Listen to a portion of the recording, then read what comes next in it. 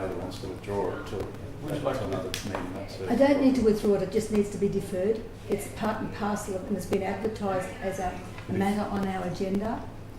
And it just shows that we've dealt with it, but we've deferred it to a later date. That's all. That's not a complex. I'd probably recommend that it's withdrawn and then just resubmitted for the ordinary meeting in 2 weeks' time. I'd be happy with That's that. how I would proceed with it. If it's deferred, then It's the same thing, it's just a Same different thing. process.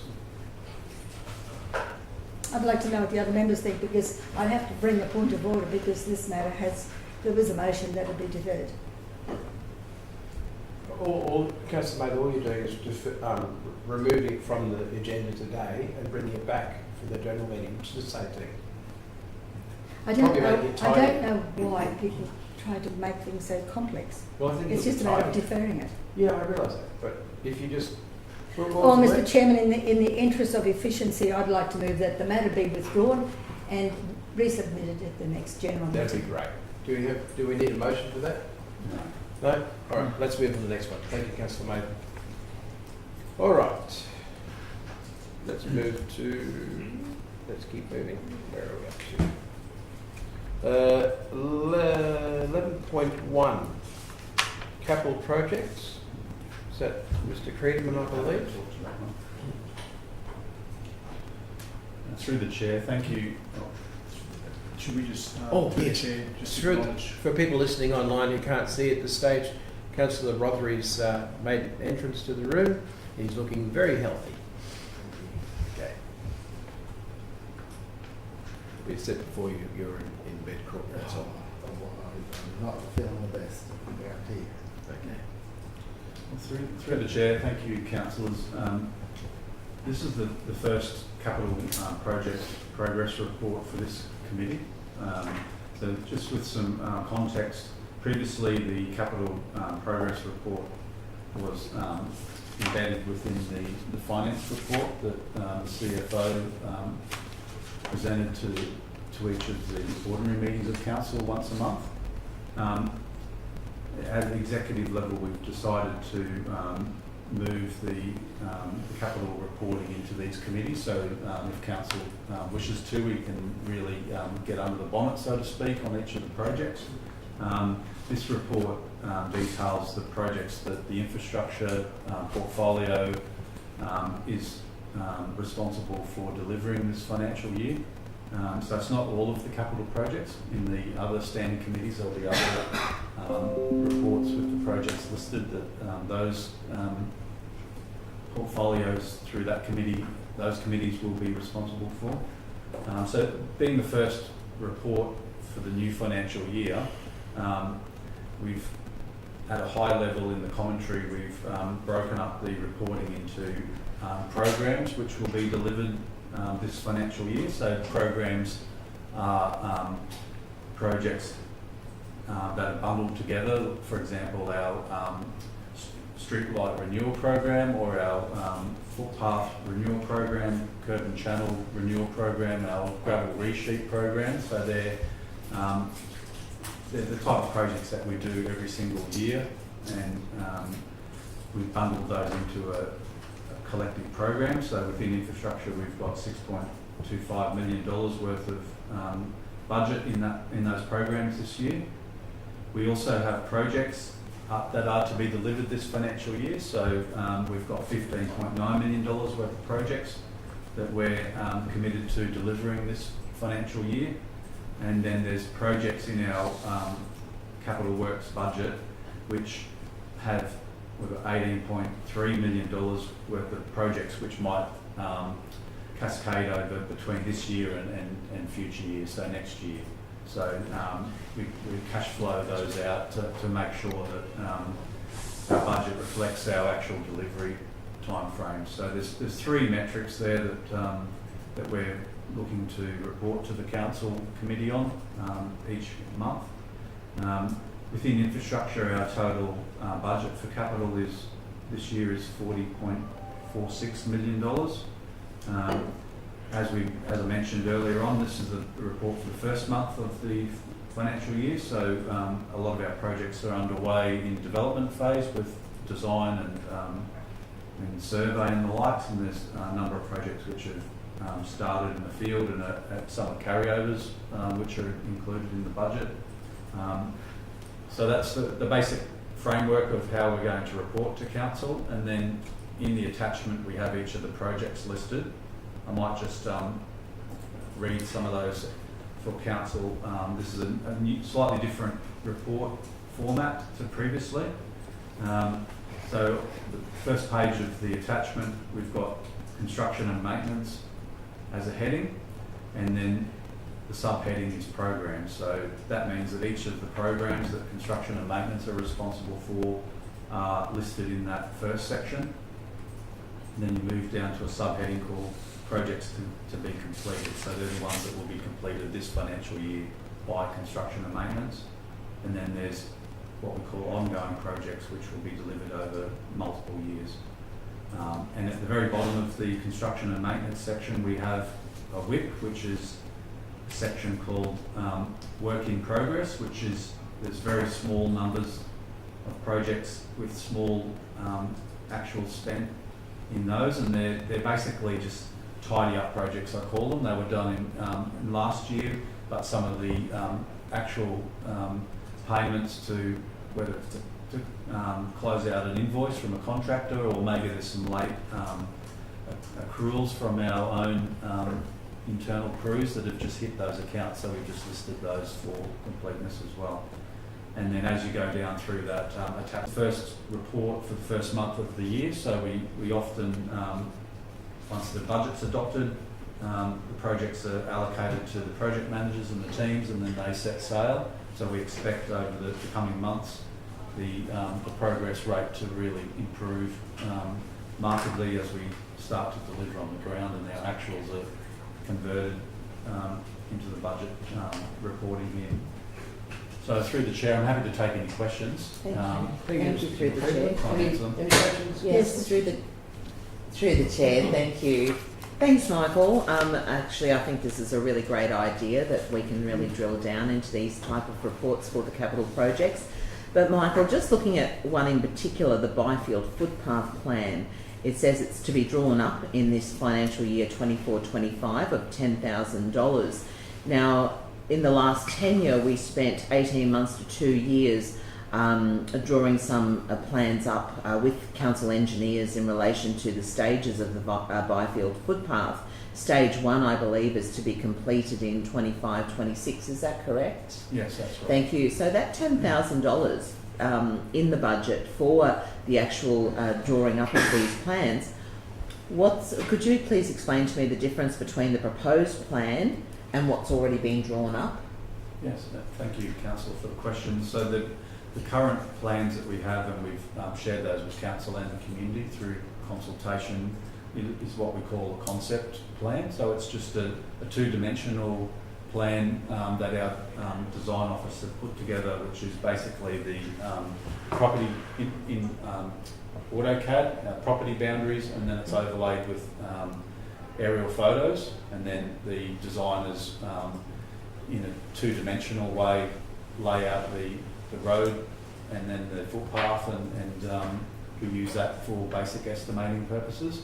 So in this year's budget, we've got $10,000, which is staff wages basically, to take that concept design through to preliminary and then detailed design, which is an engineering design which can be used for construction. So it sets out all the levels and the set out for the surveyors, and from memory that first stage has a reasonably large culvert that needs to be extended.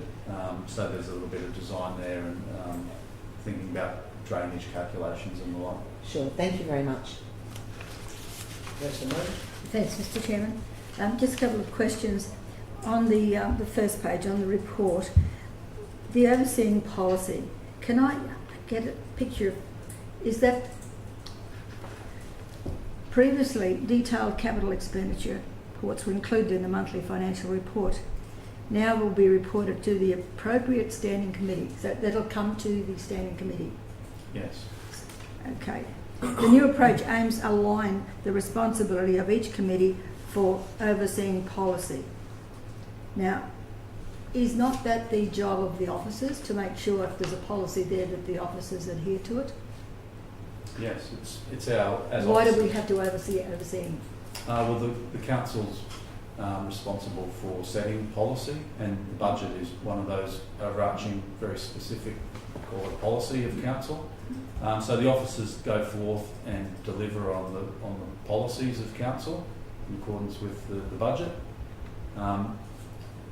That statement there is basically saying that the councillors and the council table are responsible for monitoring and control of our council policies and strategy. So we've got the budget, we know what we need to do from a capital works point of view, and this is just an oversight opportunity for councils to have oversight of the delivery and ask questions at a specific project level. Yes, I can understand that. To be able to ask the right questions on the right topic, you've really got to be thoroughly involved with it. We're told to sort of stay out of operational matters. It means that you've really got to be fairly submerged in operational matters to get an understanding, to know which questions to ask. So and I put it this way, so if we have a project where officers are working through the design, and we obviously need to make a decision about what colour the building's going to be, we have architects and we have our designers who would look at a palette of fixtures and finishes and make a decision, and then the construction would take place. So I see that as like an operational matter, an operational decision in a project. But the council has given the community the expectation that there'll be a toilet block in a park, and the budget's been allocated. Then, in my view, you've given us the direction to go forth or the project team to put forward, to go forth and to design and construct a toilet block that's suitable. You don't need, I don't think councils need to know every single step of every single project. Well, if we're going to be overseeing policy and overseeing finances and overseeing a whole lot of things that other people are already overseeing, I can only see that we are being brought into a more hands-on approach to what's going on. And I don't know if that's a good idea to some degree, because that's what officers do, and our time is poor at the moment, and we would need to spend a little bit more time with officers to be able to get a full handle on what's Councillor Mayor, going I think on. that's why Mr. Creedon is saying that it's not. Well, if it's we need to working, look after. why we need to come in on top of that again? That's what I'm saying. If it's Yeah. working, is it not working? Is there something we need to alter that? Because we've been constantly reminded we don't become involved in operational matters. That's right. Well, I tried that and got mooted out. I tried that. So how can I understand it if I'm not included in a meaningful way? That's what I'm saying. Look, I'm quite prepared to give it a go. Yeah. I just question what the ulterior is.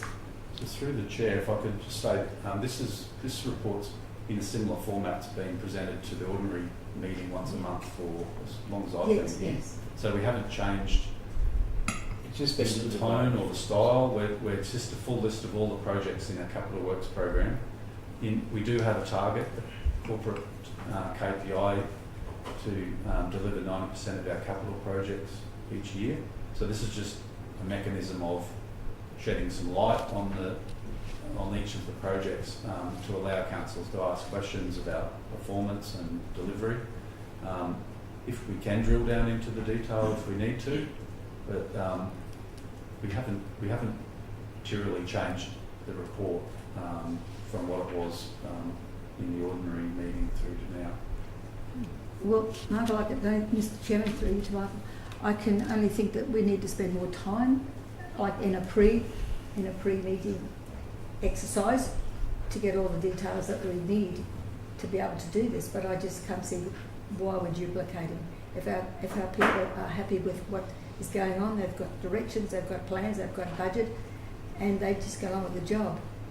And we get the monthly. So, Councillor Mayor, like we spoke about at our portfolio meeting, which is getting a bit more We, in-depth we need information. we need the information. We need the time to Yeah. be able to absorb it and But also, I analyse believe it. Mr. Creedman said he's going to come back with that in the next meeting, so I expect you're thinking that way? Yes, that's true. You okay with that?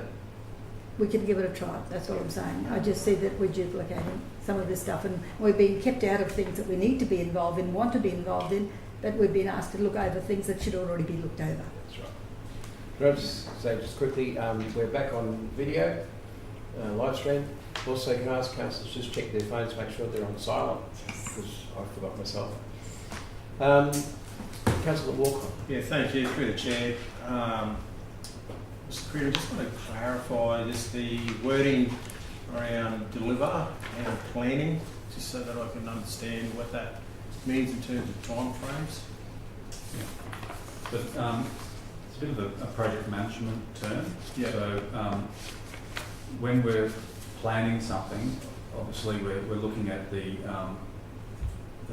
business case has already been developed by an officer, and it's gone through into our Forward Works program, and then it's gone through council budget workshops over the past sort of few months. So it's now in the adopted budget that we adopted last month, or was it July now.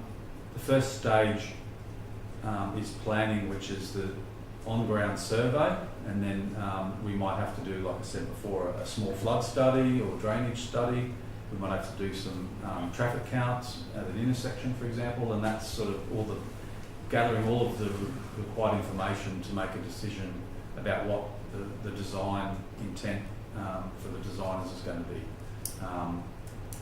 So the planning stage is really important to set the foundations for then the design, the detailed design, and the engineering drawings are completed. If we're delivering it in-house, it goes through to the construction crews to manage the construction. If it goes external, then it goes to our project managers who put together a request for quote or a tender document. Is the is the planning, does that happen prior to coming to council table? After? Sometimes it does. So there's different levels of planning. There's concept, as I mentioned before, Councillor Friend. We do often, to scope up a project, we do some initial planning with a two-dimensional plan on a page. So that sets the basic boundaries, but it doesn't tell us much about the soil type or the ground levels and that sort of thing. So that's where we go into detailed design. So the planning to get a project into our Forward Works program and have a budget estimate attached to it, we do have to have a certain amount of planning done, what we call concept planning, and then once we've got the budget and we know we're trying to set up our projects to be designed one year and construct the next year. So that first year we have a small allocation for detailed design and engineering specifications and so on, and then that project was what we call shovel ready, and then the second year it's then ready for construction. And that's called planning? Well, the first year is called planning. First year's planning, yeah. The second year is delivery. Ah. We're constructing something. Yep. Cool. Okay, thank you. I've just got one quick question. Mr. Creedman, I was reading through all these enormous list of jobs that you've got to do in the next 12 months, and I was wondering what's sort of keeping you thinking in the way of costs, resources, materials for these jobs. Is there anything in particular that's got you concerned? You pretty much hit it on the head, to be honest. Every one of them? Every one of those. So we do have, there's obviously cost pressures. Price of goods and services are continuing to rise. So that's an issue that we need to manage our budgets, and we need to make sure that we stick to our budgets, and if we're going to be over, then we come back to council through ELT and then back to council to notify early where we need some budget changes. Resourcing continues to be a challenge. So in our major projects group, we've got 2 project managers which are being recruited. I think this week we start that process. We've got across council, we've got a $48 million capital program this year, and then I think it might be $70 million next year. So we've got to make sure that we resource our delivery arm correctly, and our manager major projects is doing that at a very high level to understand his responsibilities. We've also got competition within the region and broadly across Queensland for competent contractors. So there's putting a tender out or going out for quote is the first step to sounding the market. We've got to make sure that we get the right contractors to do the job at the right time for us. So we've got a lot of work to do there. Thank you. Thank you, Mr. Chairman. Through the chair, Michael, I'm looking through this list and I can't see, or if you can point it out to me. I've gone through it numerous times and at home. Where is the amenities block at Thwaite Park, Zilsey? Is that? So that will be in a later committee report, Councillor Friend. So that's being delivered by our Parks and Facilities team. So that goes to a community and environment committee. Yeah. Okay. And all right, I'll ask the question then. Thank you. Okay. No more questions? Yes, thank you, Michael. If we've got a $48 million capital works project for this current year, how much do you feel realistically that we can deliver on that 48 million? So we thank you for the question, Councillor. We in infrastructure we meet fortnightly with our managers to work through our delivery and our any pinch points, I guess you'd say, in our capital program. At this early stage, we're only a month or so, 2 months in. I would say that we're probably likely to try and aim between 80 and 90% capital program delivery. If we get over 90%, I think we're doing very, very well. So the stars have to align there with our timing with our resources and our internal and external contractors. The weather played a big part in our delivery performance last financial year, so who knows what the wet season may bring or the prolonged rains. At this stage we do have quite a few projects which are already going out through either expression of interest or tender, and we're hoping to have our contractors engaged over the next few months with very large projects, Tandy Sewer project, Cooey Bay Pool project. We're just finalising our upgrade of our sewage treatment plant at Emu Park, which has been a large project of sort of $6.5 million over the last 18 months or so. So we've got challenges and we've got projects at different phases. If I had to say today, I'd say between 80 and 90% delivery at this stage. Yeah, that's good. We need to keep an eye on that one, because if we're looking at another 50% increase on the capital works the following year, we might already have some carryover, so that would have to be adjusted as we progress through that. Correct. That's So what I think we what just you need to said. make sure that we're prepared for that, that's all. Thank you. Councillors, any other questions? All right, we happy to take that to the vote? All right, so the officer's recommendation is that the committee recommends council receive and note the progress of the capital works program delivered by the infrastructure portfolio to July 31, 2024. We're going to move it? Yes. Councillor Mather, seconder. Councillor Walcon. Hands up. Unanimous. Thank you. Let's move on to 11.2. I believe that's Mr. Hocking.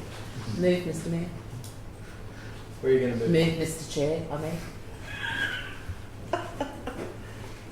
Don't call me for breakfast. Okay. Mr. Hocking. So good morning, councillors. Through the chair. This paper here is around Emu Park Golf Course.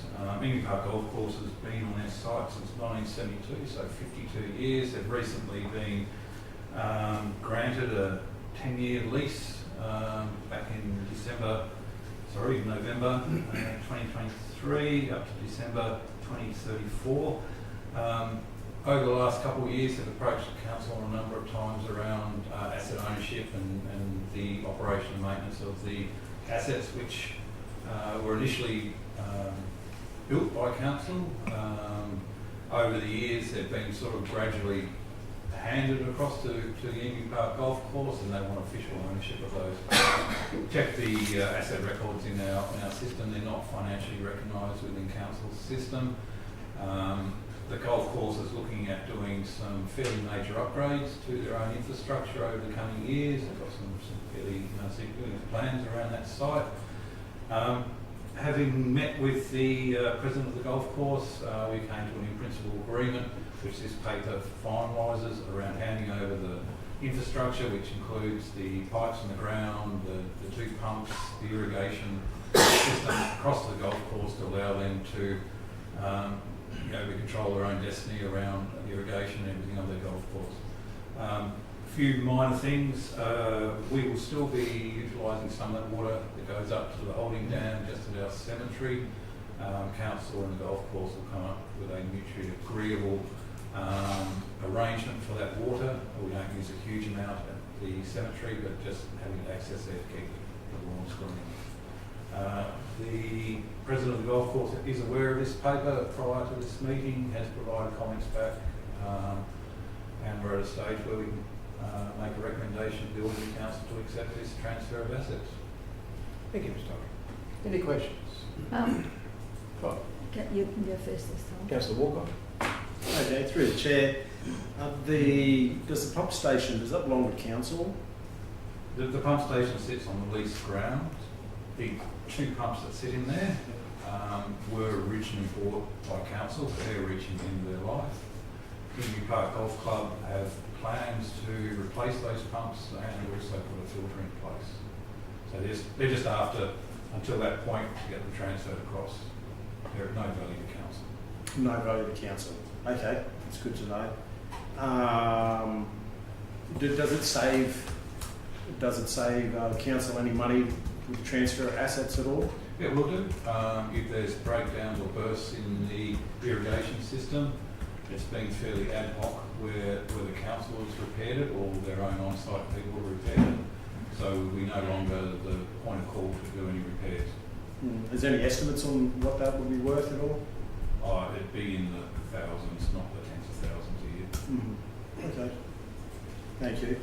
Councillor Mather. Yes, thanks, Mr. Chairman. Did we have a mover? I moved. Did we have a That's already seconder? moving, yeah. Do we have a seconder? Because I was going to make a slight alteration to the motion. Oh, we haven't got a seconder yet. Sorry? We don't have a seconder yet. So, what would Oh, you... well, what okay. was Well, I'll the- just tell you what my thought was. Yeah. Just an addition, it's not contrary to the intent of the motion, the original one, okay? Basically, all it does was add on the date of the lease that expires, because we've extended that lease. It just needs to identify the date that the lease goes to. Okay? Do we have any It's problems with December that? 2034 on Yeah, Yeah, but it's not in the actual recommendation. there. yeah.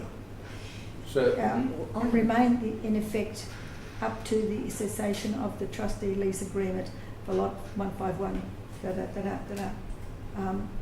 just the date there, that's all it needs. And thank the members of the executive for their cooperation and dedication to the sport. That was the additional part. yeah, any Because problem with and I have to give credit to the officers who've been doing these negotiations. Mr. Chairman, they've done a very good job Yes. trying to pull it all together, because we have been very generous to them, I think, in the past.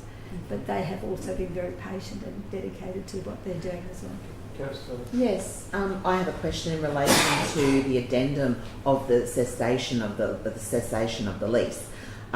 If the lease, when the lease finishes in 3034, that's correct, December 3034, and the lease is then, extended for another decade after that time, would then this have to come, because the resolution gives a specific date in 34, would then this have to come back to the table at that time to continue this agreement? It wouldn't have to come to the table. It would. It would, yeah. So, It would. so the original recommendation was trying to capture the cease, when the lease was ceased in its total extent. So if it was extended, that we wouldn't have to come back to the council In the way it's written. in the way it's originally written. It's not trying to say, okay, at the end of the 10 years you hand everything back to council, but at the end of 10 years, you know, given that they've been there for 52 years, the expectation would never continue on, and we didn't want to muddy the waters by transferring any assets back to council. And if we put the date in of the December 2034, then we would have to come back to the council table to then continue on with the assets being transferred over. So basically, I understand, Councillor Mather, through the chair, that it's all very clear with the date, but it would create more issues at that time of extending their lease. I don't see why, Mr Chairman. I don't see why. It's for clarity. I mean, we do it all the time with others come in. If we want to amend it in the meantime, they just ask for an amendment. I mean, we're happy with But Councillor Mather, if we don't put the date on, they don't have to ask for amendment. It just flows on to the next time the lease is renewed. Well, why is it ever different to anything else that we do that have come to the table?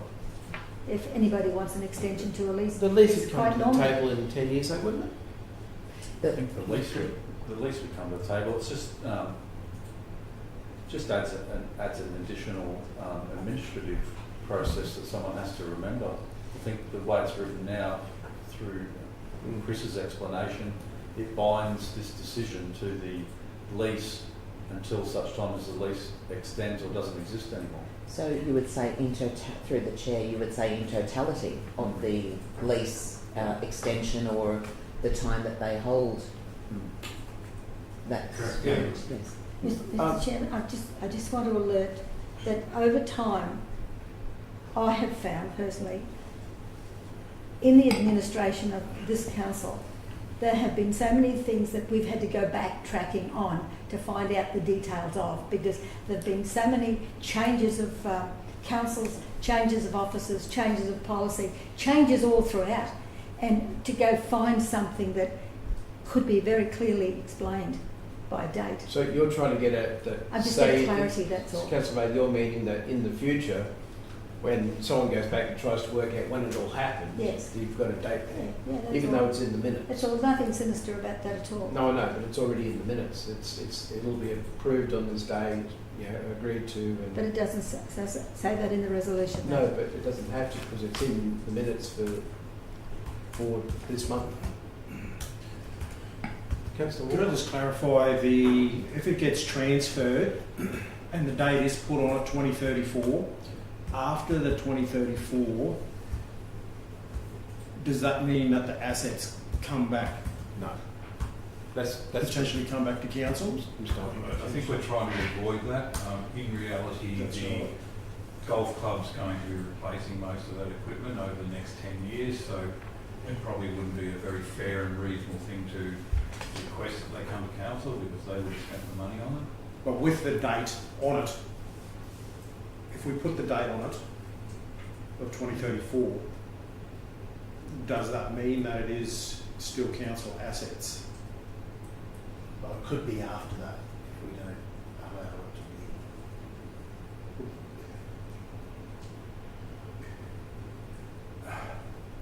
It sounds to me as though my view would be, if we put the date in there, then we would be gifting these assets to the club for 10 years. until 2034. If the club extends their lease and council agrees, then we have to come back and replough this decision and change the date again. Otherwise, the assets would revert, whatever we call the assets, would revert back to council ownership, which, as Chris said, I think that's the intent. So, Potentially to give them, hand them over forever. okay. And that might not be a win then for them, or it may not be a win for council. It'd be not a win for them, because technically, the way I see it is that they can pay for it all upgraded, but in 2034, it goes straight back to council, and they've got to reapply for it, even though they've spent all the money on it. Where if you don't have the date, it just flows on with the extension of the lease. Councillor Mather, I just can't see why it's any different to any other lease. That when it comes close to expiring, they Yeah, come back and just renew it. yes, but Councillor Mather, if you think about it, they're going to renew all this equipment. We won't actually have paid for any of it. And it'll be But 10, even if they had, it'll be 10 years old when it comes to the end, and probably near the end of its life anyway. I just don't see why we're isolated. I can understand what you're saying. I'm just, as Mr. Hocking is saying, by doing it the way it currently was, it means at the end of the 10 years, they just renew the lease and everything moves on. There's no, if you think about it, the community will have that perception that at the end of the 10 years they've got to give everything back if we put a date They there. don't get that perception with every other lease we have to renew when it expires. Through the chair, may I just say through the chair that this is a little bit different from other leases that expire because we are now passing on past assets to the club to look after themselves, whereas the leases that come up haven't had those assets transferred over to them. So this is about the assets of the pump station and also the electronics that run those pumps. Yeah, there's a controller on site which the golf A club control- has already replaced. Yeah, so the golf club's has already replaced the controller, the electronic controller, and we're just transferring the pumps and that infrastructure to the club to maintain. Whereas with other leases, we haven't done that. This Well, is that's about that's in the future though. Any lease. I mean, I'm happy to, Okay. not happy, prepared to support the motion as it is. But I'm saying, you mark my words, it'll come back. Somebody will have a hell of a time trying to find out. So what's we've going got on. a mover in Councillor Friend, seconder in Councillor Mather. No. I'll second it. You can second that? All right. Do we need debate? I just want to also reiterate what Councillor Mather said in relation to the management committee at the golf club that have worked very closely and have been very amicable and proactive with working with council over these last, I believe Chris said 2 years, I think it's more like 3 or 4 before, Mr. Hocking's time. And so yeah, this is a really good outcome that is actually a win-win situation for both parties. Thank you. Anyone against? Anyone for? Shall we take to the vote? Okay. What do I say? All in favour? There, all in favour? That's the word. Unanimous. Thank you. Thank you, Mr. Hocking. Some things I've got to remember. 11.3 Infrastructure Portfolio Quarterly Management. I believe that's you, Mr. Hocking. Mr. Hocking, Mr. Creedeman. Thank you, Mr. Chair. So this is the quarterly report for the infrastructure portfolio from April to June, which is the end of last financial year. So the report details each of the group's key KPIs and also some of the successes of the last quarter of the last financial year. If I just highlight a few of those, and then I'm happy to take questions. From a customer closeout perspective, the completion rate for our customer requests for the last quarter of last financial year was 97.55%, and 89% of our customer requests were completed within the agreed timeframes. So a pleasing result across all of the infrastructure portfolio. Within our construction and maintenance teams, the rural capital expenditure was 93% of adopted budget. And in the urban areas, it was a little bit less than that. It was 77% of adopted budget. So that's mentioned before in the previous capital works report that I suspect we might get between 80 and 90% this year. Based on some of our recent history, we've fluctuated between almost 100% and as low as sort of 70%. So we continually watch our delivery to make sure that we're trying to deliver the budget that the council adopts on behalf of the community. I'll just move through within the systems and admin team. So they're charged with ensuring that our quality management system is up to date. There's quite a lot of work that needs to be done each year in reviewing our documents, which we use in our procedures and forms throughout the teams. We have 780 documents across all of the groups, and we try and review about a quarter of those each year to ensure that we're current. So those documents can change depending on system updates that we look to implement, or changes in legislation, or just general changes through improvements that the teams can work more seamlessly through a process. So that's pleasing to see that they're continuing to meet their targets, which is a quarter of all documents reviewed each year. Within engineering services, the team in the last quarter this is looking back to the end of June, finalised the East-West Trunk Road feasibility study with AECOM. So that's being reviewed by officers at the moment, which is an important document, part of our future urban planning and planning scheme reviews. Works on a Belmont Ramsey Creek flood study is almost complete by the end of June, and that was funded by the Queensland Reconstruction Authority. So that study will help set the stormwater and flood levels in the Belmont and Ramsey Creek catchments in the north of Rockhampton. So that's important work. It's always important to have up-to-date flood mapping for our own road and infrastructure and maintenance requirements, but also to help set the planning scheme limits for future growth in development areas.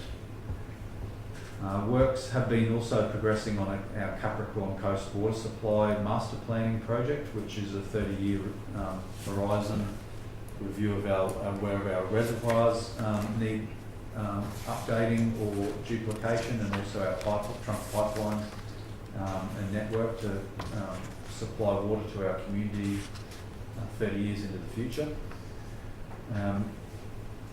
We've also been working on planning reports for Charles Street and Farnborough Road sewer pump stations.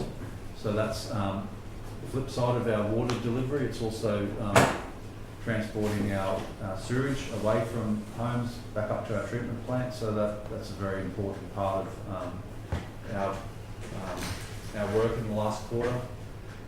And as councillors are aware, we've spent a fair bit of time with members of the community on the Normanby Street upgrade project. So that's been a collaboration between officers, the councillors as well, and also stakeholders in the street. And I think that's been well received and had some excellent outcomes there. And our Yeppoon State High School car park project, we've got a grant for just under $500,000 to upgrade the car park. So that's well received by the community and long overdue, you could say. Designs were finished at the end of June, and our construction and maintenance teams will start construction, I think, in October once the grade 12's finished, because that's mostly who park their cars there. So once the grade 12's are finished for the year, we'll move in and build that car park over the summer school holidays. So that'll be excellent for our community there. There's a number of stats with respect to water and waste, but there's one there that I wouldn't mind highlighting, which was a gravity main that collapsed over at Emu Park late last year. So that was, we always have some glitches in our system, whether it's pump failures or gravity mains that block or collapse due to age. I think that was a very good example of the collaboration between our water and waste team and also our construction and maintenance team. So it's an essential asset that needed to be replaced immediately, and the collaboration within the departments and to work to try and solve an issue as an emergency, but also in the weeks after that to renew the asset was a good example of what we can do to try and deliver the services and continue to deliver to the community. Just a question there, please, Michael, to you, Mr. Chairman. The gravity main, Michael, how much of the main needs to be replaced? Is it just a section? Is it just one defect? Yeah, it was. I'm happy for the manager of water and waste to come up. He helped manage that emergent project, so he can So with that gravity main down the park, it was 80 metres of it. We pulled out all 80 metres of it and placed it with a new plastic pipe, and then we're currently doing the manhole servicing that main, so completely replaced. Just the 80 metres of it that, But we've also CCTV that put cameras up the manhole that we're replacing today to check the incoming condition of the sewers, but it seems like it's isolated to that last little bit that it failed. and our depreciation covers all that sort of repair work. Depreciation looks at average across all your pipes. This pipe's lifespan was a lot less than it should have been, but we do have other pipes that lifespan will be greater than it should have been. So is it a defective sort of type of manufacturing problem? No, I think it might be more down to hydrogen sulfide and ground conditions. So when we dug the pipe up, it was commonly called like cardboard. The asbestos cement pipe had completely structurally failed in two spots at the same time. So we do get H2S around that network, which degrades pipes, but also it sits in very damp conditions.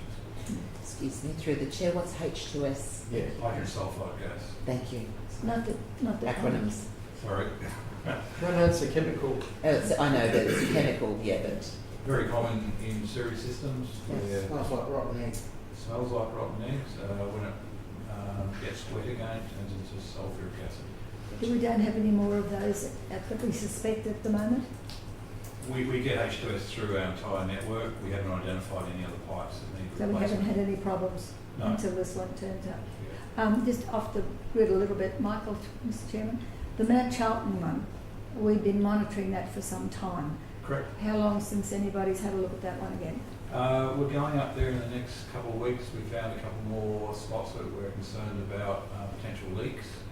If you remember last year, we had a leak in the pipe after changing all those valves. At that point there, we did an assessment around that area and found a couple more spots where we were putting some straps around that pipe. It's because I think there were some areas that potentially were fragile. Yep. And we put the camera up and had a look there. Uh, Some had walls and others didn't have walls. Yes, I think previously they'd done internal condition assessment. These ones were based on external fitting around the pipe to Yes. put in repairs before they turn into leaks. Yes, and if that be the case, Mr. Mayor, Mr. Chairman, we might have to be looking at a budget matter next year. If We'll keep monitoring that side. I mean, obviously that Mount Charlton pipe would be the most expensive. 100 Right. years old, what do you expect for 100 years? Things are good. Don't discount things just because they're old. What about the valves? How many valves do we need to replace? We replaced 6 of those. Those are the ones identified. They were finished off last year. We don't have any that we immediately need to replace at this time. So have we completed replacing all Yeah, the we valves? replaced those last year. Okay, well they were dear and expensive. They were very expensive. Yeah, well, thanks, Chris. Councillor Walker. Through the chair, to Mr. Creedman, just looking at my page of 22 under the construction and maintenance, looking at actuals of the rural private works, 187,000. Do you know what that was? It seems to have put the overall operational budget over. I don't have page numbers on my Okay, report, sorry. sorry. This is on So it's 22 of the top page number. If we're all the same. Yeah, 22, and then it's in the table. In the rural private table works, yeah, I've got it now. under the subheading of construction and maintenance, Yeah. you have rural private works and rural private works revenue. So 187.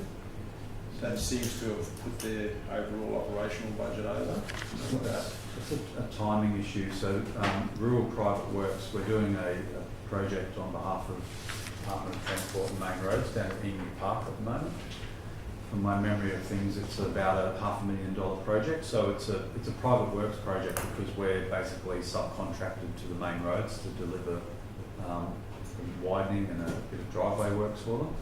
So there's a timing issue there between revenue and which is the line below, and then the expenses, which is the 187 actuals.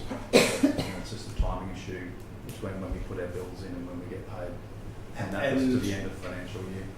That was that budgeted?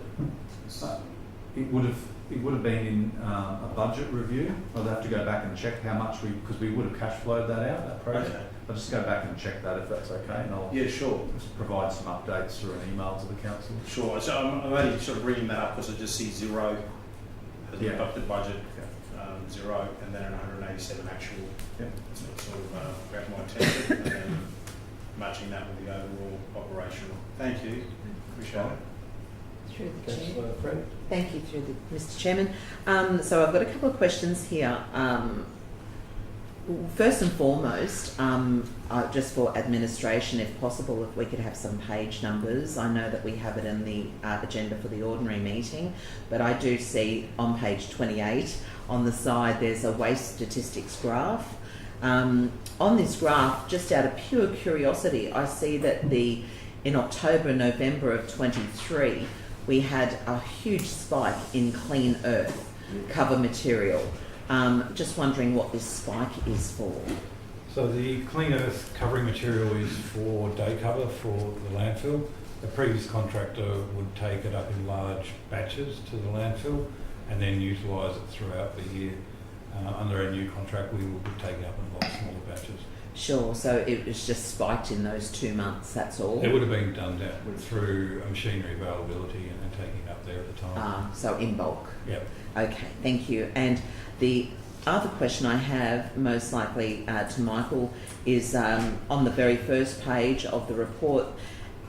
I just want some clarification. It talks about projects. I'll just go back to it. Thank you for your patience. Projects. At the beginning of the year, the carryover was 0. Year to date, 25, and year to date completed 26. Just interested to find out what this other particular project was that has come out of nowhere. So we've opened 25 year to date, but we've completed 26 with a 0 starting of the year. I think it's on page 21 according to the laptop. Yeah, I'm just looking at page 21. So under construction and maintenance, was it? Sorry? Just says projects right at the top. It's an overall view. Completion rate 104%.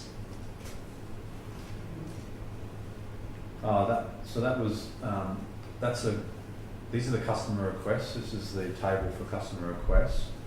So projects is our major projects team. Yep. So they had 25, this is based on the information here in the table, year to date open 25 Yep. customer requests, year to date completed 26. So there should have been a carryover in that column 0. I'd say that should have been a carryover of one project Okay. from the previous financial year, Thank which you. makes the numbers right, because we wouldn't have just made up a phantom customer request just to close. So Sure. I'd say it would have been a carryover from the year Okay. before. Just an error. Thanks for Thank the you. pickup. Mr. Creative, I've got a question. On continual improvement, for life we can't work out, it must be page 23.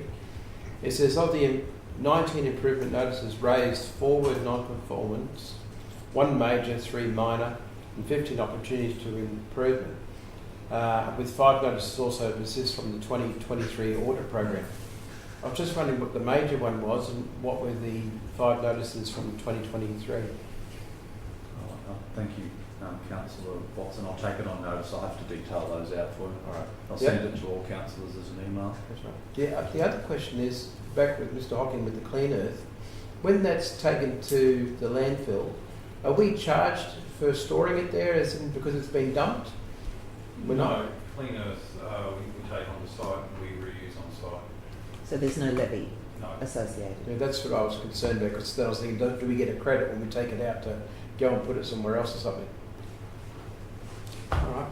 Just a question to the officer. What is clean earth? How do you define that? Free of rocks, free of organic material, Weeds? weeds, free of grass, stuff that you probably go. No, okay. All right, have we had any other questions? Okay, so we've got a mover and, we've got a mover, haven't we? No, have we got a mover? No. Councillor Walcott, seconded Councillor Roderick, sorry, I've just went blank. Do we need any debate? No?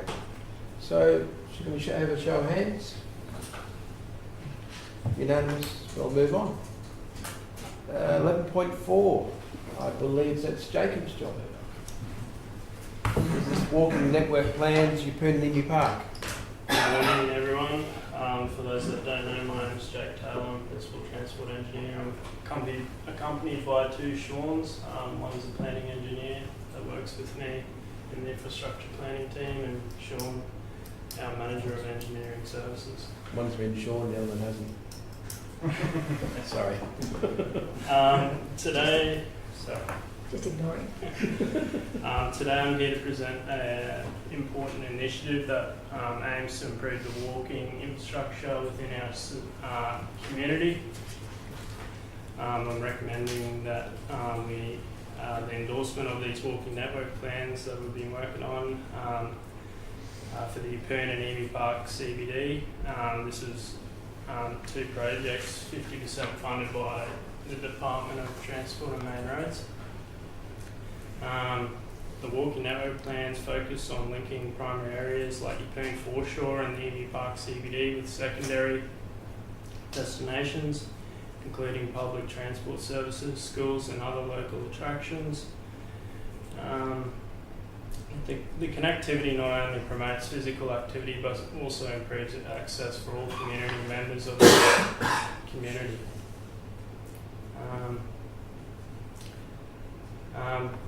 The plans were developed with the input of various stakeholders and community consultation, ensuring that they reflect the needs and priorities of our residents. I'm also pleased to report that we've also secured funding for additional walking network plans in Tarangbar and Capital Sands with TMR funding again. Also, as part of these walking network plans, there's a priority works program which prioritises the key routes that we've identified in the plan, which factors in all the stakeholder engagement and data and all sorts of stuff part of the project. Part of endorsing these plans, we can move forward with a clear strategy for footpath construction, prioritising projects that deliver the greatest benefit to our community. This also positions us to secure further infrastructure grants for footpaths from TMR, and that ultimately ensure we continue to improve our walking environment. I strongly encourage that we endorse these plans, and if you have any questions, I'm happy to answer them. Yeah, through the chair. If I may, thank you so much. Thanks, Jake. Appreciate all of that. A great report. I understand this is for Yeppoon and Emu Park CBD. However, has there been any further funding applied for in relation to the continuation of the footpath from Molumban to Kinka Beach and from Kinka Beach to Emu Park? Yeah, so we're currently doing a design we're currently looking at designing from Walden Way to Can I just say it's Wilden? It's Wilden, a former chairman. Alright, Wilden Way to something Boulevard, Bluewater Boulevard. Yeah, that one, and then we've got the cutting there, which is a bit of a difficult scenario, so we're looking at two options to get around that. So we haven't quite worked out the hard part yet to get to the bridge, but we're designing that section at Molumban Beach between those two roads I mentioned, and also we've been designing Kinka Beach shared path. Great. So there's been a continuation in the funding? Yeah, there's plenty of design work in the pipeline to look at constructing them in the future. Thank you. And one more question. As a member of the Accessibility Capricornia group, who actually look and discuss accessibility for all abilities and disability within the footpaths and the connection routes, has this been taken into consideration for future walking network plans? So accessibility, little areas for ramps or for all abilities to be able to access these paths? Yeah, we do. We're governed by the Australian standards and all that sort of stuff, so we always make sure things are accessible for people with disabilities. We also, as part of the workshop we had last year, I believe you were there, and Councillor Watson and a couple others, we did invite a few members from the Capricorn Accessibility Capricorn Group, Yeah, yes, yeah. changed its name. So we did get a bit of input from them as well. Okay, excellent, thank you. Oh, just a quick question. A little bit left field side of things. Last weekend in particular, I witnessed on the Kinka Beach section between Cool Waters and where we turn off onto the Ivy Park Road, there's absolutely no shoulder on the edge of the road. And there was a fellow riding along on his push bike, a caravan and a car coming up behind him, and I was heading towards him and I had a vehicle in front of me. And the caravan came out and headed straight for the car coming toward that I was following. The cyclist took off into the scrub, fell off his bike, and the car that I was following headed off into someone's front yard because they just didn't have the patience to wait for the cyclist. Is there any way we can get the edge of the road widened, like a bit of what do you call it on the edge of the road? A cycleway. Sorry, Road widening. just the road widening, just with a bit of bitumen, like half a metre or a metre or something, just to try and make it slightly safer, because it is. I'm seeing things like that regularly. Was it actually? I probably just need to mention that. So these are your Poon and Emu Park CBD. So what we're talking about. Yeah, I realise that, But that's all good. So you're saying Kinka Beach? just that section in particular, because there is absolutely no edge on it. It's probably worth having a look at the design for that area, because we might have. I don't fully understand what you're saying. I probably need you to draw what Yeah, happened. I can show you. Yeah, We might have I'll take it solved offline it. and I'll Yeah. catch up there. That's Don't let fine. him take you on the push bike. Yeah, you can sit on the front of my bike. The other question is, when you're looking at the Emu Park map, because there weren't any street names, I was trying to work out, does this pathway head towards the Emu Park State School? Yeah, it's the Hill Street one. So is that coming around the back from the Bowls Club way up through there, or? Yeah, there's one on Fountain Street. I think you're. It's just difficult to tell because there aren't Yeah, any street names. there's Phil Clements, Redmond, Fountain Street. There's another one. Yeah, I think that bowl, one of the red dots is the Bowls Club. And you can see the blue line connecting. So where it says Hill Street on the map, is that the corner where the school is it? Yeah, there's a pink dot where the school is in the corner there. Okay. So it does go past the school. Okay, it's just I've got a lot of requests for people coming from the Bowls Club up and then along Fountain Street towards the school. They're all saying how dangerous it is, and that's one of your priorities, obviously. Yeah, so there's the way TMR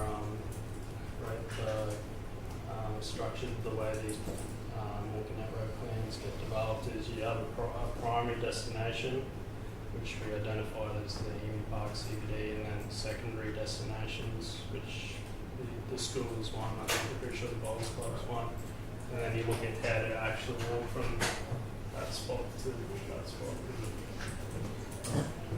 That's the walk through the chair.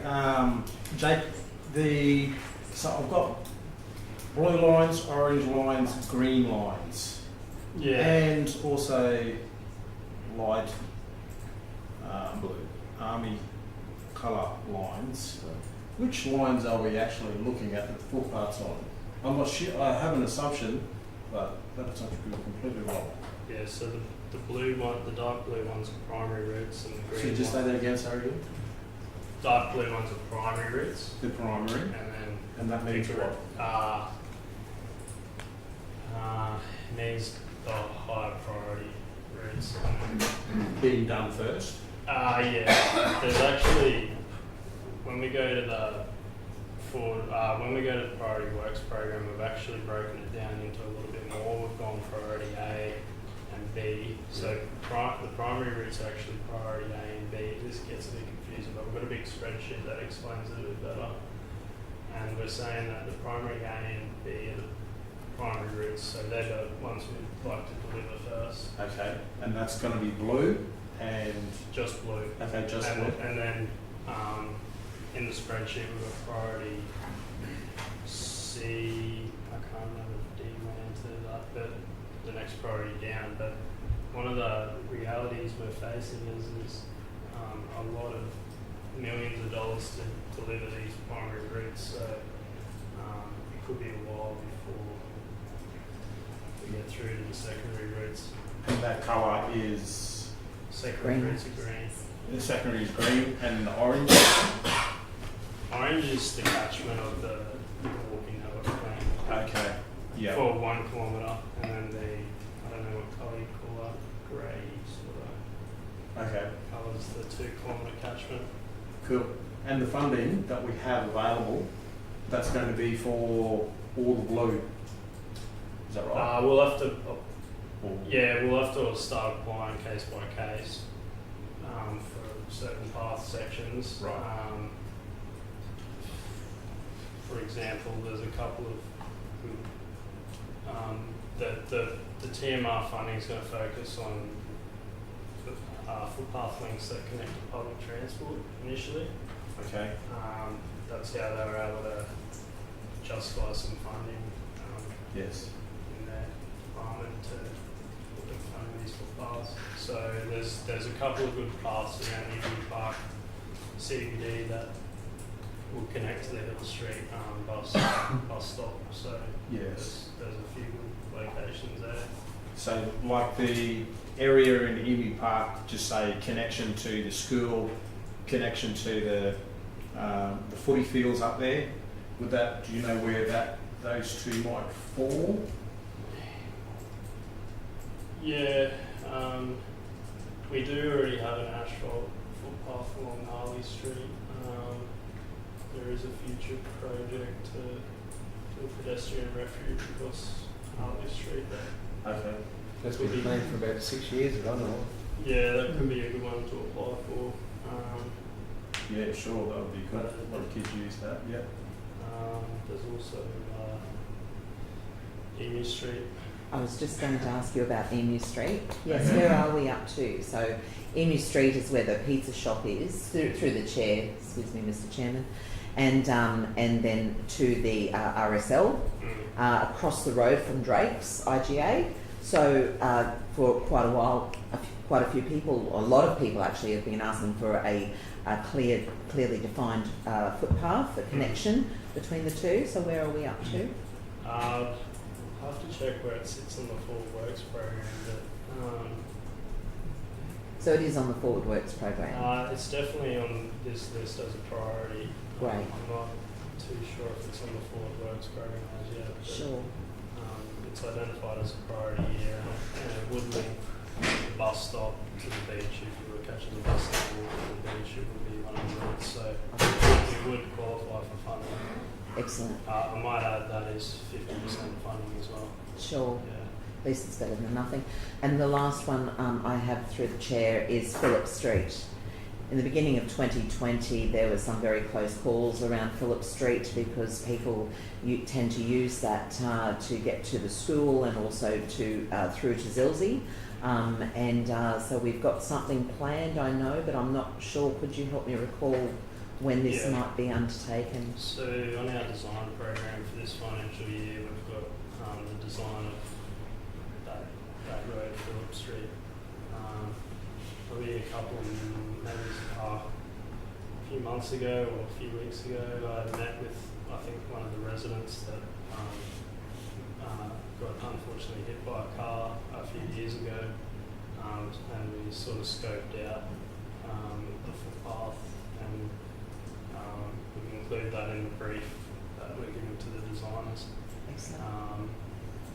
don't think that project's in the forward works for a few years' time, but at least we're getting the design ready. Excellent, thank you. Yeah. Have we any other questions, councillors? Yeah, Councillor Mogan? thanks, Joe. It's very taxing this because you've got to have your head in every road. Talking about the paths again, it would be fair to say that a lot of these paths, as they're constructed, they're in areas that we don't have curb and channel. Mm. Yeah.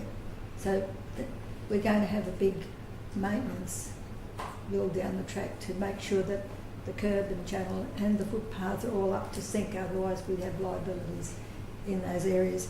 And we've done an audit of all the inner town areas to ensure that, say for instance, Oak Tree, was the people up there raised it the other day, they can't get to Crackers.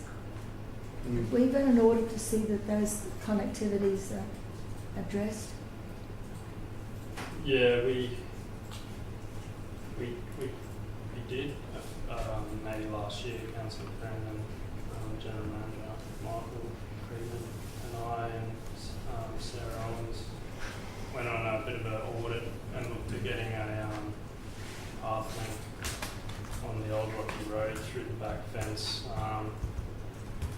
But it sort of hasn't progressed any further. We need to follow up on a few We just things with make a little Crackers. note of that, put it down Right. somewhere. Yeah, it's on the Capricorn accessibility agenda as an action item, so Okay. we need to Well, I'm just on that too. keep, you're on that, yeah. So we just need to keep pursuing that there, Yeah. I think. Yes, because we cannot. Seniors Week last week, they threw a whole lot of these things at us. That was one of them. Just to make sure that in the Morris Street, William Street, in that area there, they've all had their footpaths attended. Because I know that there's a lot of aged people in that area that need to go to the supermarket. We just need to make sure that. Yeah. I know they took me around the block, several blocks Yeah, actually. yeah. There's areas there where the mobility scooters can't get anywhere. Yes, Yeah, sort of from the showgrounds up to Arthur Street and in those areas. yeah, as you know, I work at the council depot, so You go through I there. see what's going on around there. And there's a few little goat tracks on the sidewalks indicating there's a fair few pedestrians and people in wheelchairs and stuff like Yeah, that. quite a lot of them Yeah. actually. Yeah, a lot of units there. People live on their own. But yeah, we determined that area as a priority as well. Yeah, that's it. So you've addressed all that. You've got Yeah, that all down yeah, to be. we looked at that. Yeah. Because I think if we can get the inner city area and work out from there. And I noticed that we don't always have 100% funding. We've got to come up with 20% in cases where it's outside of an area. So what is that area that it's outside of that we have to make a contribution to? I thought How it do you was more like 50%. It's 50%. There's 50%, there's but, 20% there too. I think it's easier to get funding if it's on one of these plans, but I think we can also trail up in other areas if they connect to bus stops. That seems to be the Schools and things like that. yeah, key destinations and public transport at the moment is what TMR are keen and how they've justified getting the funding to deliver some of these footpaths. That Norris Street one, Phillip Street one is a very important one because it's a bit of a rat run, that one as well. So Yeah. that's for sure. Thanks. So if we're going to move a, Yes, Mr. Chairman. I'll second Happy that. to do that. There's a lot of work goes into this, Mr. Chairman. A lot of work. There it is. Can I just ask one more question? No. Yeah, of course you can. Through you, Mr. Chair, just you had mentioned Keppel Sands, there was a grant for it, was it? Mm. Can you just elaborate on that, please? Yeah, so we got funding to do another one of these walking network plans. Over the last couple of years, we've had a couple of customer requests there, and we started with Yeppoon and Emu Park with two bigger populations, and then we ticked them off, and now we're looking to chip away at a few other areas. So we thought Keppel Sands was a good one. Mm-hmm. it'll be a lot simpler because there's less routes, but yeah. Okay, thank you. All right. Do we Happy to need- move? Yeah, moved Councillor Mather, second Councillor Watson. Well, we happy to vote for this? Vote on this? All right, so show of hands. Paul? Thank you, Mr Chair. Thank you, Jake, for your report.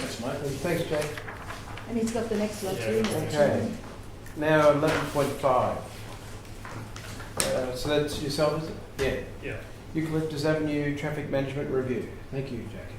Yeah, so myself and Sean Cohen over there have been reviewing a big list of issues that have come from the community through a petition and several customer requests.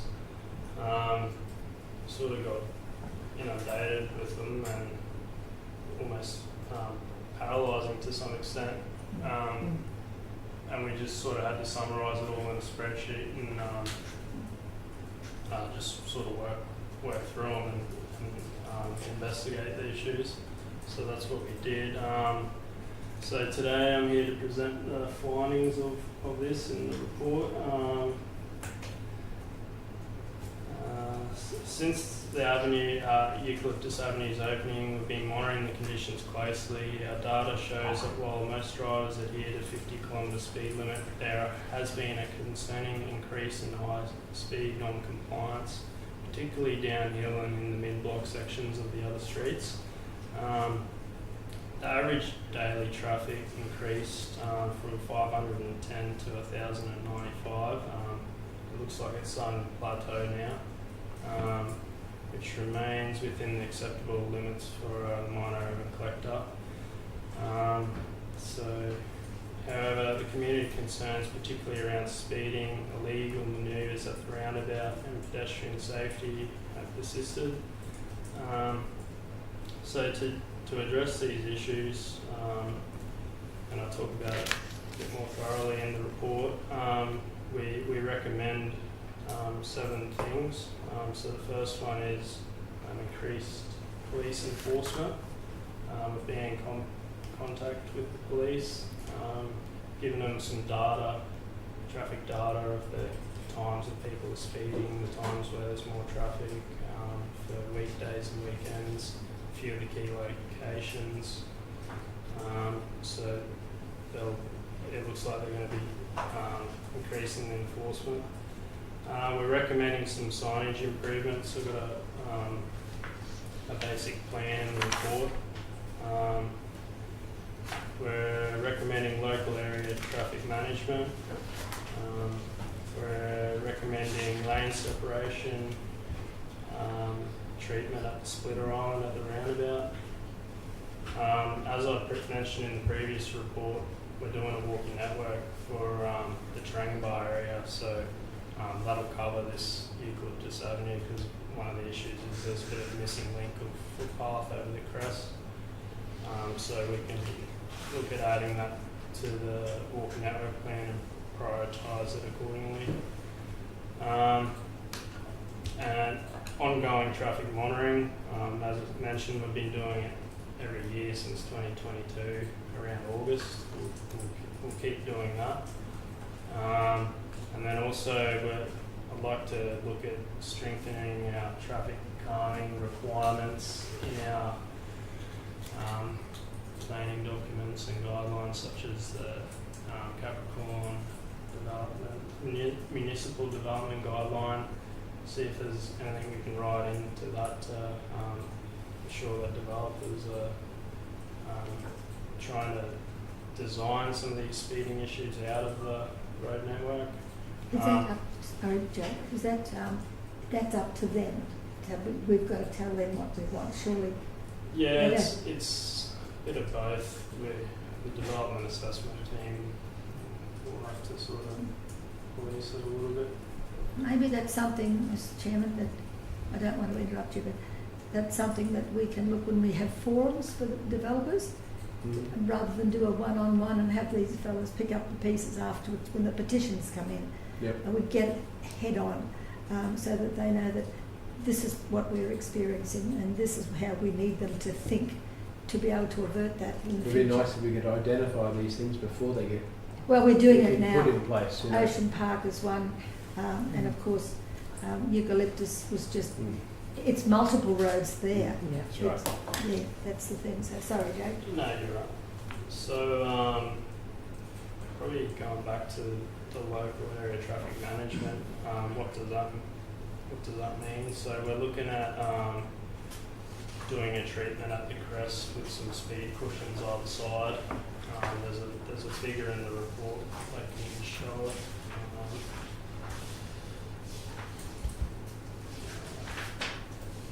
Amanda, any chance we can put that up on the screen, Yeah, figure 4. please?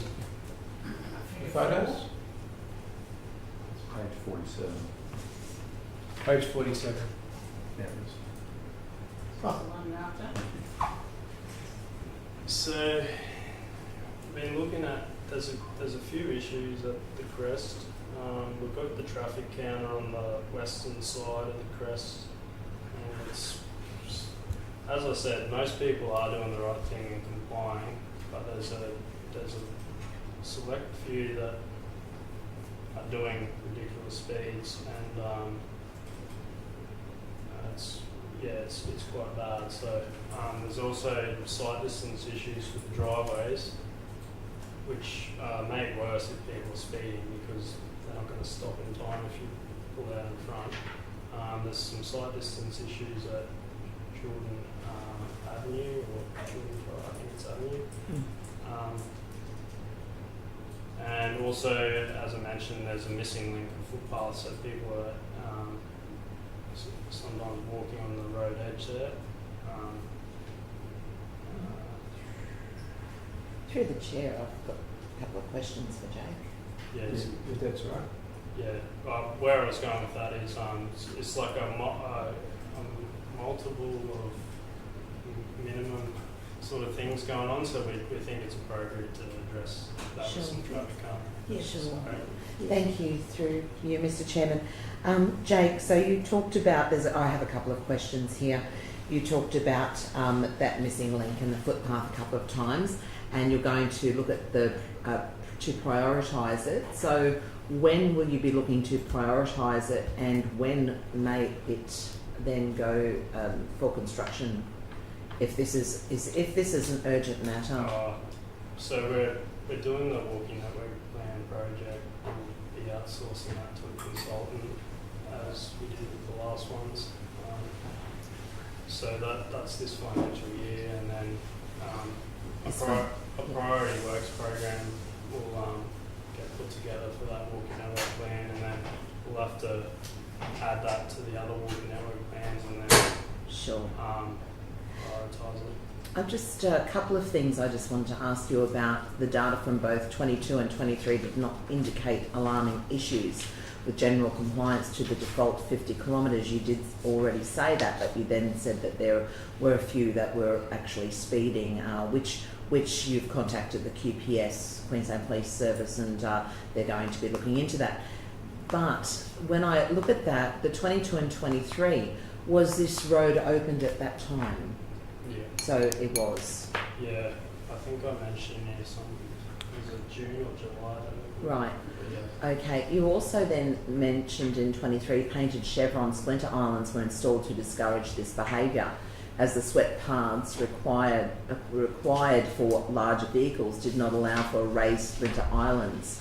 So could you explain the swept paths and why you couldn't put any splinter islands in there? Yeah, And what so- type of larger vehicles are we discussing? So figure 5, I've put in a 19-metre semi-trailer swept path. It's discussed in the CMDG. That's the check vehicle, and also Austroads discusses it as a check vehicle. So we've got a design vehicle, normally a bus or a rubbish truck that's got to get through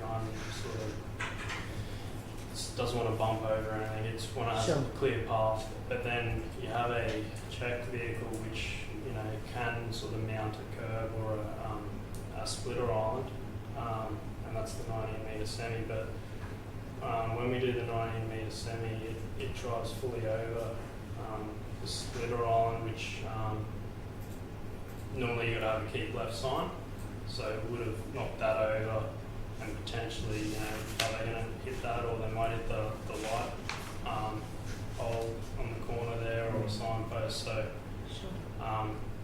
there's a lot of housing activities. There might be a truck bringing in a truss or something. I don't know, but we're going to have a road network that can facilitate this. In the interim period, through the chair, we've found in the past that those smiley face signs, and I know they have a correct name, I can't think of them at the moment, actually have been quite successful. Is there any indication that you might consider a smiley face sign in that area?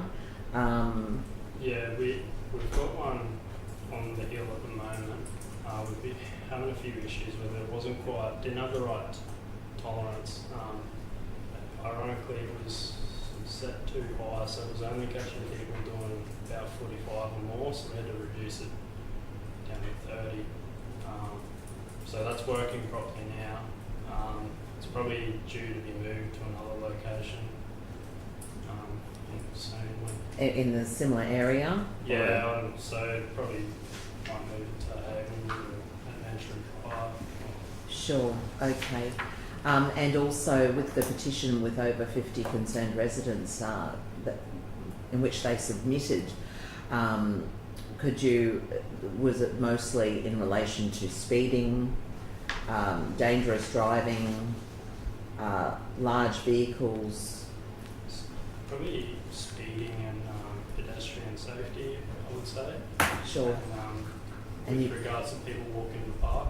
Okay, and you believe that that continuation of that footpath connection in the area will help with that safety?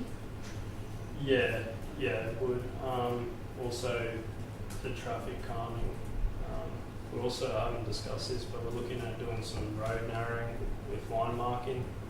So that aims to sort of make it more confined and make people go slower. Typically on wider, unmarked roads, they can have the desire to go a bit quicker. So we're looking at narrowing that up a bit.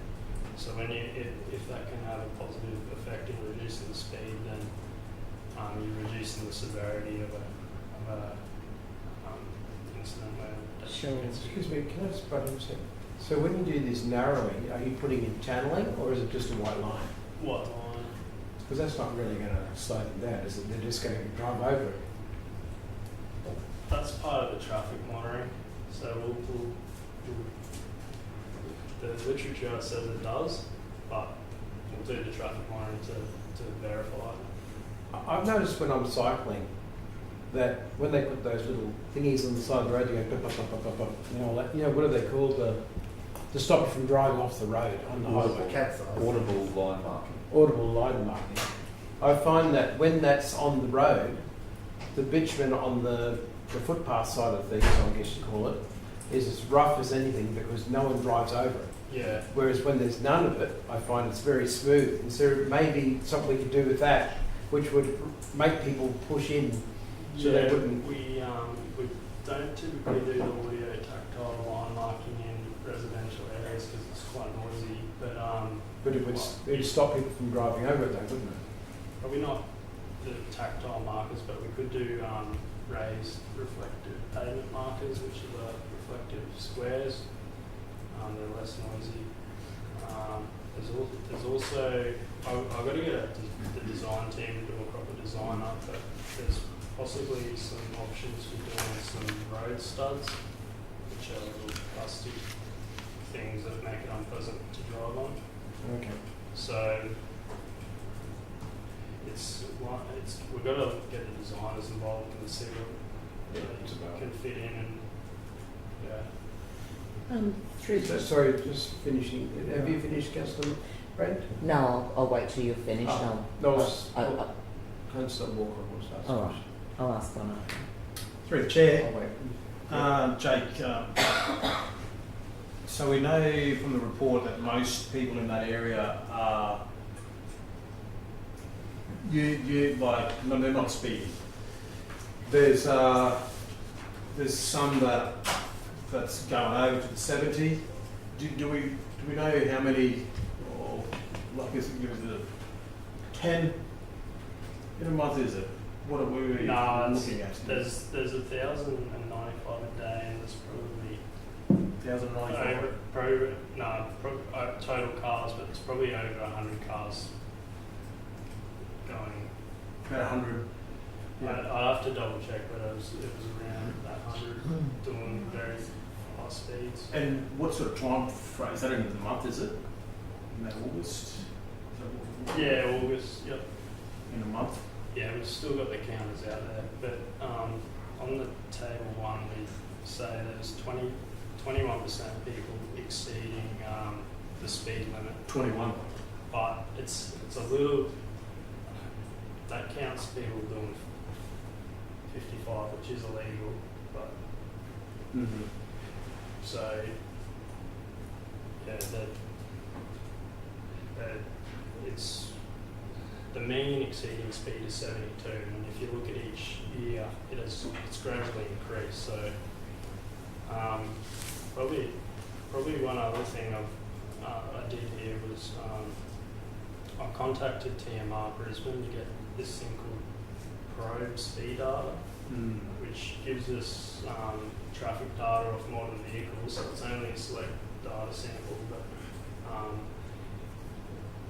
this TMR person, they're an expert in the field, and they did indicate there was a bit of a speeding problem, despite there being an overall compliance.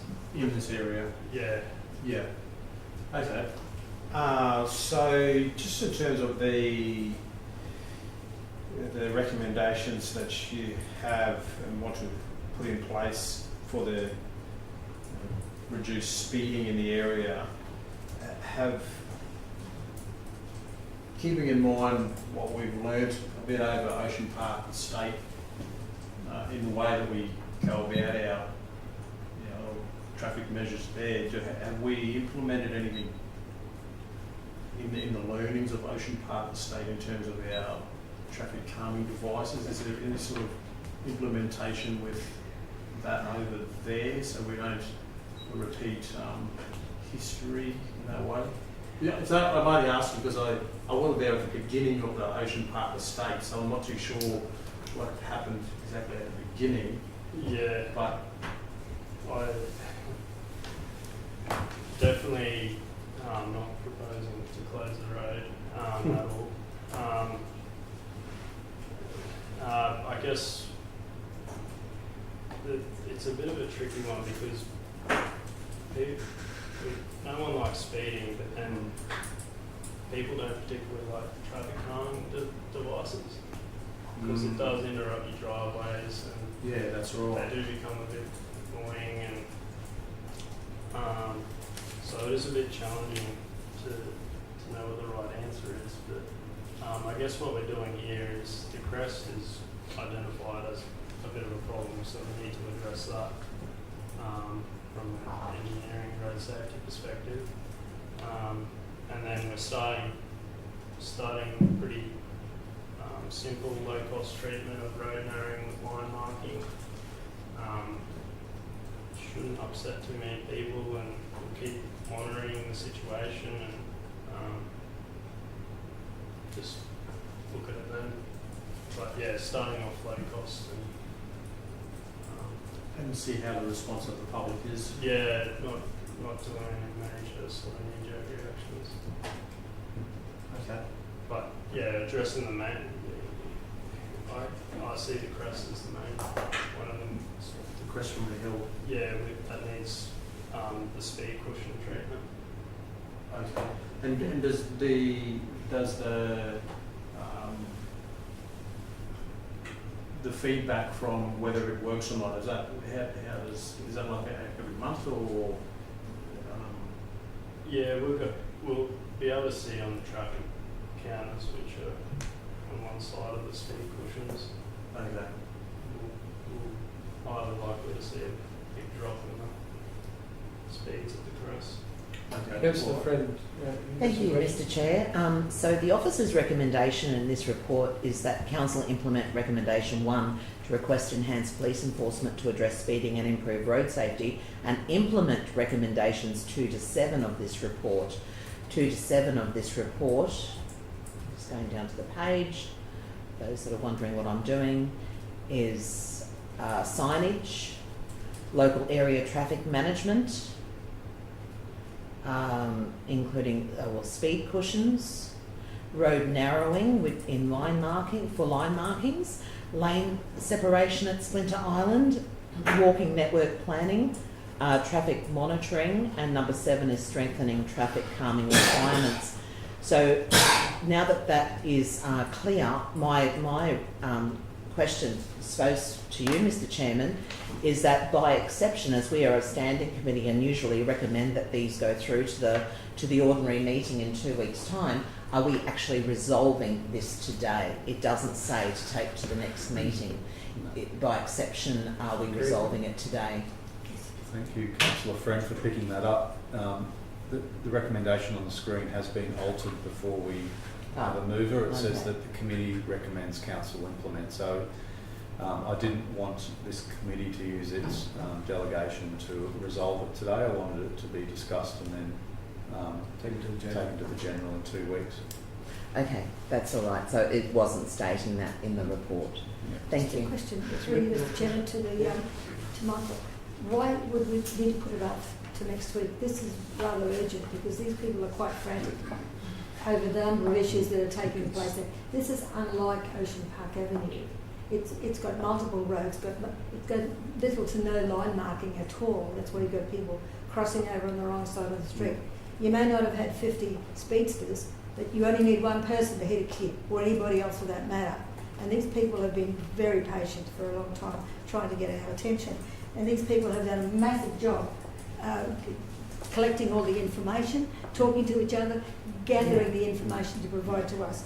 So I would like to see that us resolve this today, Mr. Bennett. So are you moving a procedural motion to resolve today, Councillor Nathan?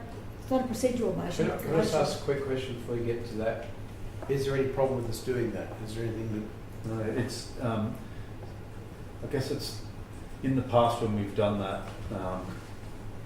we did it for Ocean Park Avenue and we set ourselves on a course. This approach is a little bit more conservative, that it allows the issue to be aired today and then it goes to the council in 2 weeks and it's in the public domain. There's I'm sure there'll be people who come up to the councillors in the coffee shop or the shopping centre and say what their view is, and then that might solidify your position individually in 2 weeks' time at the council meeting. So that's just the approach that I've used in other issues that if we use our delegation, then that's it. It's done today. But if we want a 2 week hiatus, then we have councillors have a chance to hear from the community. Can I suggest we leave it how it is? So it's like a cooling off period so the community can see what it is we're proposing and go from there? I would like to get some community feedback just about the measures that are in place. What Jake's raised. I suggest we attempt to recommend this happen, bring it back in the fortnight, but in the meantime, there might be a quick catch up with the residents to make sure everything's, on what they're agreeing with. I mean, I know we're not going to be 100% correct with everything, but it sounds like a very good start. You've got a lot of steps there, Jake, to make this work. Mr Chair, may I suggest that we add that into the committee recommendation, that the committee recommends council implement, recommendate, etc., etc. I'm not quite sure of the correct wording. Perhaps, Michael, you might be able to help out. Pending interim meeting with the residents. Yeah. And still bring it back in the fortnight? Yes. I think that through the chair, I'd be happy if that was done organically. So it just happens. It just happens. I know, like I said, it's to put it into the recommendation, it requires then for us to either set up a meeting and meet on site and have it all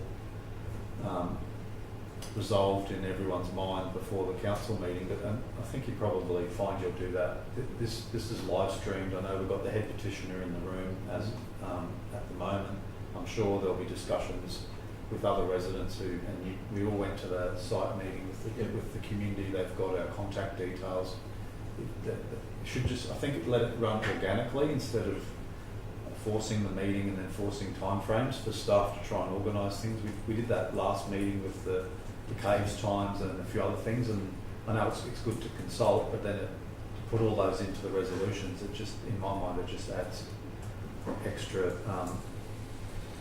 delays, whereas you might have a conversation with a few residents that are key just sort of stakeholders in the street after this meeting, and you'll know by having that. Sometimes it's unofficial discussions that you might get different views and in a shopping centre environment.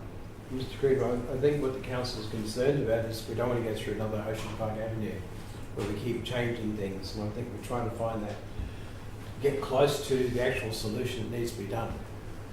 And that's why I'm wondering if maybe we just need to ask Amanda to organise a time for us to all catch up with the street and have that chat. And that's and from my point of view, with the chair, we can do that.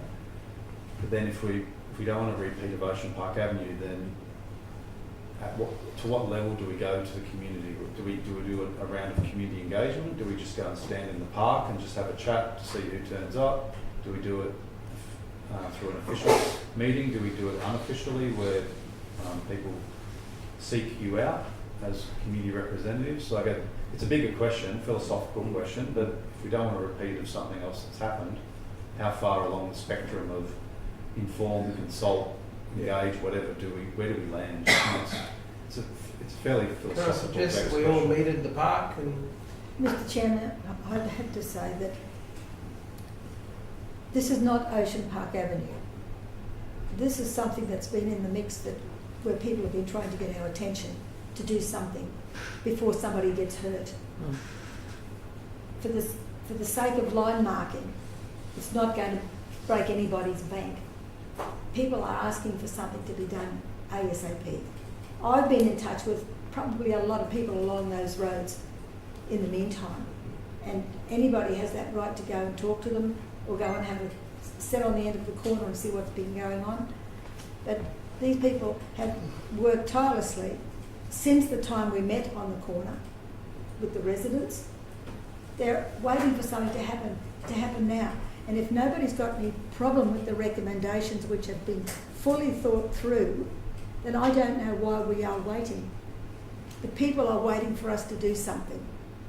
And they're not going to wait for someone to get hurt. And that's the concern. For the sake of line marking, it could save lives. And while we wait, and I use the word procrastinate, and we do that all the time. There are times to do it and there are times to consult further. Mr. Crick? Oh, yeah, excuse me, Mr. Chair. I just hope you don't mind. What we're proposing is a good start. So we've got a lot of signs, line marking, some speed cushions, which are like speed bumps, and some dividers down the islands coming off the roundabouts. So they go quite a good way in addressing some issues. If these don't work, we're not going to pull them out. We'll be adding more speed bumps, more lines. So it's not like an ocean park with a road closure. This is the minimum as a starting point, and if these aren't effective, we'll be building on that. So I don't think there's any concerns about an ocean park situation where you have to go and undo everything. Yeah. These are a good start, and we'll be building on that. That's correct, isn't it, Joe? Yeah. Well, that's good. And the risk with having a meeting at this stage, another public meeting, is that people will say you're not doing enough, go away and come back with something more. Yeah. And then you're sort of back at the start again, Yeah. and you lose another month. Whereas if you can get something in now and you want more, you can have more. You can do more later. Okay, can I suggest that we, if we're happy to recommend this, bring it back to the general meeting, and then let them implement it, and then talk to the residents, because they're only going to add more onto it, so that it's not taking away. It's going to keep improving if it's required. Mr. Chairman, what's wrong with us if we have the power to do that today? Make the resolution, let these people start that work now. Well, If there's no objection to the 7 recommendations that are there, then what's stopping us from adopting it are you today? able to implement that almost straight away? We'd have to organise the signage. Like, we may not have all those signs in stock, so that'd be a special order. They might take 2 or 3 weeks to get here on the truck from Brisbane. There's line marking crew. So yeah, by the time we can get the ball rolling, place orders. Yep. But I would say that we wouldn't have anything installed before the next council meeting, but we would have the 2-week lead time if Sure. council made it. Let's change this to implement now. Through the chair, I agree with Councillor Maker and think that we should commence the implementation. I was ill on the day of the public meeting and I couldn't attend, but I have been following it very closely, and something certainly needs to be done. I think that the recommendation of the officers has been very considered, and I agree. because they do care about the community, and I think that we need to jump on it as soon as possible. Are we okay? Do you have the chair? Yeah, do you mind? Yeah, if it's right, would you like to come to the table? Can I just add one thing just about the community consultation? That was organised by a resident who wasn't involved in the petition, who contacted Glenda direct. It was organised at his home. His request was that we didn't have that open to our residents because he didn't want people going into his home.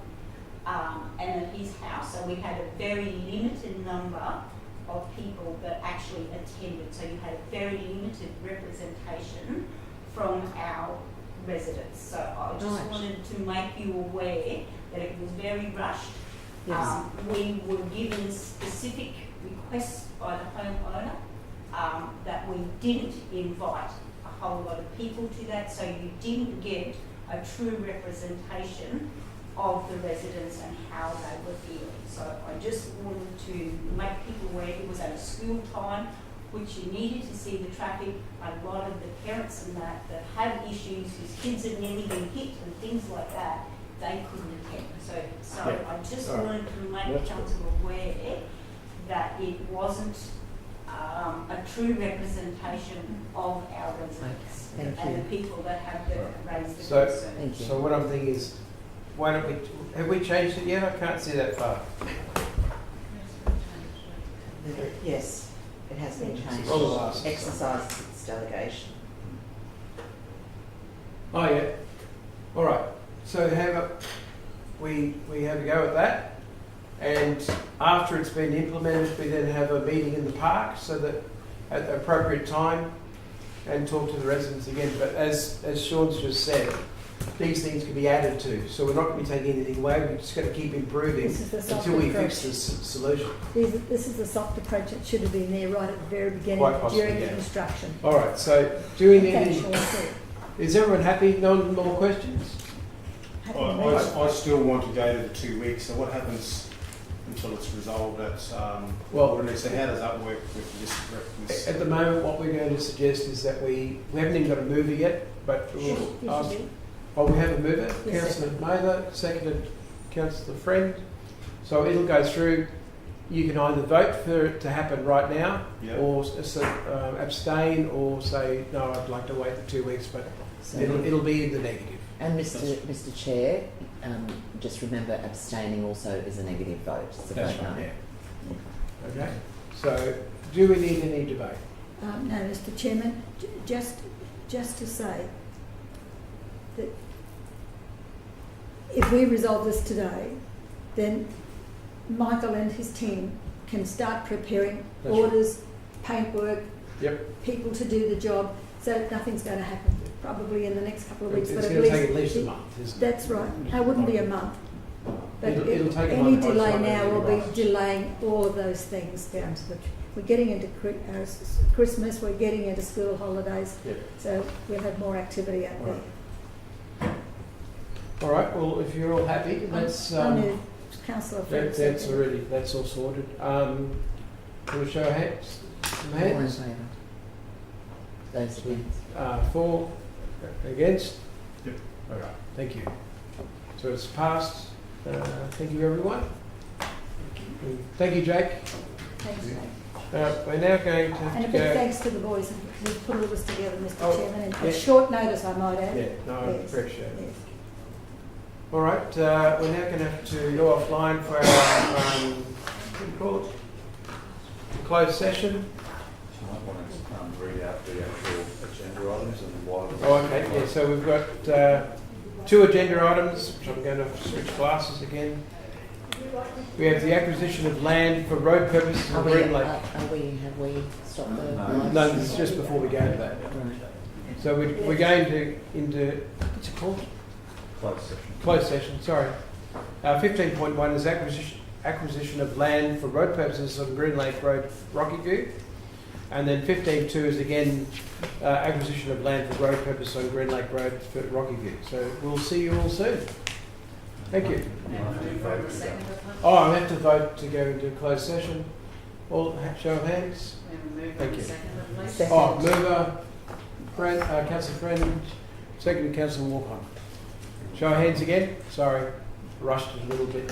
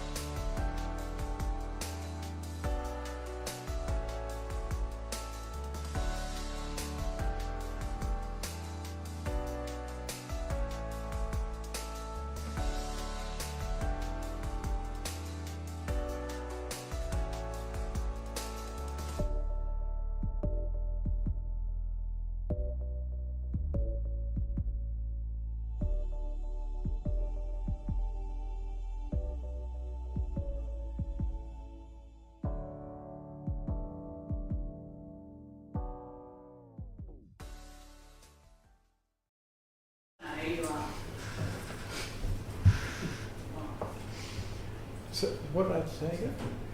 Procedural motion. Can I have a procedural motion for us to come out as closed, please? So move. Moved. Second? Just Moved. before we do, Yeah. I've just noticed that it says Councillor Frank, Councillor Walker under acquisition of land for road purposes. I thought we just moved to go into, That was to go into closed session. into closed session. Gotcha. Okay, so that's sorted. Well, We vote. You didn't put it to the vote. And you said- so 15.1 acquisition of land for road purposes, Green Lake Road, Rocky View. We haven't voted to come out of closed session. What we did. We were just, You moved Okay. to second. Oh, we had a mover and So a can we second, have a- but that's where we stopped. Movement, please. Thank you. All right. So, oh man, there we go. So 15.1 acquisition of land for road purposes, Green Lake Road, Rocky View. Can we? I'm the mover, thank you, Your Mr Mayor. mover is Councillor Mather, and who's seconding again? Seconder is Councillor Rothery. So I can't read anything without it. Just speaking very quickly to it, Mr Chair, unless there are questions. No, I don't believe so. No. Just speaking very carefully, I know this road very well. I know this corner very well, and I do it at least twice a day. And it's very dangerous, and I'm just surprised that we haven't had an accident and there hasn't been a car or a life lost at that site. I regret that we have to go this way. When the landowner sees what we're trying to do and why we're trying to do it, I'm sure that they'll appreciate that they're contributing towards road safety. Yesterday, it was only yesterday, I know how much traffic comes through there, heavy traffic. There was a semi-trailer with the biggest load you've ever seen. And if I hadn't been aware of that crossing, I could have been the one that was taken. But it's so important that we get our corners right because there's very little visibility there. So it's an absolute essential that this happen, Mr. Chairman. Thank you, Councillor Mather. So, we're all ready to vote? We have a show of hands before please. It's unanimous. And 15.2, which is almost identical. I'll just get to it. Come on, hurry up. Sorry, still flicking. Oh, look, I'll just read it. My problem is I can't just click at page 85. Hang on. Alright, here we go. So 15.2 is acquisition of land for road purpose of Greenland Road, Rocky View again. May I have a mover and a seconder? Move it, Councillor Rothery. No, oh, do it, Mr. Chairman. Seconder, Councillor Mather. Any need for debate? We're doing it for the same reasons that I trust that those reasons are actually put in the resolution along with everything else. Thanks, Mr. So Chairman. may we have a show of hands, please? Unanimous. That concludes our infrastructure committee meeting. Thank you everyone, and we'll see you at 11 o'clock for the next.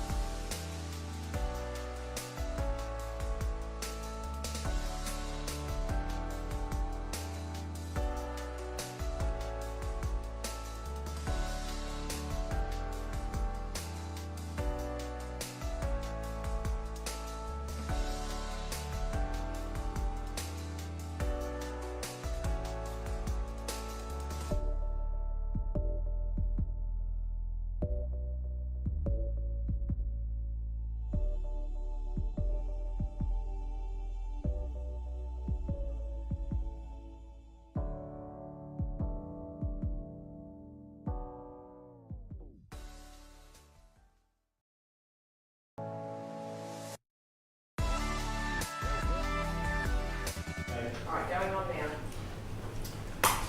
Well, thank you everyone. Resumption, thank you all those who are dialed in online. This is the Standing Committee Recreation and Culture Agenda. So pursuant to section 2.6.4 of Livingstone Shire Council's meeting procedures, Councillor Lance Walker and myself will be appointed as chairperson for the meeting of the Infrastructure Committee. Can I have a mover? Councillor Fred. Second, thank you. Councillor Mather, seconded. All in favour? That's all good. Unanimous. So we just to note the attendance. Councillor Eastwood is away on holidays. The rest of the councillors are present. We just need to do the confirmation of minutes from the previous meetings. So the minutes of the Recreation and Culture Standing Committee held on the 2nd of July 2024. Can we have a mover for that? Councillor Fred, Councillor Mather. Thank you. All in favour? Thank you. Minutes of the Recreation and Culture Standing Committee held on the 6th of August 2024. Those minutes, we have a mover for those minutes on the 6th of August. Councillor Friend again, a seconder, Councillor Watson, and all in favour? So that's unanimous. Right, is there any declarations of interest in matters on the agenda? Councillor Friend? Thank you, Mr. Chairman. Appreciate that. Declaring under 3.4.3 of Council's meeting procedures that I have a conflict of interest in agenda item 11.1, request for a fee waiver, water charges. I live in close proximity to Jack's Paddock and have been a past member of this incorporation, so I choose to leave the room. Thank you. Thank you. Do we need to move that at all? Just acknowledge Okay, it. thank you. Thank you, Councillor Friend. We do need to lift some matters from the table, and that Council resolves that the following reports, which are currently laying on the table within the business outstanding table, be lifted from the table, which is the temporary aquatic facility lease. Councillor Mather, and second by Councillor Friend. All in favour of that? Thank you. We do need to go into confidential regarding this. Mayor does need to shoot off for another appointment, so we just need to go into confidential to discuss this matter now. So all in favour? Do we need to move that? Let's move that first. Councillor Mather and Councillor Watson is going to second that, and all in favour? To say what we're actually going in for to deal with. Did I just do that? Or? Yeah, but we have to identify why we're going into closed session. Because it's Under the Local Government Act, we have to identify the reasons for going into closed session. Let me read this. It says that this report is considered confidential in accordance with section 254J 3G in the Local Government Regulation 2012, as it contains information relating to negotiations relating to a commercial matter involving the local government for which a public discussion would be likely to prejudice the interest of the local government. So there we go. We've got a mover. Did we move that? Second, and all in favour? Moving there. Okay, that's unanimous.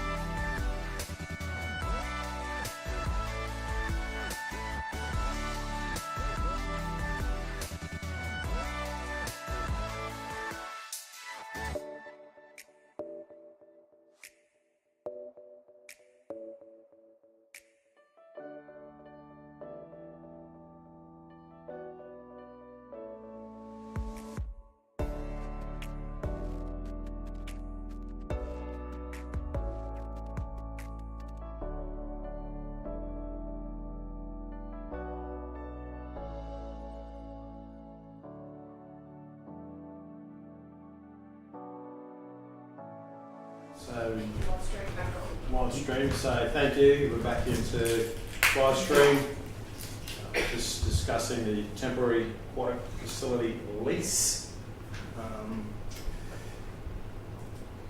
The committee exercises its delegation under section 257C, Local Government Act 2009. Results proceed providing a temporary aquatic facility at Sea Spray to accommodate aquatic programs during the construction of the new Kui Bay Aquatic Centre. We have a mover and Councillor Frank. We have a seconder, Councillor Rothery. Okay, do we have any discussions on that at all? Anyone would like to speak for it? I will just have a brief couple of words. Thank you, Mr. Councillor Chairman. Fred? This was accept what we're doing today, or there would not be an alternative for those wanting to learn to swim within our Shire for the next 15 months once the Kui Bay pool closes. So there was no alternatives, but I would like to thank the Manager of Parks and Facilities along with the Acting Manager of Economy and Places for this particular outcome. It was the very best outcome that we could have actually had for our Shire. Thanks, Councillor Friend. Anyone would like to speak against? Anyone else would like to speak for it? Mandela? Go. Mandela? Just to say that we certainly, the council was presented with a problem, and that was that once the Kui Bay pool closes, that the possibility that there'd be no squad training, there'd be no learn to swim, and other associated important activities that went on there would be lost from our community for anywhere up to 15 months. And that's providing we can be on track with our time, our very tight time frames, and we'll be doing everything we can to ensure that we are within that 15-month time frame. But if it did go any further, then the longer it goes for, the longer you would have no facilities there where learn to swim, squad training, and other associated activities were happening.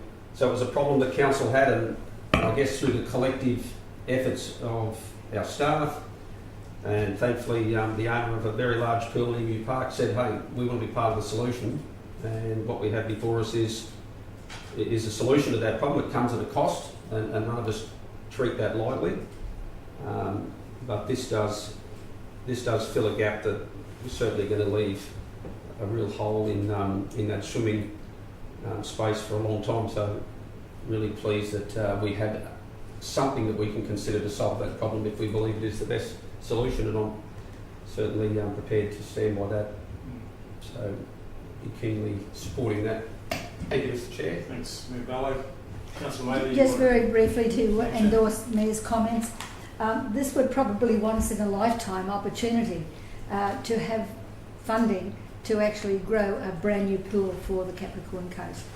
And we don't take that lightly. We just see how much we can get for our money at this point in time and capitalise on that as needed. Yes, the staff have done a great job in identifying options, and it's up to council to decide which option is going to suit us and for how long and what we can afford. So given the need for all of the classes and the rehabilitation from people who've actually had surgery and need to get back into exercise, it's all part and parcel of their recovery. So council's recovery is the opportunity to transfer the Kui Bay pool facilities to another one, which we're very grateful. Thank you, Mr. Chairman. Yes, Councillor Mather, thank you.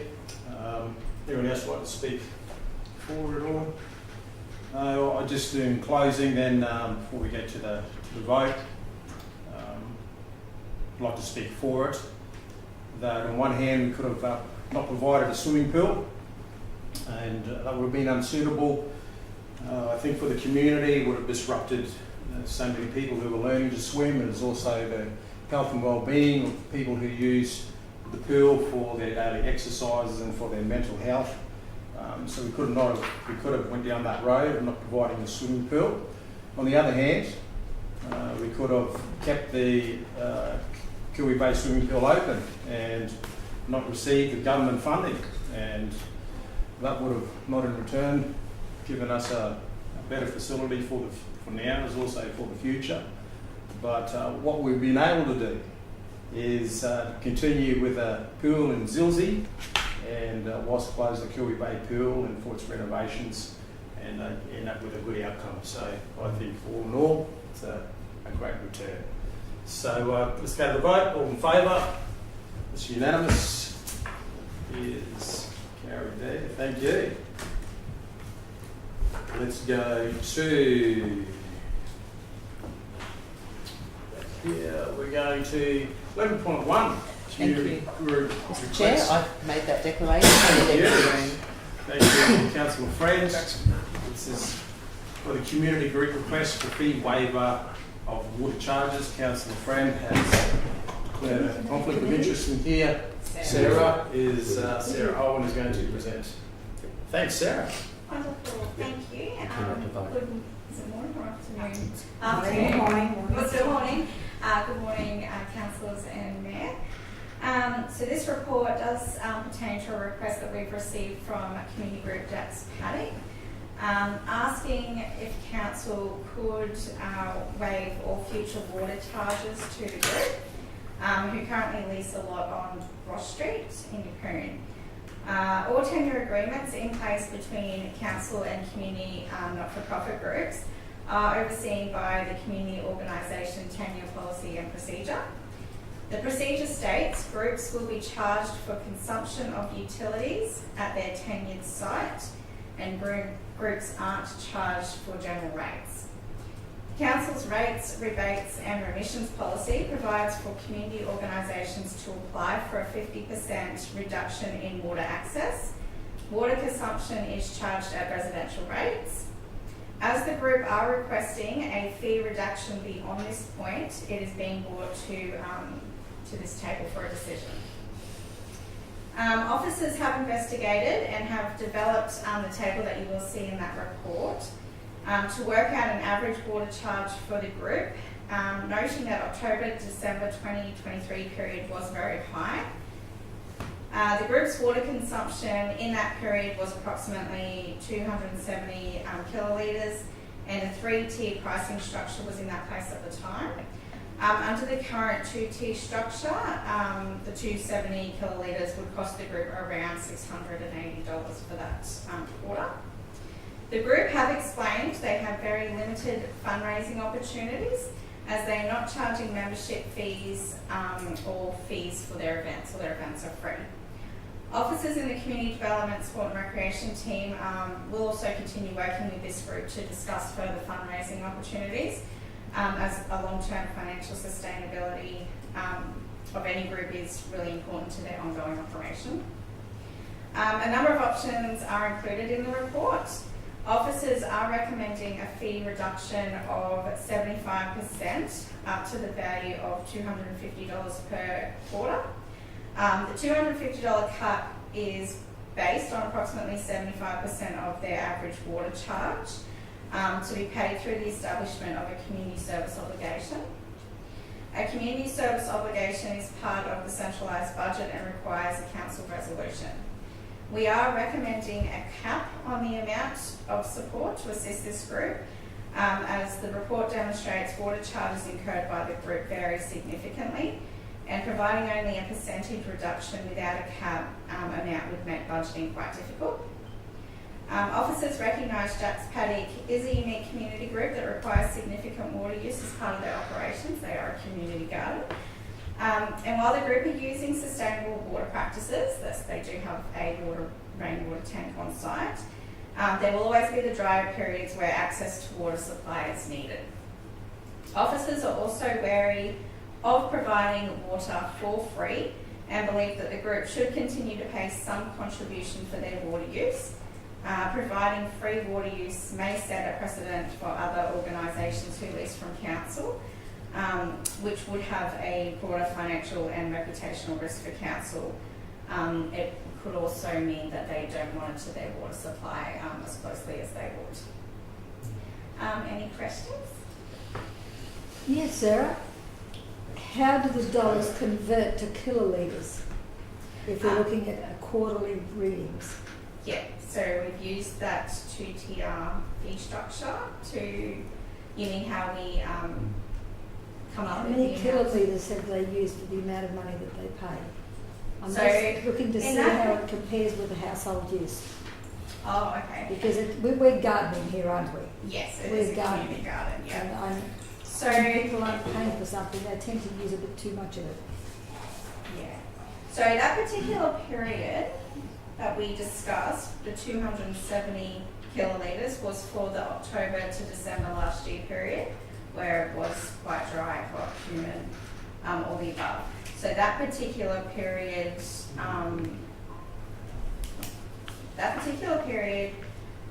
was $982.80 is what they were charged.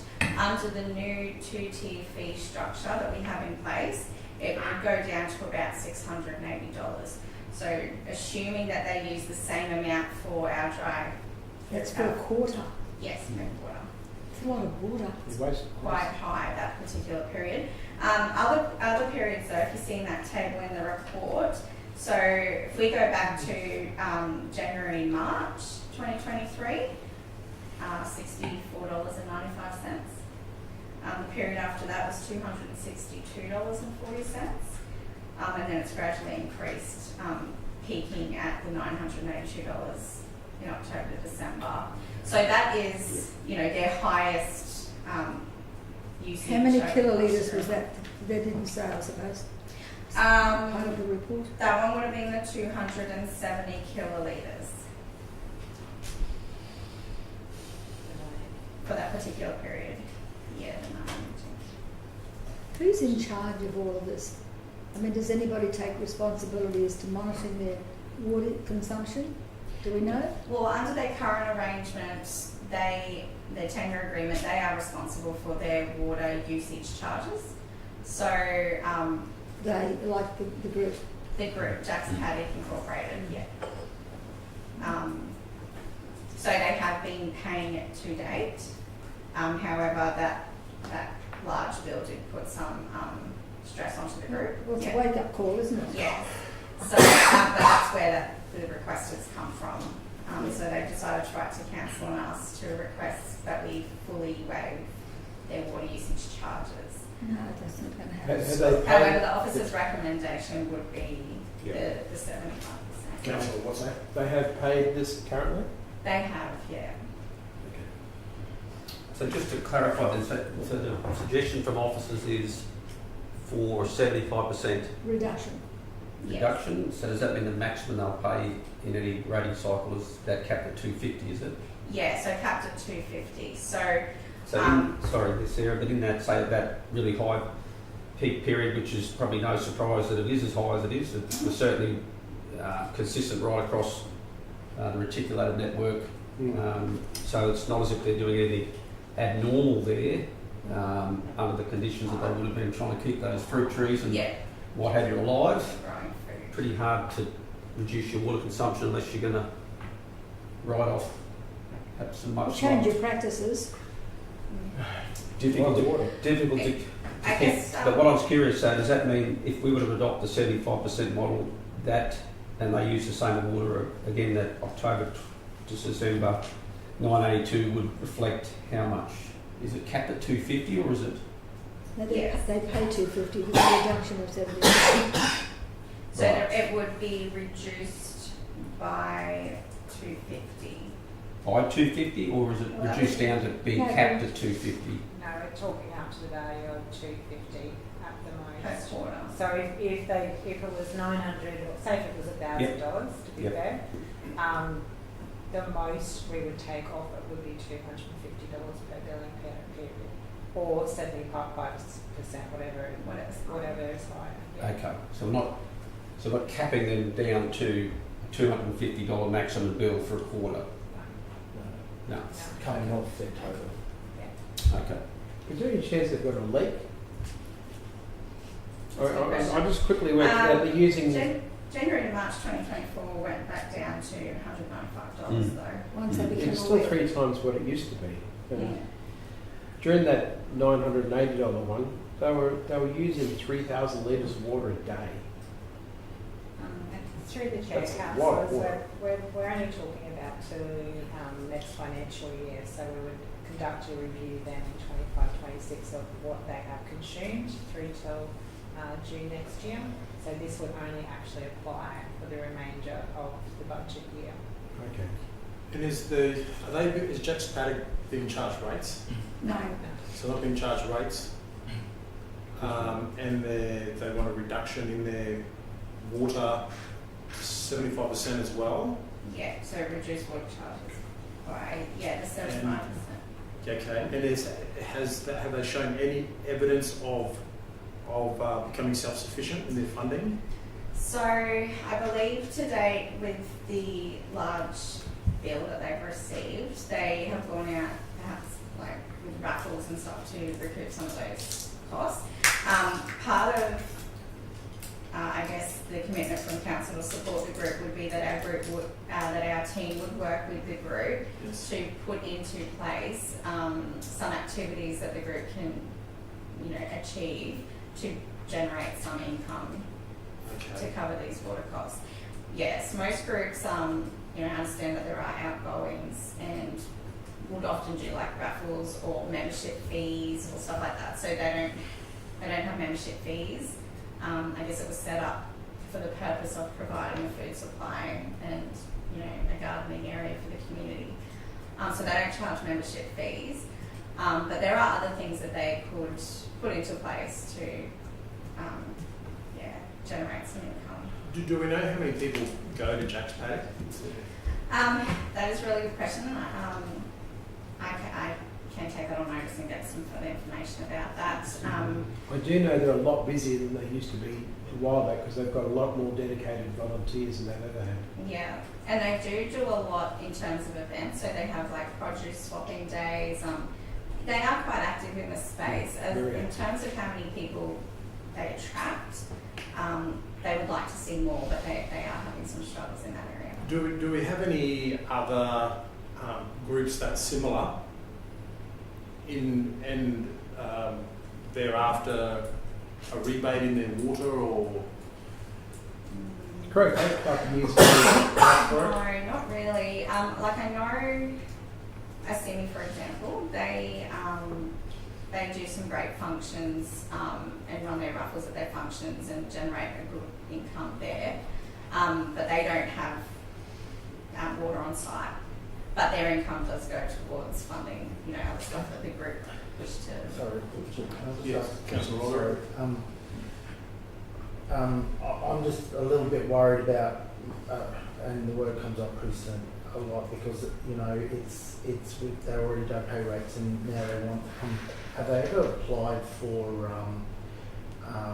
like funding from council, as in, and that we like go through that process? Because I'm not sold on the point of allowing discount on water when what I'm trying to say is, have they applied for what Grant, is it? the Grants, community through the grants community grants. Yes. Sorry. So community grants scheme is something they could access, but not for paying their utilities. But it wouldn't be. But it would. But couldn't they use it as in plants, or if they can? They could potentially use it for like another rainwater tank. Yeah, exactly. Where they can get more water and all that, or they can set up something where they can get more plants and actually, maybe have a pay for a store where they can sell some of their plants even, but something to recoup money. That's the only thing I'm a bit worried about is that, you start a precedent where I'm just thinking more of because they've got NDI recipients use it, support workers. So it seems like it's a perfect example that we want to promote as council as one of those grants and help them that way instead of going, where it could set a huge precedent. Through the chair, I just say that Jack's Paddock is quite unique compared to our other community groups. They are a garden. They are reliant on water. That's how they get their produce. They are very community orientated. They do, as Sarah's already said, the produce swaps and things like that. So they are limited in regards to how they can raise money. It doesn't mean they can't do better. We are talking a maximum of $1,000 per year here, even less, because we're talking about from now until the remainder of till June 2025. So just wanted to make that point for Sure. council consideration. And they did ask for 100%. We're not saying that we would provide them with that.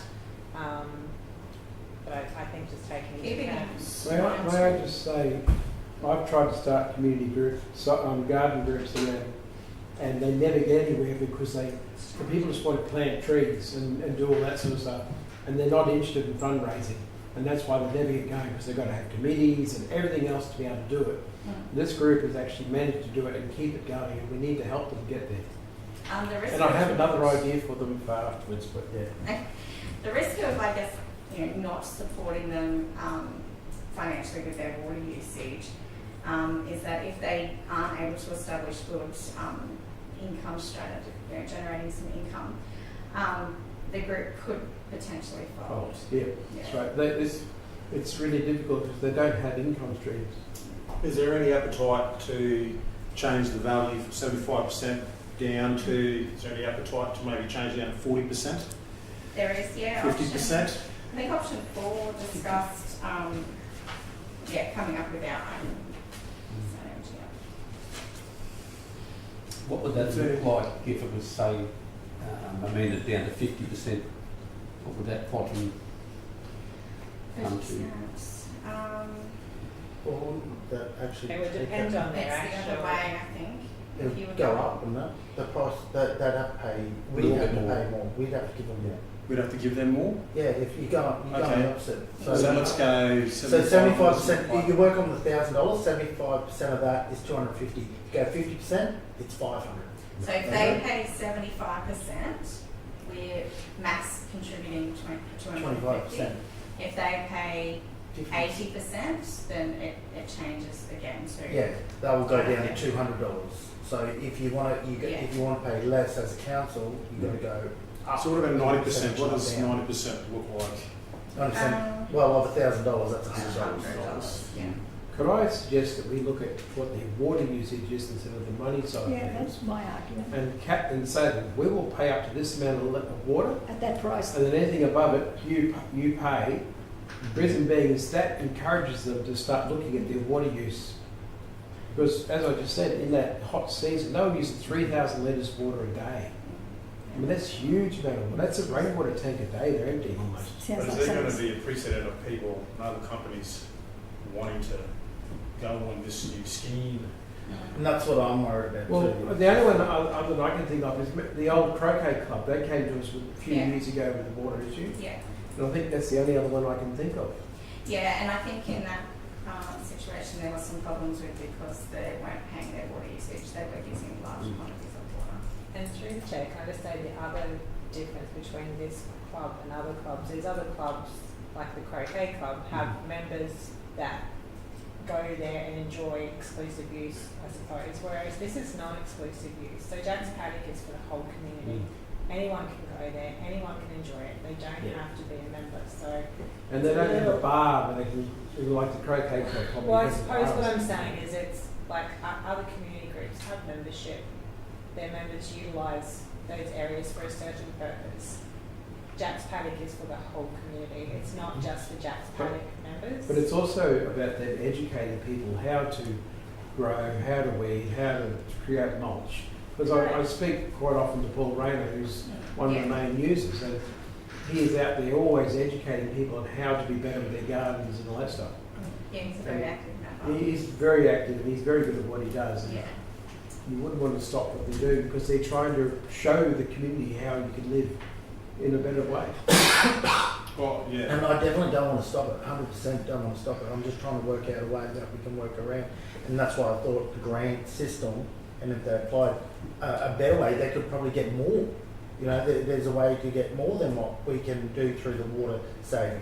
So I'm definitely... It'll probably be, a bit of a combination of a few different factors that will get them over the line. Because the rainwater tank's not going to fix this, not with the amount of water No. we're using. No. Through the chair as well, I think that grants are offered not for utilities, saying that it could be for upgrades to rainwater tanks, but then again, they don't actually have a lot of structures there, so the discharge to the tanks is limited right. as well.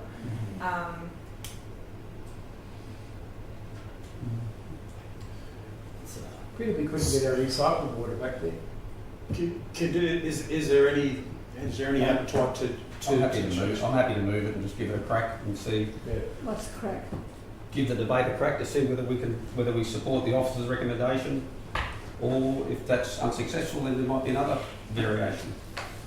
I've just got to be sure though, so because I think Councillor Rotherbury, you probably are clear on it than I.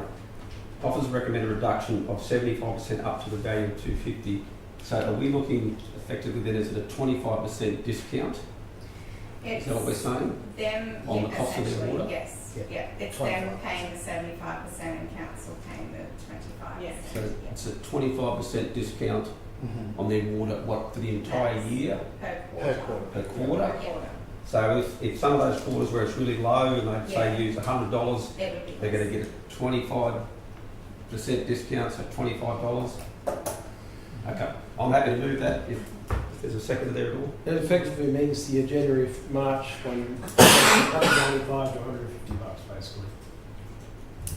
Yeah, so $1,000 per year would be the maximum amount, and that's on the assumption that they use high usage every quarter, which their history, that's not what they're doing. It's just that particular period where it's been really high. Maybe we could ask them to keep a record of what they monitor on a monthly or a quarterly basis. What happened to the groundwater? Let them take the. Well, if there's a second for the motion. Yeah, I'll second that. Excellent. I'd like to go into formal debate if I could, Mr Chair. Sure. I'll speak to that. Yeah.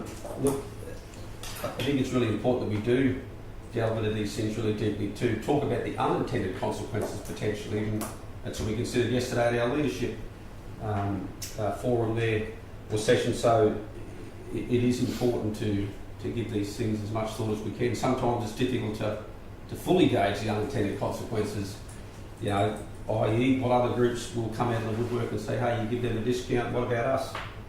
That's possible. It would appear that there's low chance of that. The officers have given us, I guess, something that they believe is workable. And really what's encouraging with this group is their water consumption generally is quite low. For a 1,500 square metre block of land, that's a pretty big block of land to grow small crops and vegetables and that sort of stuff on. We're not talking a small parcel of land, it's quite sizable. So Quarter an acre.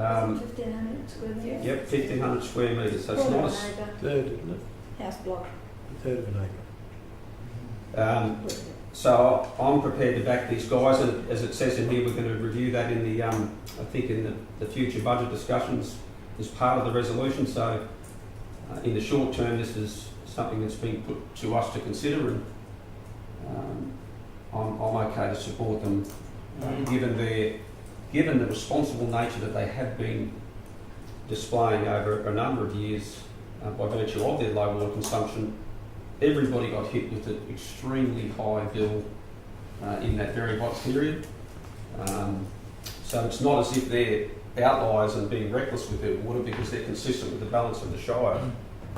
So happy to support it, Mr Chair. Anyone speaking against? The fact that they were consistent with the balance of the Shire leaves me concerned. I'll support it.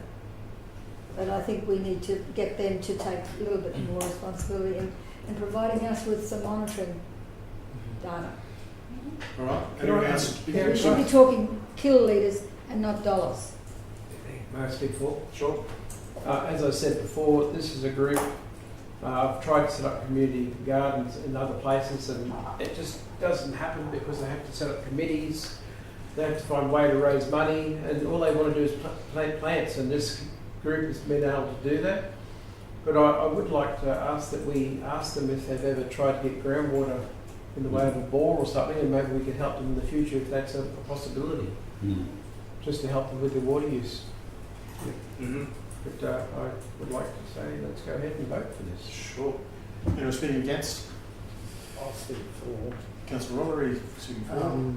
Yeah, I'm all for these type of like groups to what they do. I think it brings a lot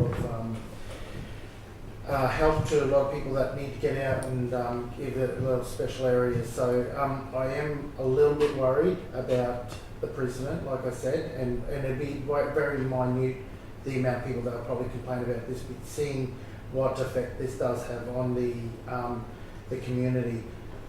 So like Mayor said and Councillor Mather said, that let's see how it goes with what we put forward, and hopefully it can go away to attract more people, and they can work out better scenarios that they can help with their funding.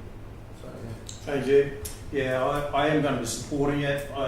It is with some hesitation, and we just being aware that the organisation doesn't pay, or the group doesn't pay rates, and there's also an ask for a reduction on their water. But I do recognise also there's a review in 12 months to see where it all ends up, and then so once that comes back to the table, then we'll be able to go from there. All right. All in favour? That's unanimous. Great. Maybe if that's carried, can we get Councillor Friend in for questions? sorry for my coughing.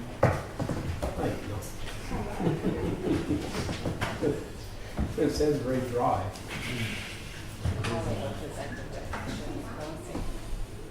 Yep. Sure, thank you. I just got to stop. Every time I talk, Yeah. it just makes me cough, so I've got to just... Irritates me. Yeah, got to just limit my talking, which is probably good for you. You noticed it was quite peaceful.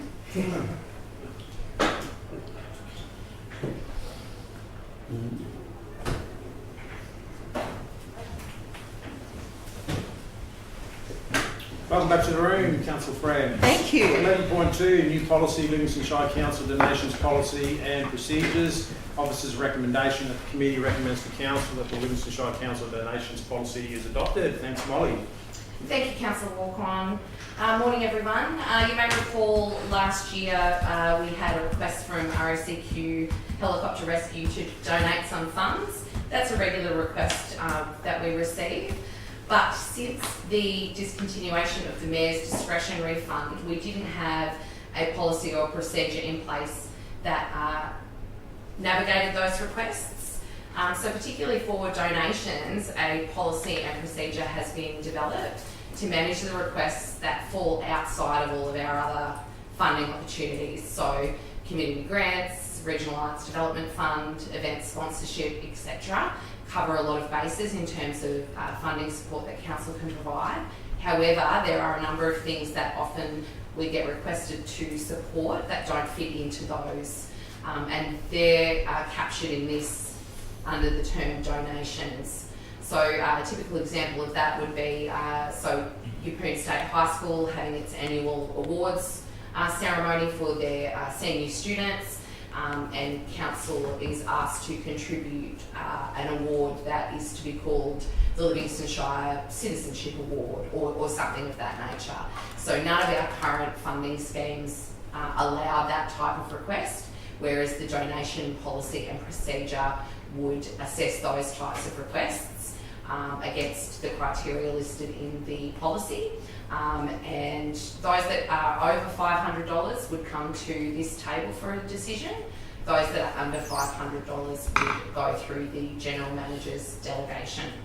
I'm happy to take any questions, but that's the gist of it. Through the check. Thank you. Can I just clarify, Molly, that the Mayor's funding, that was closed? Yes, Is that right? discontinued. That was discontinued. Were the funds then transferred over to the community grants scheme? And so the new funding, is that going to be taken back out of the community grant scheme, or is this a whole new fund? It's a whole new fund, it's additional.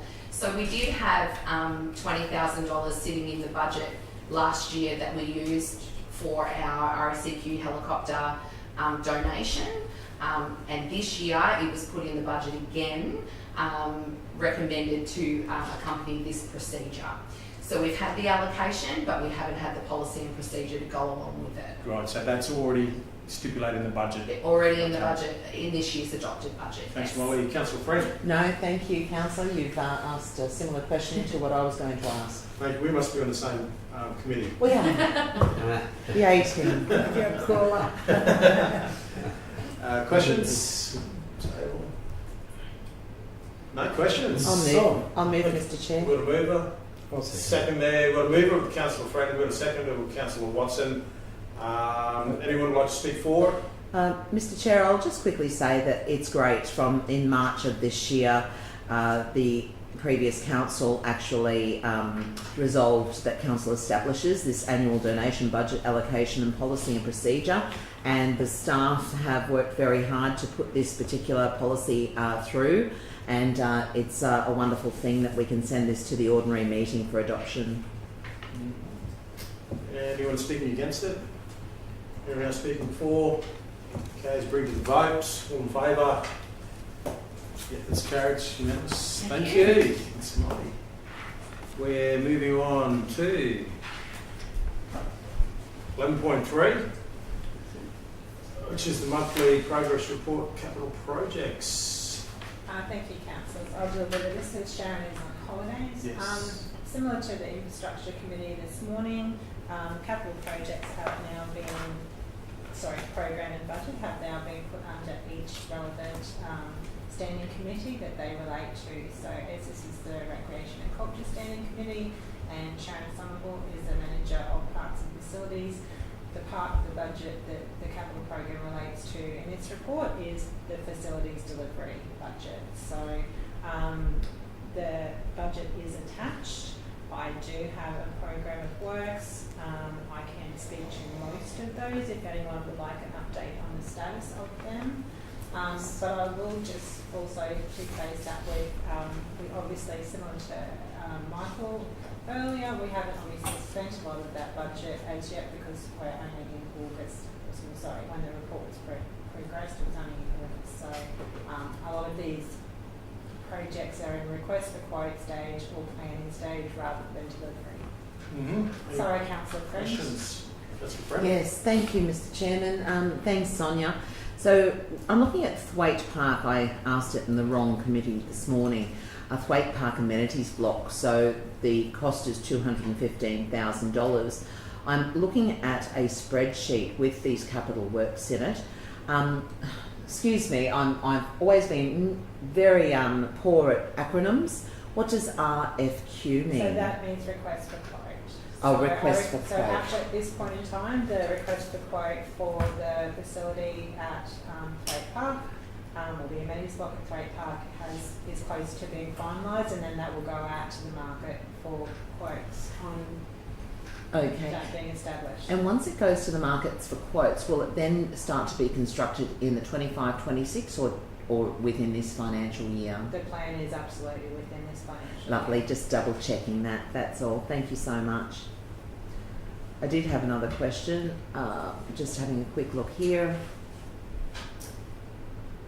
If anyone wants to go first. Oh yes, I found it. Emu Park Airstrip, $65,000. This was an item that was brought up in the last tenure of council. Basically, it's for a new wind. I'm not sure. Wind cone. Windsock, etc. And it hasn't been spent as yet. Or has it been completed? No, part of it is being spent. It was for more than that, council. It was also for upgrades to the airfield. Also to undertake a new, I suppose, what you say, safety and risk audit of the airfield. Again, my apologies, Sharon is more across this than myself. I'm willing to provide councillors with an update on that, take on notice, provide an update of where each of those stages of that project are, if that's okay with you. Lovely. And also, if you wouldn't mind asking Sharon, with your taking this question on notice, in relation to the Yeppoon Town Hall replacement drapes, those drapes are for the curtains. Is that right on stage? Correct, so they're, Yeah. they're for the ones on stage. It's actually due to the fire rating of those that they needed to be replaced. So I believe the original ones had deteriorated as they've been there from the start. And part of an audit noted that they needed to be updated. So those have been ordered, I believe, or about to be ordered. Lovely, thank They're you. due to be installed in September. Thank you so much. These drapes, can they be reused for anything else? Not necessarily with us, but any other groups that might be able to use them? Not for the purpose they're being used for Right. now, but also we have a concern because of their deterioration. They're not, what it says their fire retardant status is no longer true. So we are concerned about the safety risk. I'll endeavour to find more about Yeah, it. I just said it might But be they're in a really- terrible condition I now, didn't so know. I don't know if they'd be useful for someone else. Me too. Yeah. Can I ask a question about the Donald Island Aquatic Centre amenity upgrade in the park? What's that? So that's the planning for, I believe, for the upgrade to the actual amenity block there, which I think is meant to be inclusive of some accessibility as well for wheelchairs. But I can take that one on notice as well. Sure, If that's that'd okay, be great. councillor. And Thank I'll you. get back to councillors on both of those questions just to confirm. Great. Any other questions? I just did have one question to the General Manager. The very successful station quarters, which is a fantastic outcome in many ways, just the shade over the playground there, could we, if not now, but just get some clarification as to when that will be completed? Yes, I was speaking to the director of Livingstone Pacific the other day, Yep. and they are receiving some information in regards to shade sales and things to that. So I will get back to councillors on that. Be great to follow through their commitment to have shade over that by summer, that's all. Yes, correct. It's actually been more in the hands of the PCs at the moment to let us know exactly the requirements. So Okay. obviously it will be a counselling asset, so it has to comply with all our facilities and maintenance and operational and safety requirements. But look, actually, I think they're running a new business, and they're just a little bit slow in getting back to us because of the fact that they're putting their business first at the moment. Yeah. Okay. Well, is there any Thank you. any further questions? Ready to go to the vote? Mover? Mover. Let's move that. Give Councillor Friend and Councillor Watson as a seconder. And then let's go to the vote now. All in favour?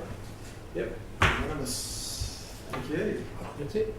And that's it. Great. That was quick. Thank you.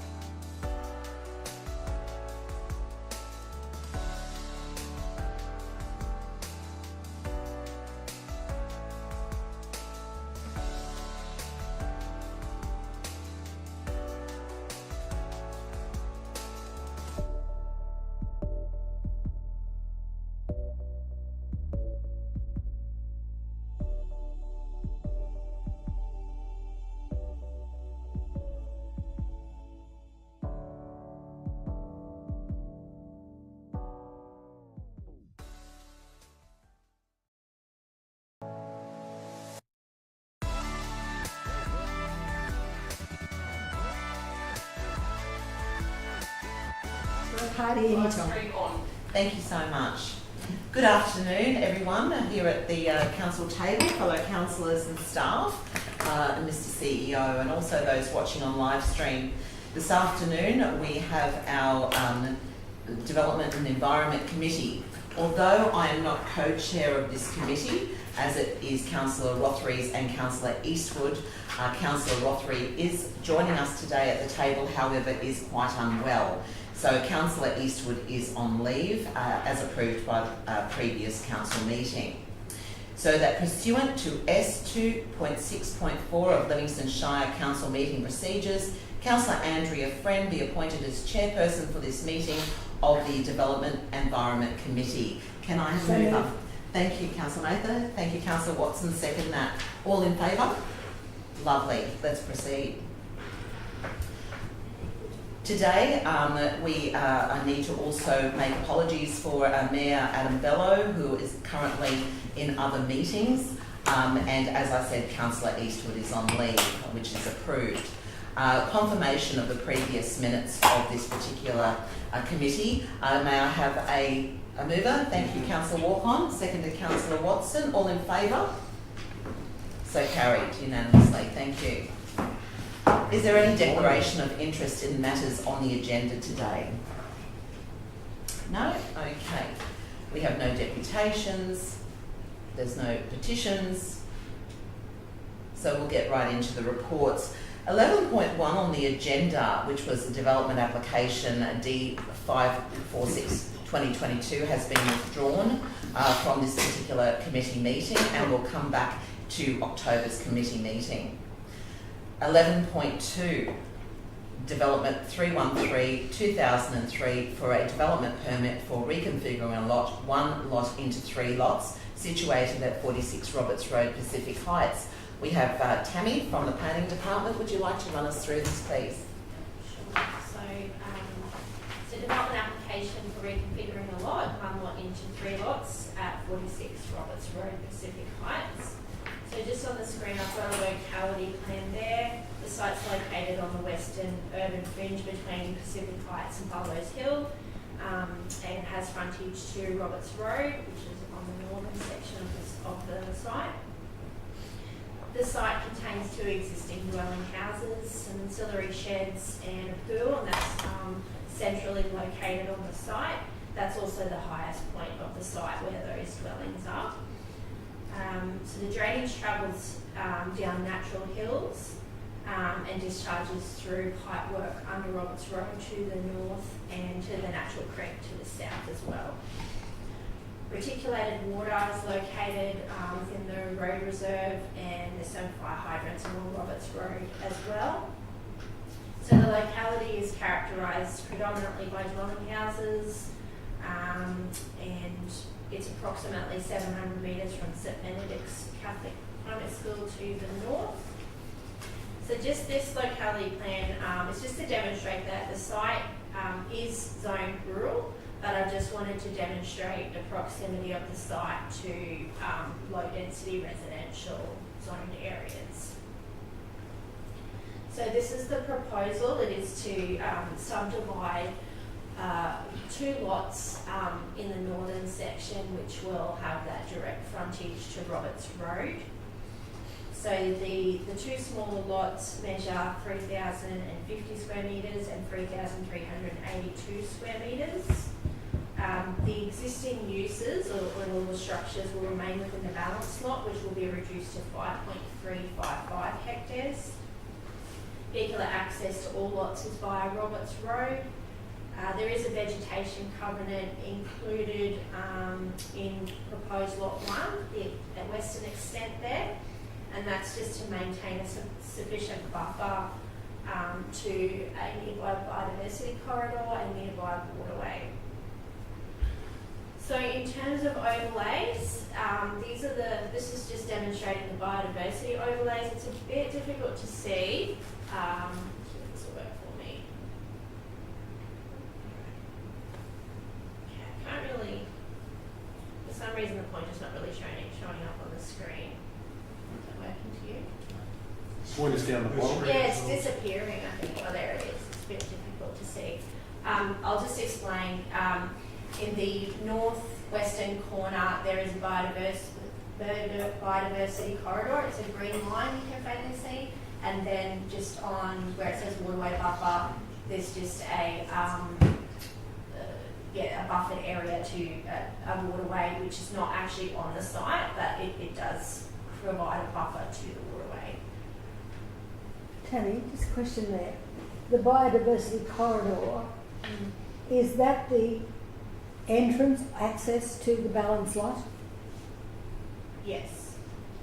Yeah, so there's an existing access crossing created in that general location. Yeah, so what happens now, I always worry when you've got a big parcel and little pieces keep chipping away on the edge of it to make way for development. There's been no overlay plan for that block of land at all? No, they haven't provided us any structure planning.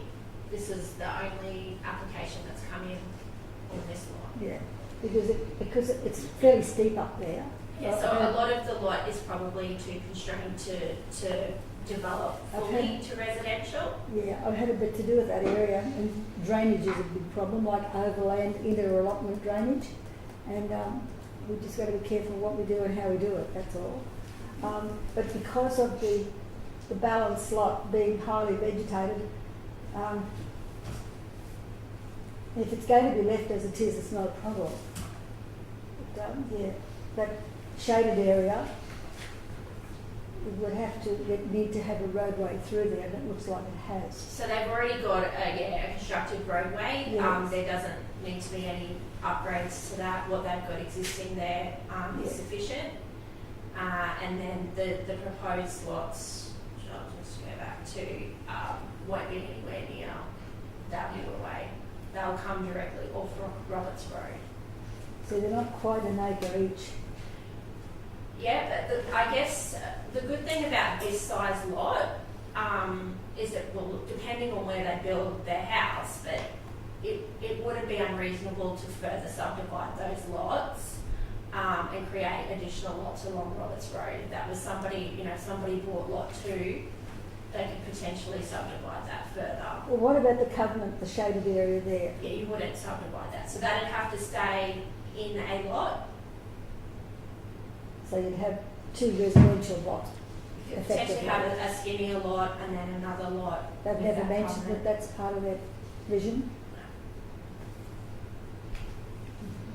It's a tidy little corner, though. Lots of erosion too.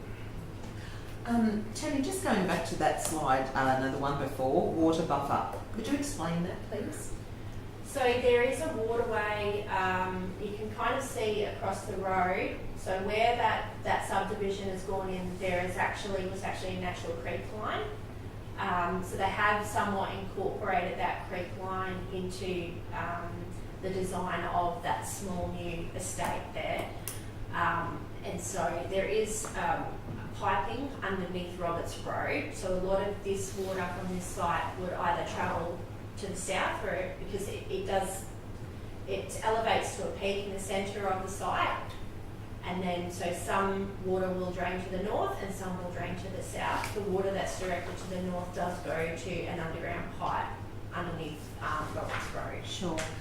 Tammy, there was a submission in relation to water runoff, and the submitter currently in the report resides about 150 metres away.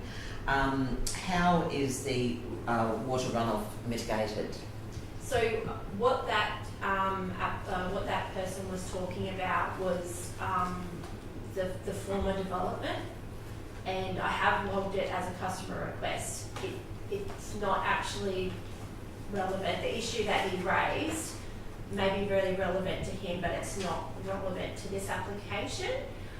His issue does seem to have commenced after a former development. Sure. So that's why I sort of didn't really take it into regard, because his complaints are in respect to another block of land and another development. But I have forwarded that on for that to be investigated. Sure. That you finish your presentation. Thank you. So the site is mapped as bushfire hazard. and there is a small area of landslide hazard which is in that southwestern corner. Obviously the landslide hazard doesn't affect the proposed lots. The proposed lots are obviously mapped as bushfire hazard, however they will connect to reticulated water. They have frontage to a constructed road frontage for emergency vehicle access. So in terms of bushfire mitigation, it's pretty easy to mitigate the proposed lots. And I believe the existing balance lot will just stay on its existing service.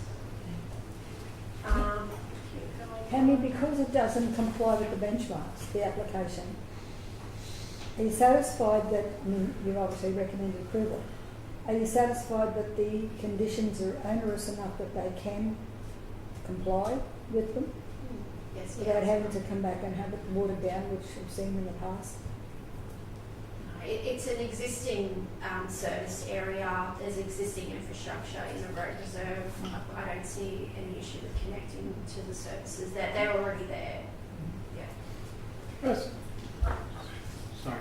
I'll just I'll let you got finish. 2 slides Yeah, and then yeah. we can have a discussion if that's all right. So again, the site is that whole area is scenic amenity area A. So we would look at the amount of clearing that they would do with respect to the proposed lots.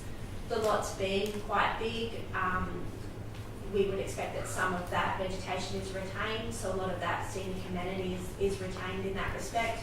And then also the balance lot being left as is retains a lot of that green vegetation background. Can keep going. Just go through the key assessment considerations.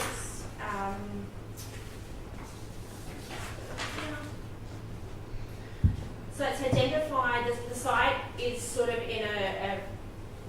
in one of those grey areas in the strategic framework. So it is actually within the urban area, even though it still does have a rural zone. So it does fall in with that urban area within the strategic framework mapping. Proposed lots 1 and 2 will connect to all infrastructure.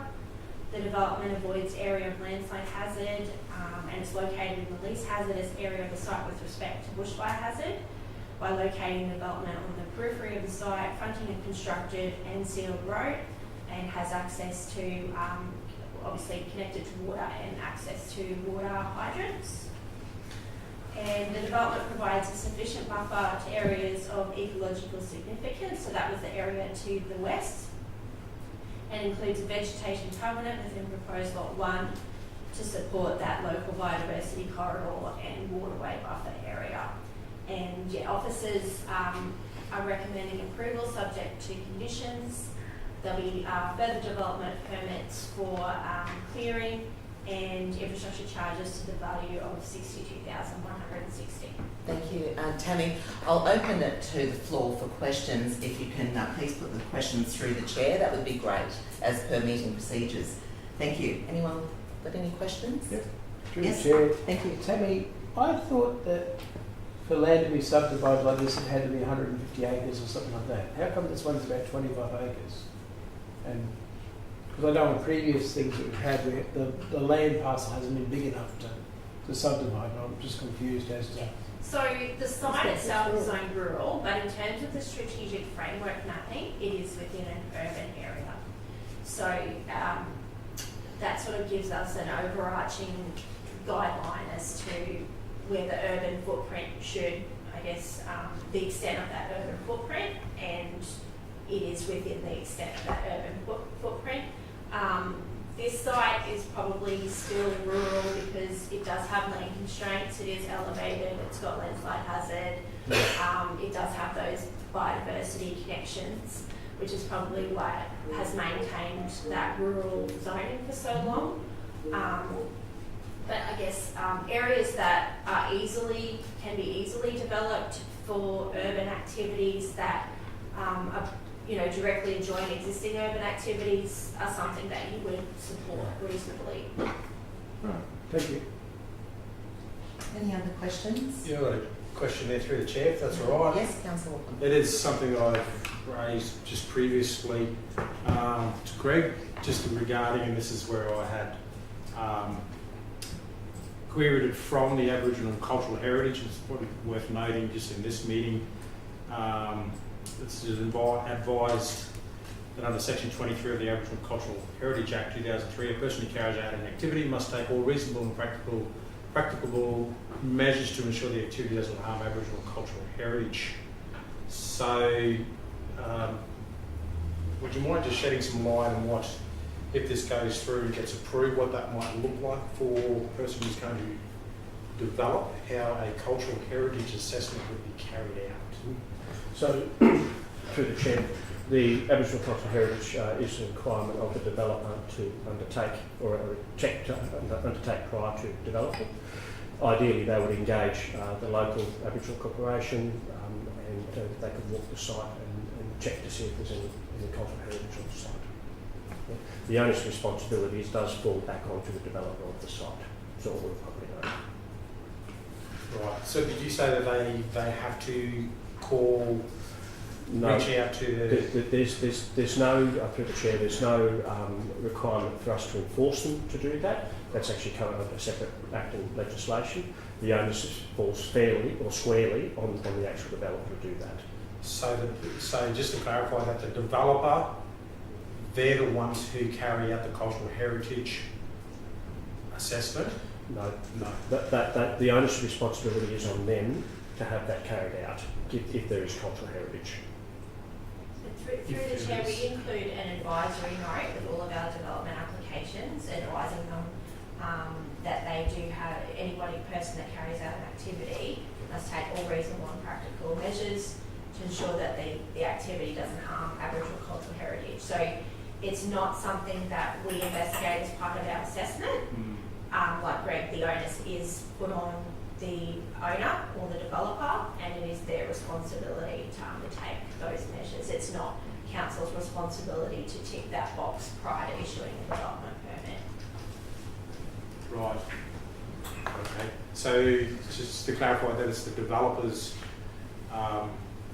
responsibility to carry that out. Yeah. Right. If there was any type of specific cultural site on any development site, that gets flagged either through our planning scheme or through the state planning policy method. So any that are known, we get flagged on, but in terms of the Aboriginal cultural heritage, again, the onus is put back on the landowner or developer. Sure. Okay. All right. Thank you. I appreciate that. A few things go through my head on that one, but it's probably not the time to bring that up. Thank you. So I might ask a segue off that question. So even though the onus is on the developer or the landowner, that's your advisory note, so you're advising them to do so, but they're not under obligation to do so.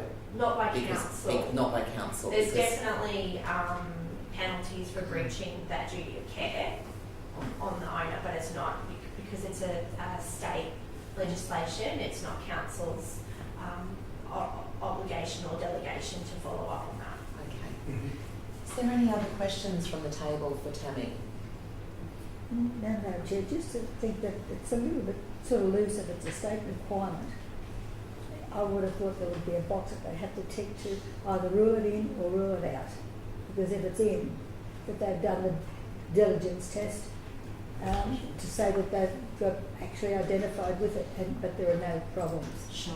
But there's nothing there to do that.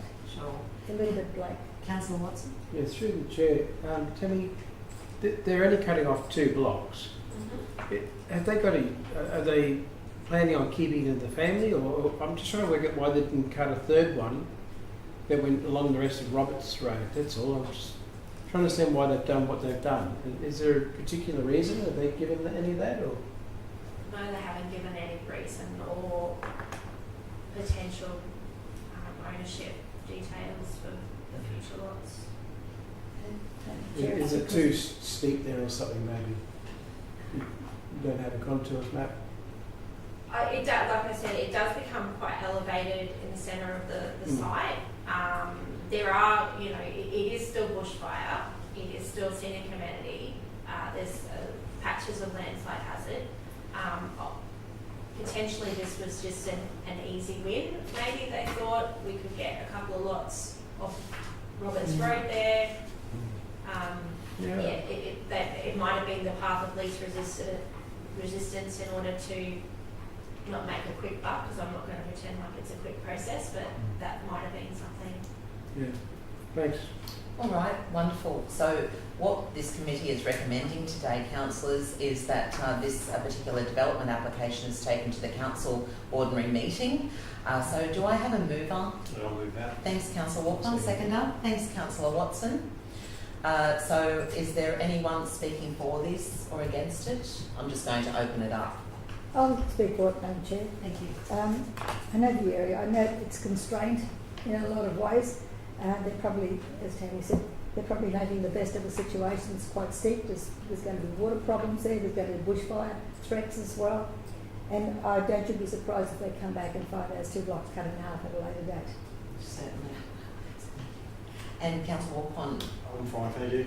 Councillor Watson. I just think we've got a shortage of land, and if someone wants to cut it off and it's saleable, I think it's a good idea. All right, lovely. So I suppose we will now take this to the vote. All in favour? Unanimous. Thank you so much. We'll move our attention to 11.3.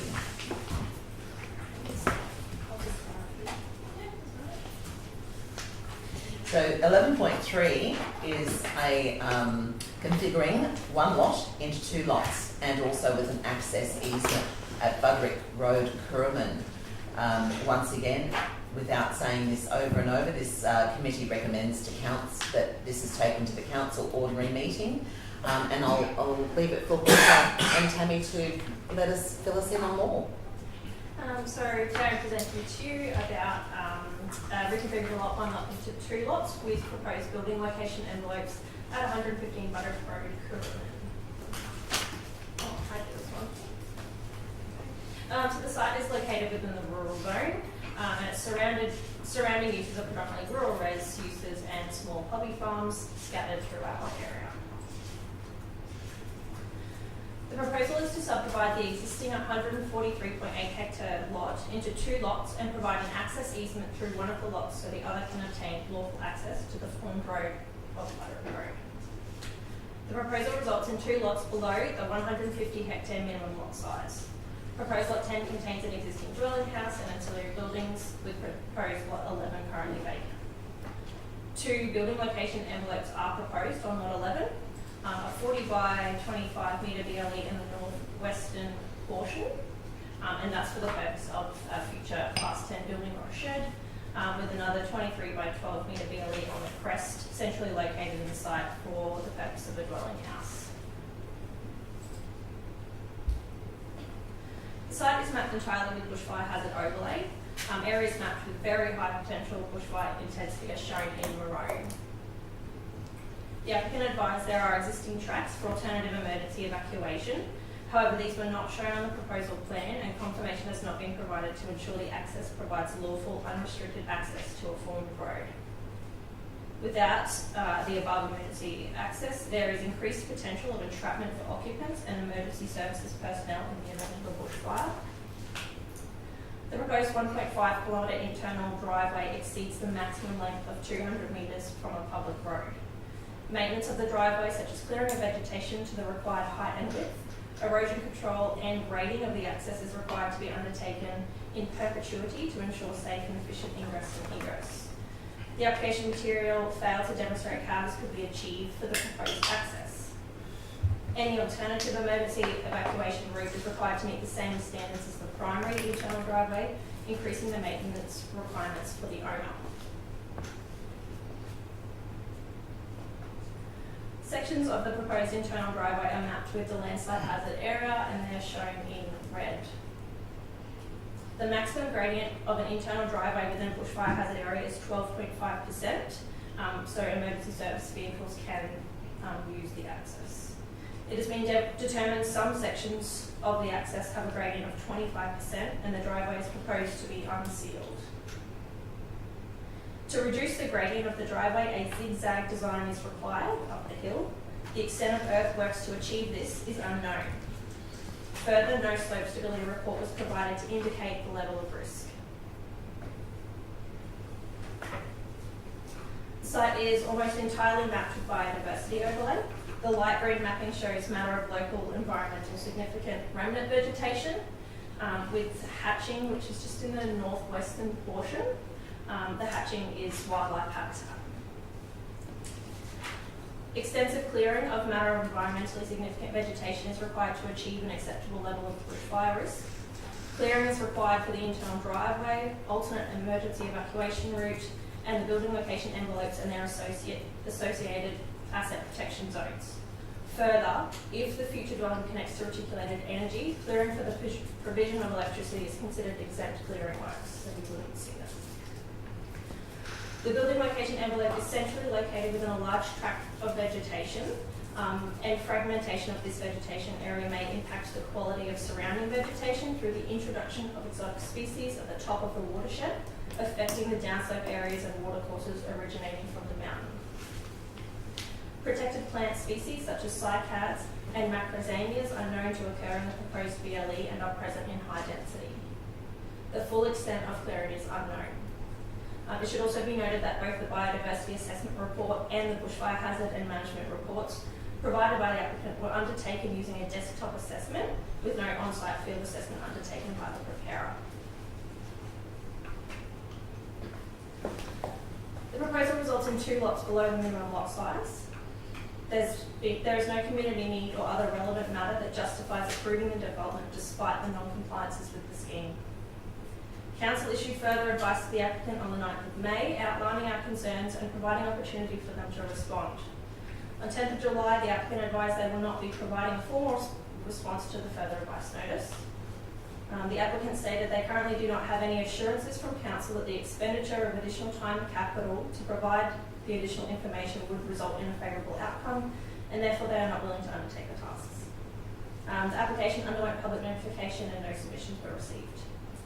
The application was referred to the State Assessment Referral Agency in relation to the mapped regulated vegetation, and SARA did support the proposal. So upon assessment, the proposal is unable to meet the overall outcomes of the strategic framework for rural places, the reconfiguring a lot code, rural zone code, biodiversity overlay code, bushfire hazard overlay code, landslide hazard overlay code, scenic amenity overlay code, and the development works code, and officers are not supporting the proposal. Thank you, Greta. Thanks for all of that. So just to remind councillors at the table here that this committee is only recommending that this is taken to the ordinary meeting, although the officers do not support this and are going to refuse the application. So if you do vote for this to go through, you're under no obligation to say, hey, I'm refusing it, or I disagree with it. It's merely just to take it to the ordinary meeting for further debate. But I'll open it up for questions. If I can just go back to the bushfire through the chair, to the bushfire overlay and the landslide overlay. I just got lost a bit with the colours and where I was actually looking for the block of land. Yeah. So here's the proposal. Mouse is working. So you can see there's an access track in the north there. Thank you, Lisa.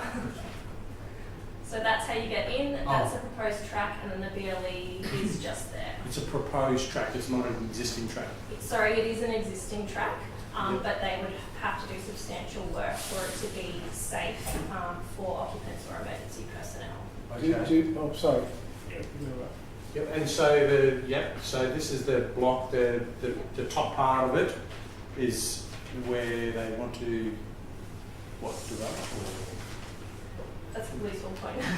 So that's one lot that already has a house and a shed on it. Yep. And then they're proposing an additional lot, lot 11, which is currently vacant. And they've got 2 building location envelopes, one at the crest of the hill for a dwelling, and then one there for a shed, because there isn't sufficient flat land. So they want to develop, they want to subdivide that number 11, is that right? Okay, yep. And now the bushfire and the Yeah. landslide. So the crest sort of follows that maroon colour along the centre. So it just that's the crest of the hill, and the building location envelope will be in that maroon colour. So when the bushfire has an overlay, that just means so me there's- being you, bushfire has an overlay means high possibility. Is that what it means? It means high risk. High so risk, yeah. there's if it's not mapped, it's considered low risk. Then there's a hatching, which is potential buffer area, so there's a bit of risk, and then it goes through medium, high to very high. And that might be based on the topography of the land, the density of the vegetation. Through the chair, so the maroon colour is very high, the red is high, and the yellow is medium. So the darker the colour means the more intense that the bushfire hazard is. And usually, and specifically with this site, so the maroon areas are the ridge line. So bushfire traditionally travels uphill, depending on wind obviously, but so you'll find that the tops of ridges are often very high, hazardous, and then what that means is the higher the hazard, the greater the clearing or the higher bushfire mitigation you have to undertake in order to meet the bushfire attack level that you're deemed as. Great, that's clarified the colours. And Yeah. just the landslide. Yeah.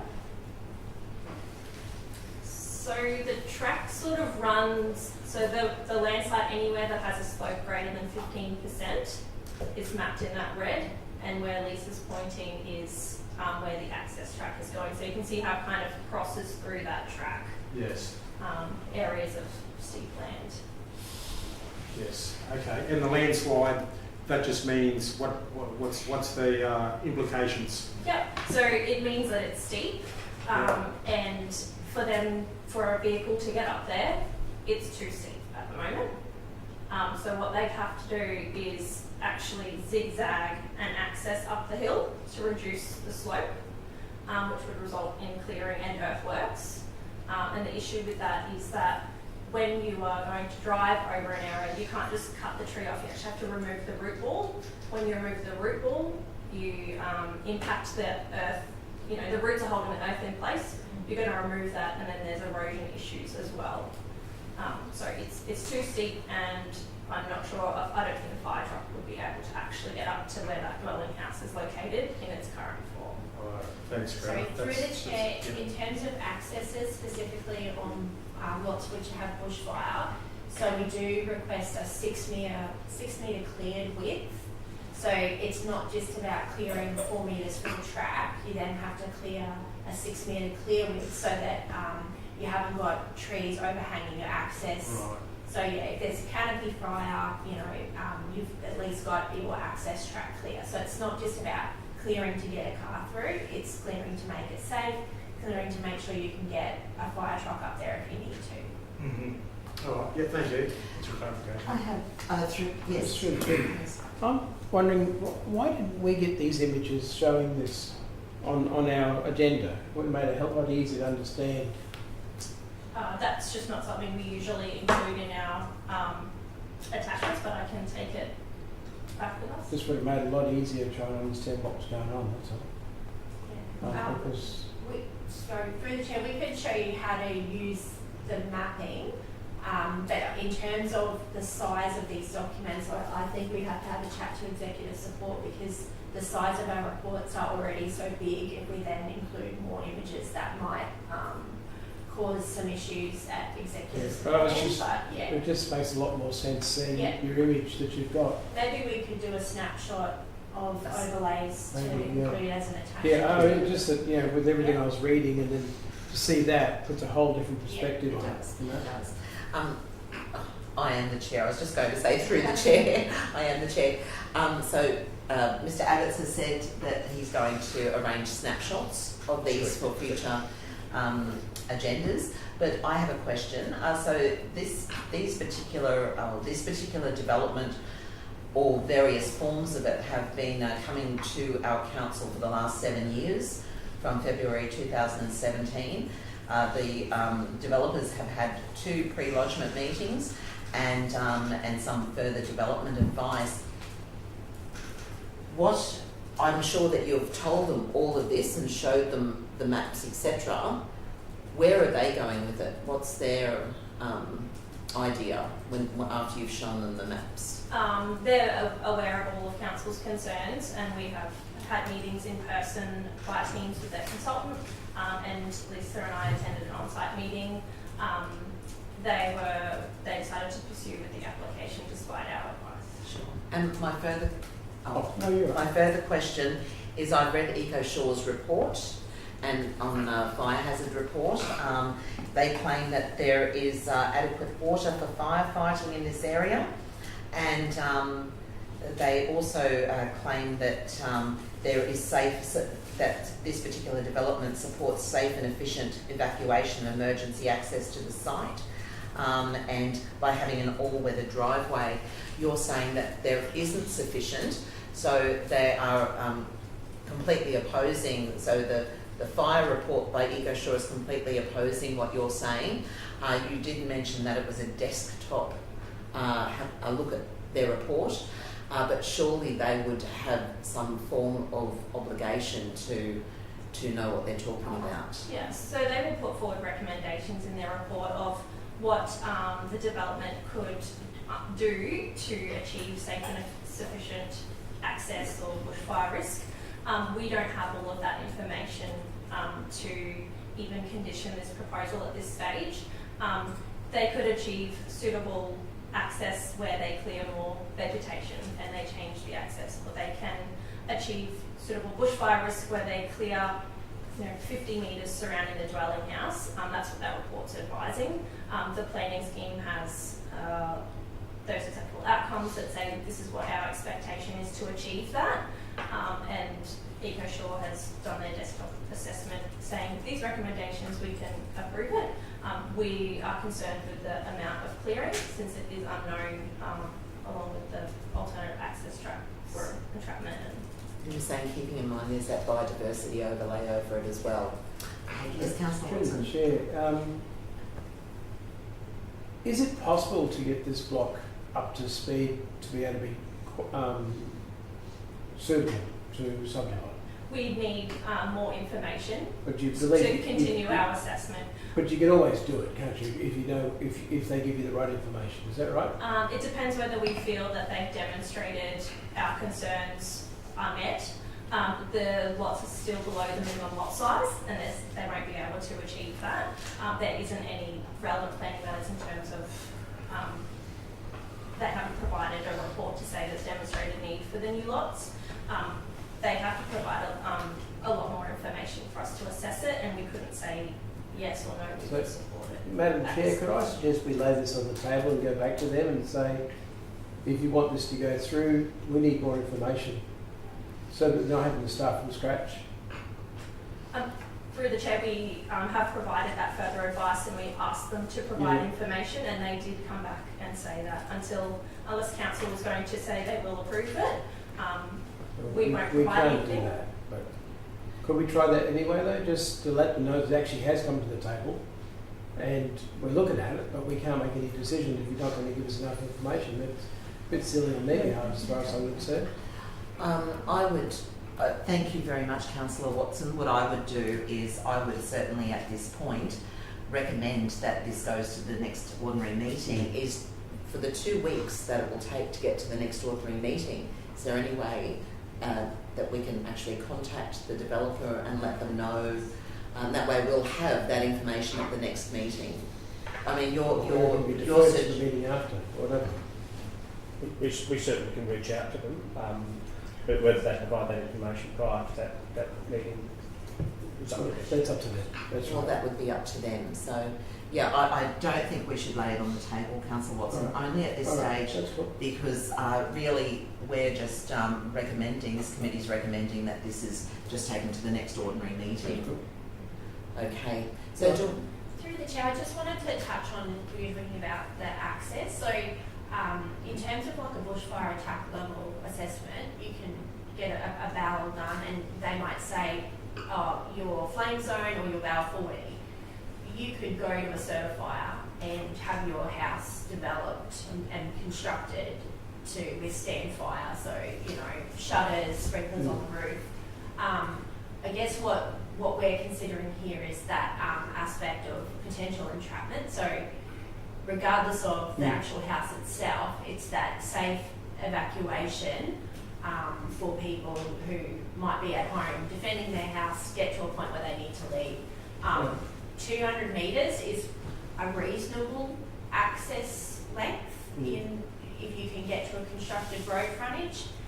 This access is about 1.5 kilometres long. Look, I'm just remembering when we had the fires, and I knew of a family that jumped in the pool when the fire went over the top.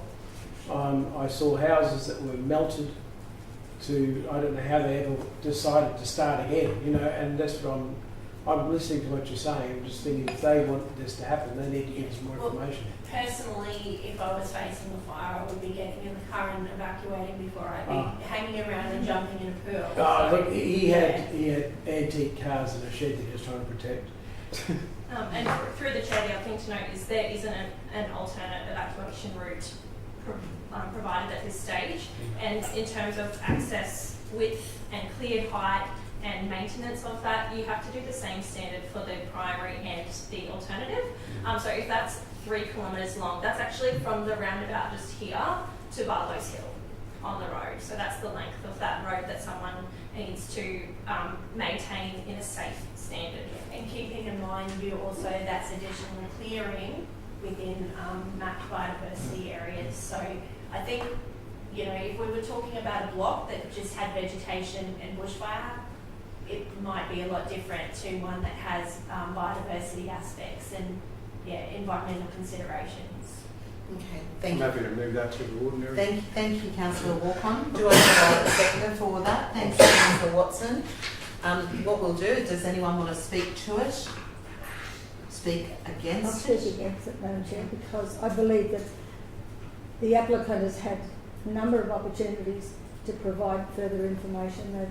They've already had 2 pre-lodgement meetings, and they know that council's feelings are legitimate, and obviously they don't really want to know. They're not prepared to cooperate and provide further information that would, and as for the, come back with more information so that we might consider approval. We can't give them any suggestion that we could approve it. Of course. Certainly. So Councillor Maker, I'll just stop you there for a moment. You're speaking for it because... I'm speaking against.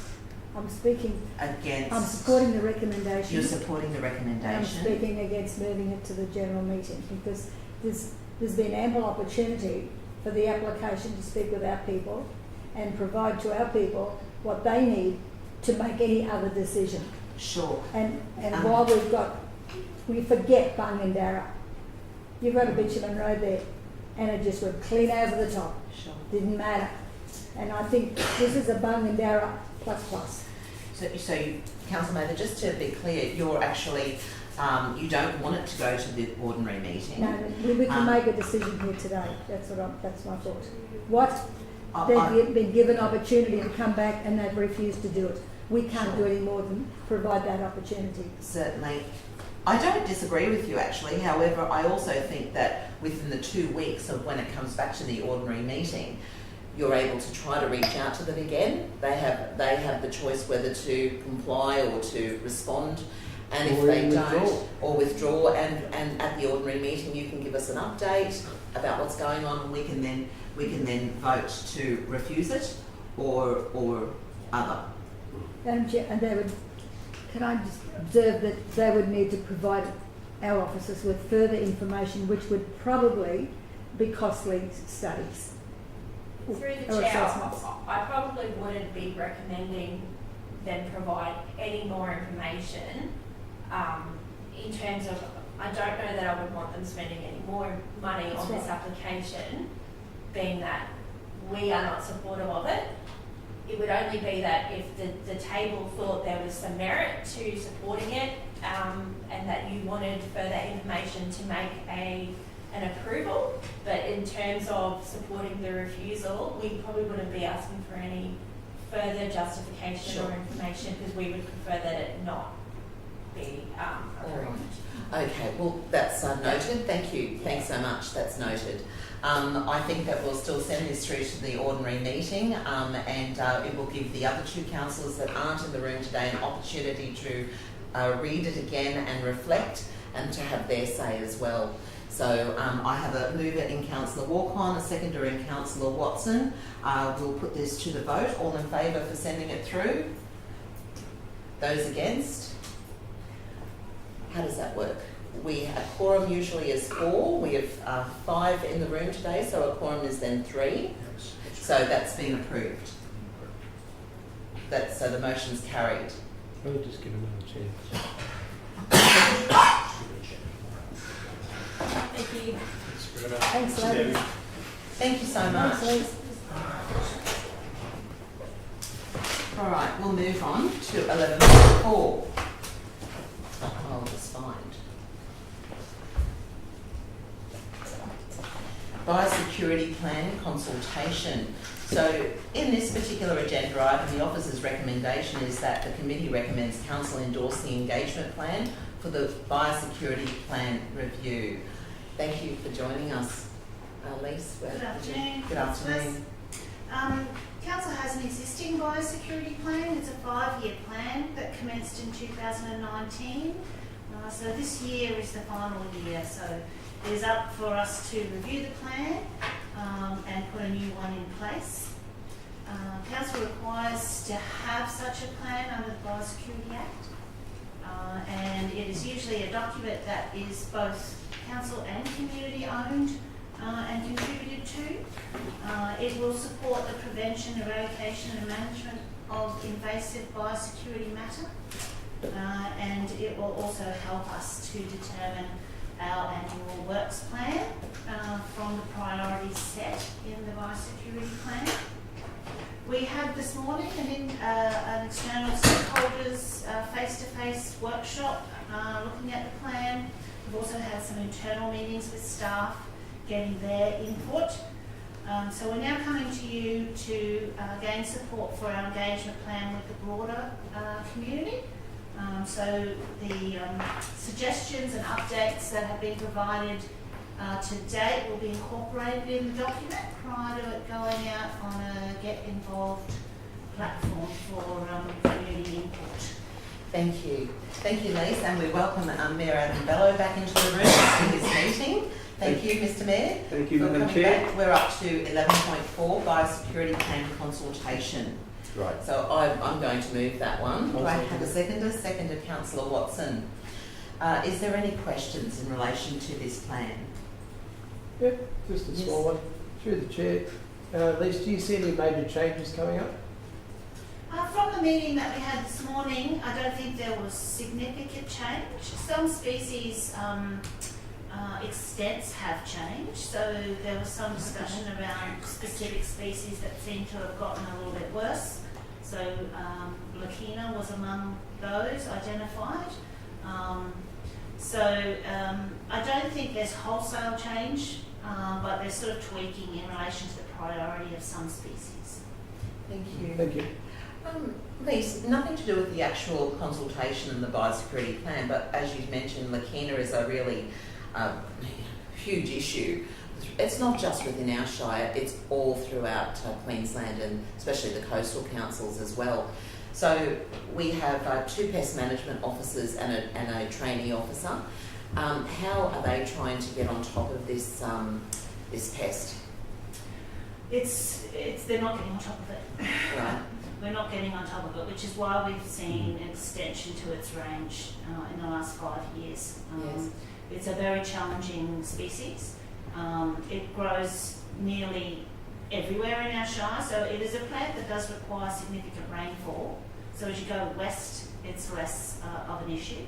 But here on the more wet coastal lands, it loves it, and from all different land types right down into our mangroves and especially creek lines. So yes, it is a big problem, and other local governments around us face the same issue. It's not declared by the state, so it's not an invasive species under the Biosecurity Act. We have it as a locally declared species, as do other local governments around us, such as Rockhampton and Gladstone. So that's how we respond to it. Okay. Are there any grants that can be undertaken through the state or federal government in relation to these pest plants, such as Lakina? So there's limited funding that's specifically directed at biosecurity matters, other than the Queensland Federal Pest Initiative, which you're aware of, but that really requires that the target is very strategic and the project is very strategic. And given the widespread nature of this, we'd be unlikely to meet those requirements. But on a question of ecosystem management and improving the health of waterways, there's some funding there. So Council has put in for a funding application for the Fig Tree Creek catchment, or sections of it. And this weed, along with Singapore daisy, and the blue morning glory vine, which is so significant in those creek lines, are targets for that project. We're waiting for a determination on that grant application. Thank you. Are there any questions? Yes, Lisa, I think the first thing we've got to do is to get the government to recognise it should be a declared species, because as you say, we're not controlling it. And we've had a clean-up along the Millman Road going back some years ago. We've had to take a bulldozer. Now, when you're looking at the fuel and the manpower of a bulldozer on every road reserve around and every creek habitat, we're not going to get over it. We'll never be able to pay for it. I think we've got to get all local governments on board. Those of us who are affected along the coastal strip where the rainfall comes in, they'll come on board. But we've got to start right back there, because once it becomes declared, then the government has to step in. Because otherwise we're just fighting our own little battle. And we can't do it, we'll never be able to afford it. And we're losing our land as it goes. It's in my creek too, because Oliver Estates, it's in its parklands. It's come under the road into my place. I've got trees, something like that, just so big. And it's getting my land as well. There was some discussion around that. So a similar plant, well, not similar plant, but a similar issue is hymenacne, which was brought in as an agricultural product to help with grazing, similar to Lakina being used as a grazing fodder.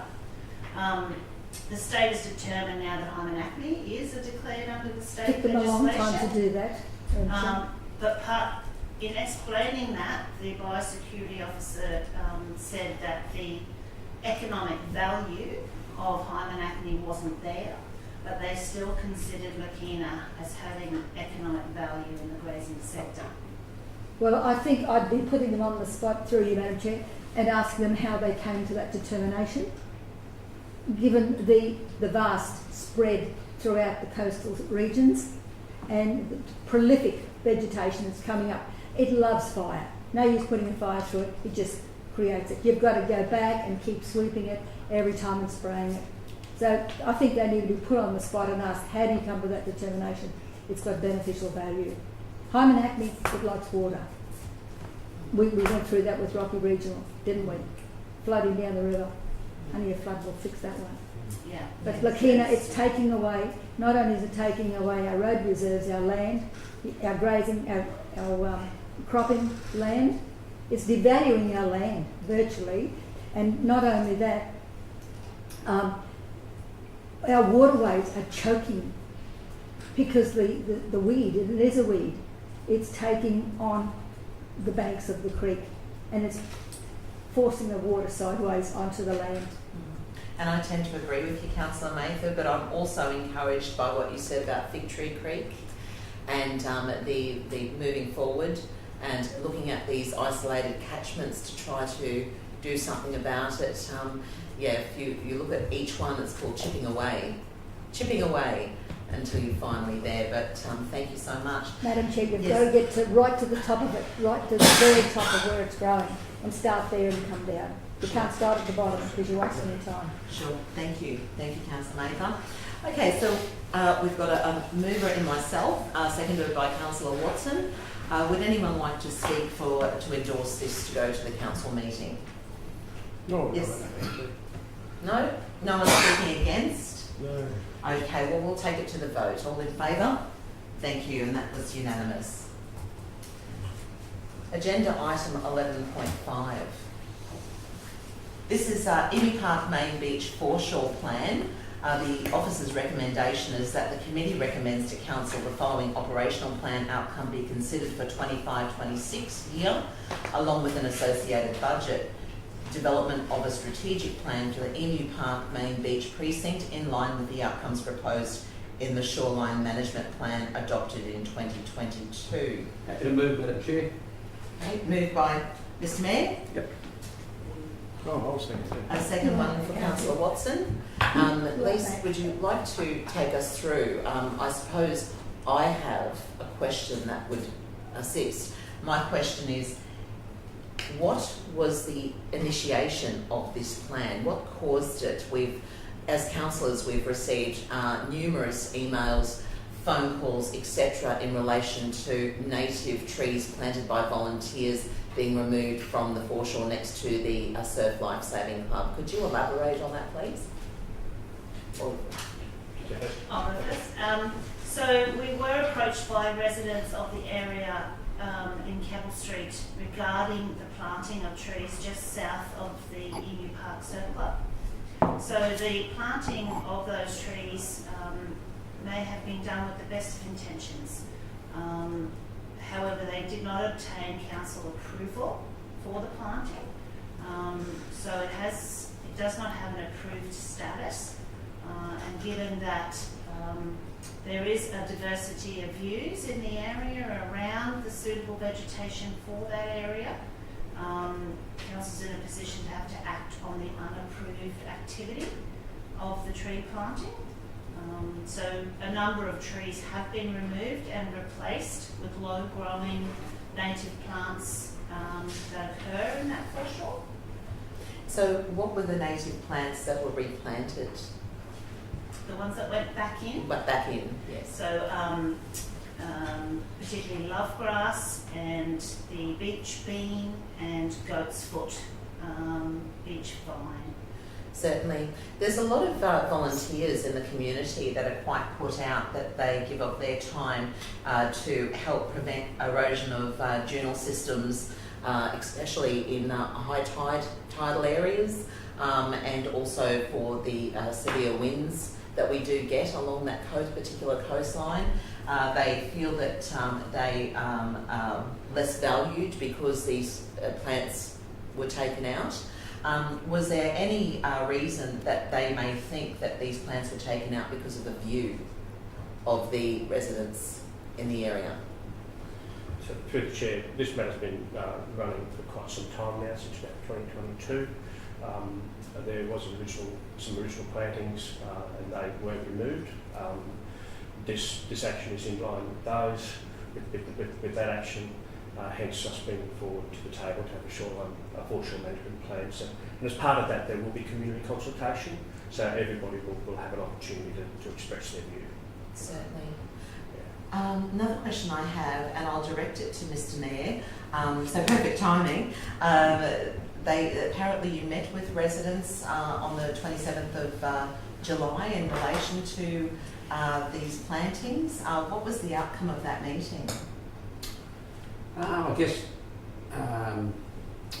like we often find ourselves in a position where we're meeting with a whole range of people to do with issues, and we meet with people who are very supportive of something, we meet with people who've got a different view, and it's incumbent on us as certainly as a mayor and councillors to meet with all people and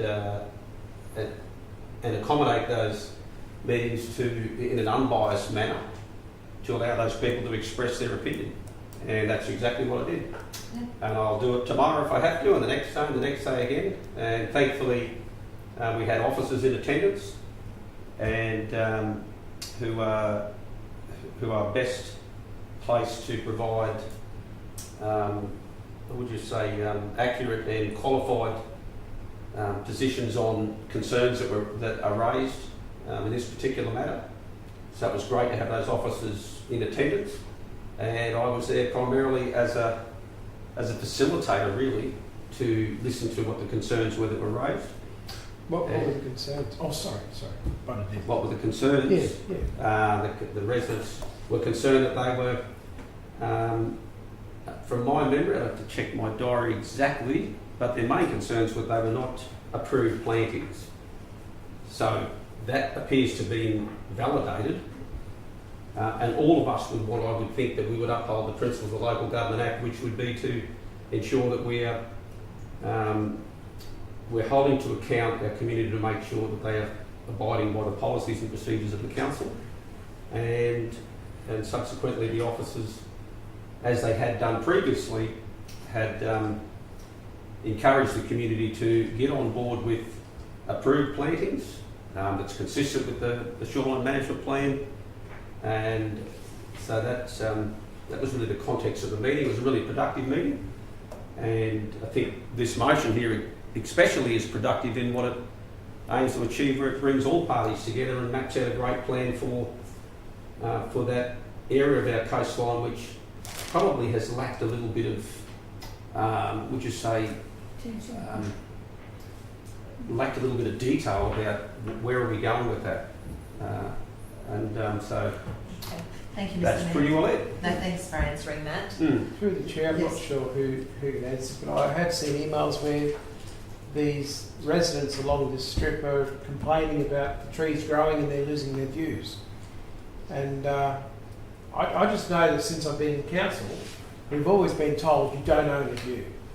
And all of a sudden, every subdivision that we've been involved with that's had a view, that we've said you can't do anything about it because you don't know the view, well now you do. And then on top of that, your signs on Kent Beach totally overwrite everything we've ever done, because they were put there because that trees were destroyed because someone was looking for a view. These are the anti-vandalism signs. Yes, the anti-vandalism signs. Just through the chair, Yes. I'll just. Yeah, I spoke to a couple of the residents. I spoke to quite a few of them, Yeah, and many emails. And I understand what you're saying, because view does not. But what the mayor's saying is that you can't just go out and plant trees willy-nilly Yes, but without getting permission. I've also That's received what emails I'm saying. saying that area's never had trees, whereas I was talking to one of the residents who's been a long-term resident since he was a child and he'd be in his 60s now. And he said, the reason there's never been any trees here is because every year we burnt them down, he said. He said that's why no one has any recollection of trees growing. Again, all I'm just saying Yeah, is but that you can't just go plant trees wherever you want. That's all I'm saying. They can. I'm not against the view. I don't care if there's trees there or not. All I'm But getting they've got is to do the right way. It could be, but at the same time, this is all about views. And we've got dunes there, and our earth is changing, and they may not have had trees there in the past, but our environment's changing, and we have to protect these dunes. We have to have trees in. Low shrubs. I was speaking to a horticulturalist yesterday. They said those low shrubs that we're talking about possibly putting in won't do the job of the trees that are needed. It will help, but it won't do the job. So And we've got to be careful of what we do So in the thank future. you, Councillor Watson. On that note, I might just... Can I just finish? Sorry. I'd like to know, can we go to King & Co and get a wording on who owns the view? Because I think it's important that we find out once and for all who owns the view, because I was told yesterday by a bloke who's ex-National Parks that we don't own the view. It is... So you cannot change it. You're proposing, excuse me, Councillor, you're proposing a procedural motion. I'd like a procedural motion just to ask for that in particular and get a final thing. Do we own the view or not? Yeah, so, okay, so we'll take that to the vote very shortly. So Councillor Watson's proposing a procedural motion to obtain legal advice through Council's... Question, if I may, Madam Chair. Yes. Is there anything that would stop us from getting that advice? Absolutely fine, but we still can continue on with the item at hand, because irrespective of what that advice I is, understand what you're saying. it's not... No, it's got nothing to do with the thing, but a procedural motion was brought to the table, so we'll deal with that first. Madam Chair, do we have a live motion already on the table? There is the live motion is to take this to the recommends to take it to the council. So there was no mover of the officer's there's recommendation. It's been moved and seconded. It's been moved and seconded. Yes, there's a live motion. So that comes. Yeah. So you can have a procedural motion, but we'll take. So Councillor Watson's put a procedural motion. Now, I just need the wording because this is by exception, isn't it? Madam Chair, do we have to pay for a legal opinion? I know we need to get a legal opinion. I think we do. But because there would be case histories in the courts that we could get for nothing. Possibly. I personally I think think the that CEO has an answer. The CEO might be able to find those case histories. So with respect, I'm just going to advise council members that chair seeking motions.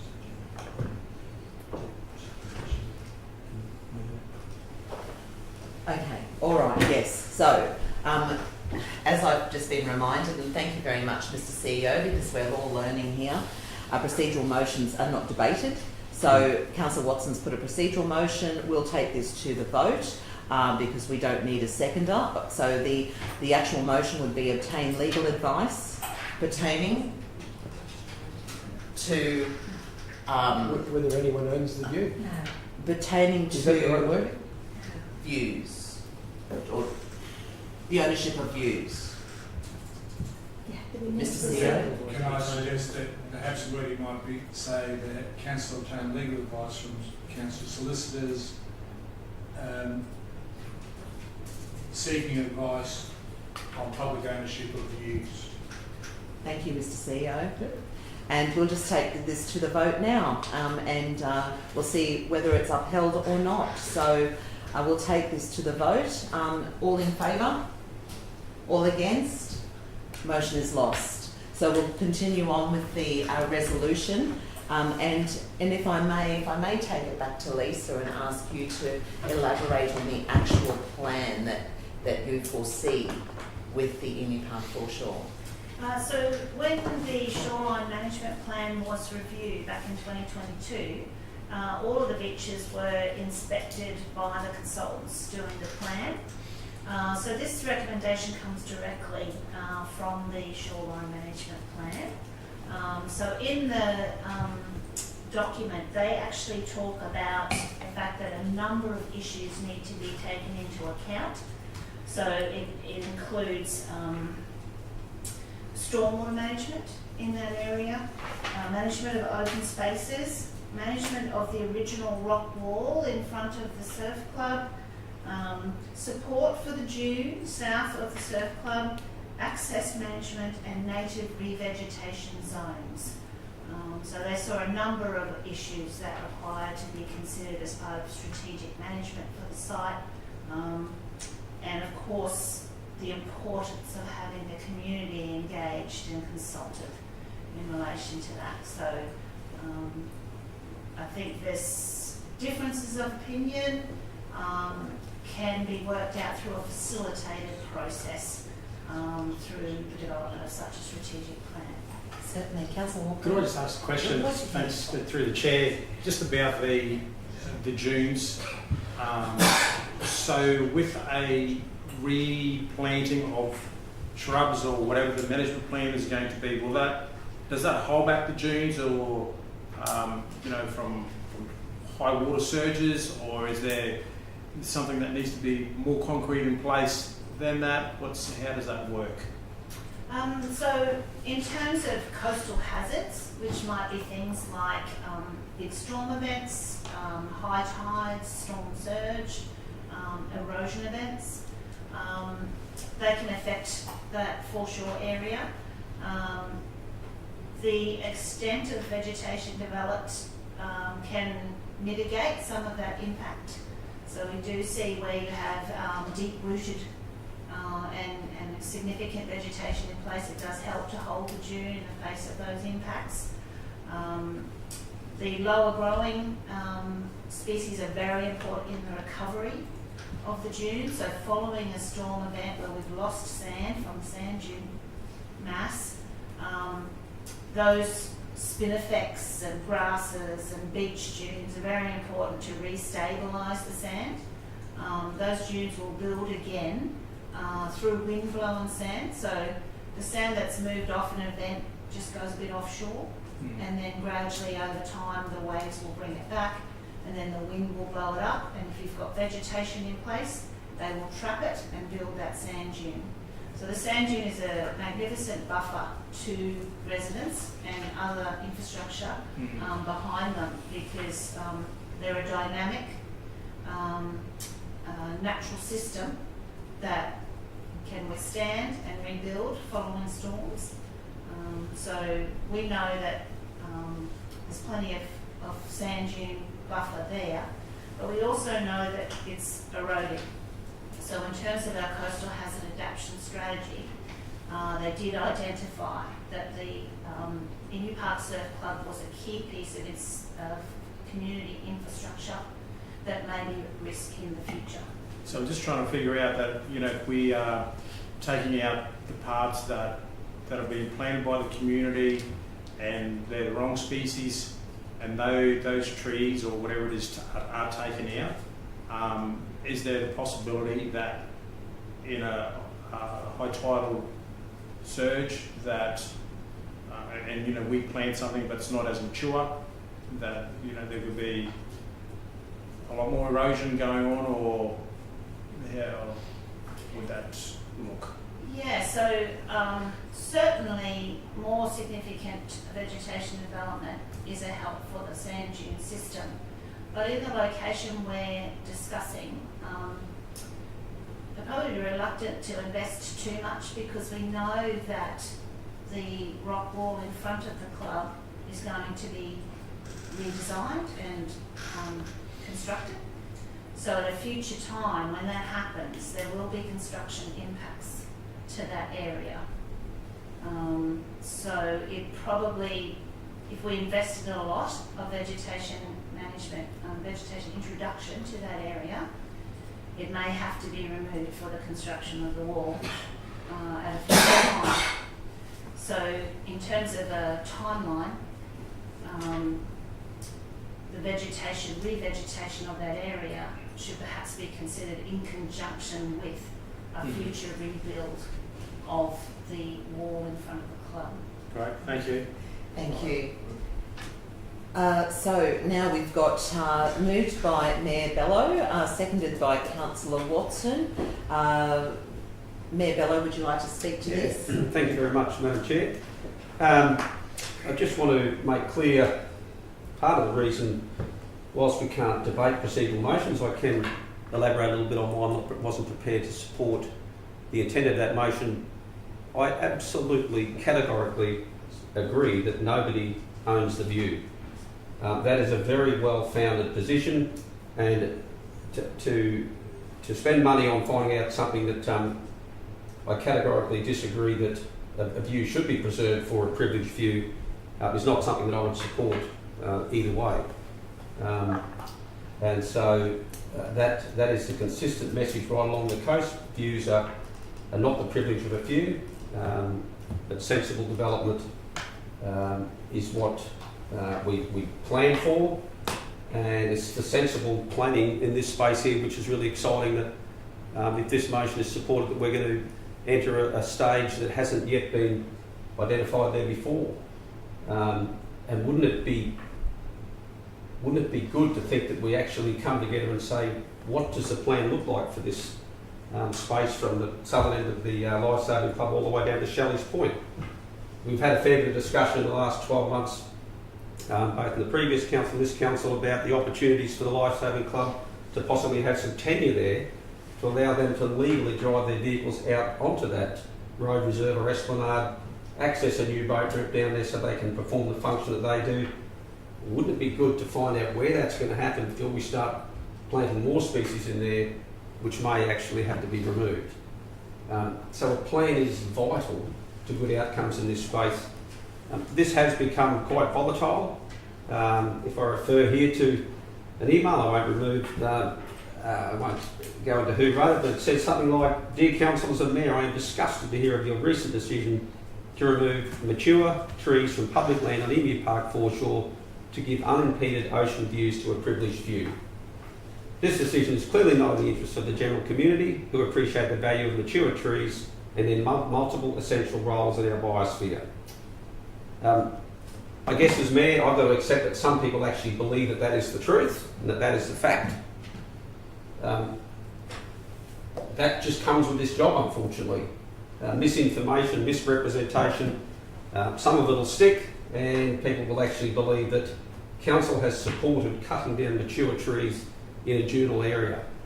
I hope that we, as a council, can stand together and say to that community there, to help them be informed and know what the truth is, that no one at this table is supporting cutting down mature trees to improve somebody's view. That would be absolutely against all the principles and values that we adhere to as a council on behalf of our community. So I know that we don't support that.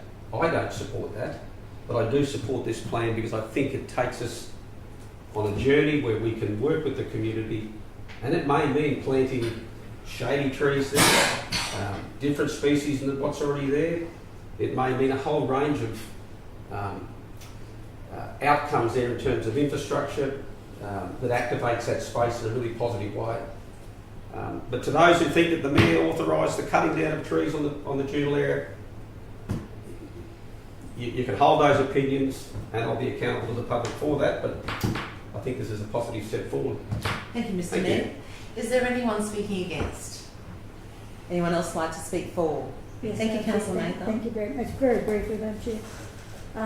I take it that you didn't give us authorisation for mature trees to come down. You didn't sort of make that clear at the end, but I took that that's not the case. I got a lot of those letters too.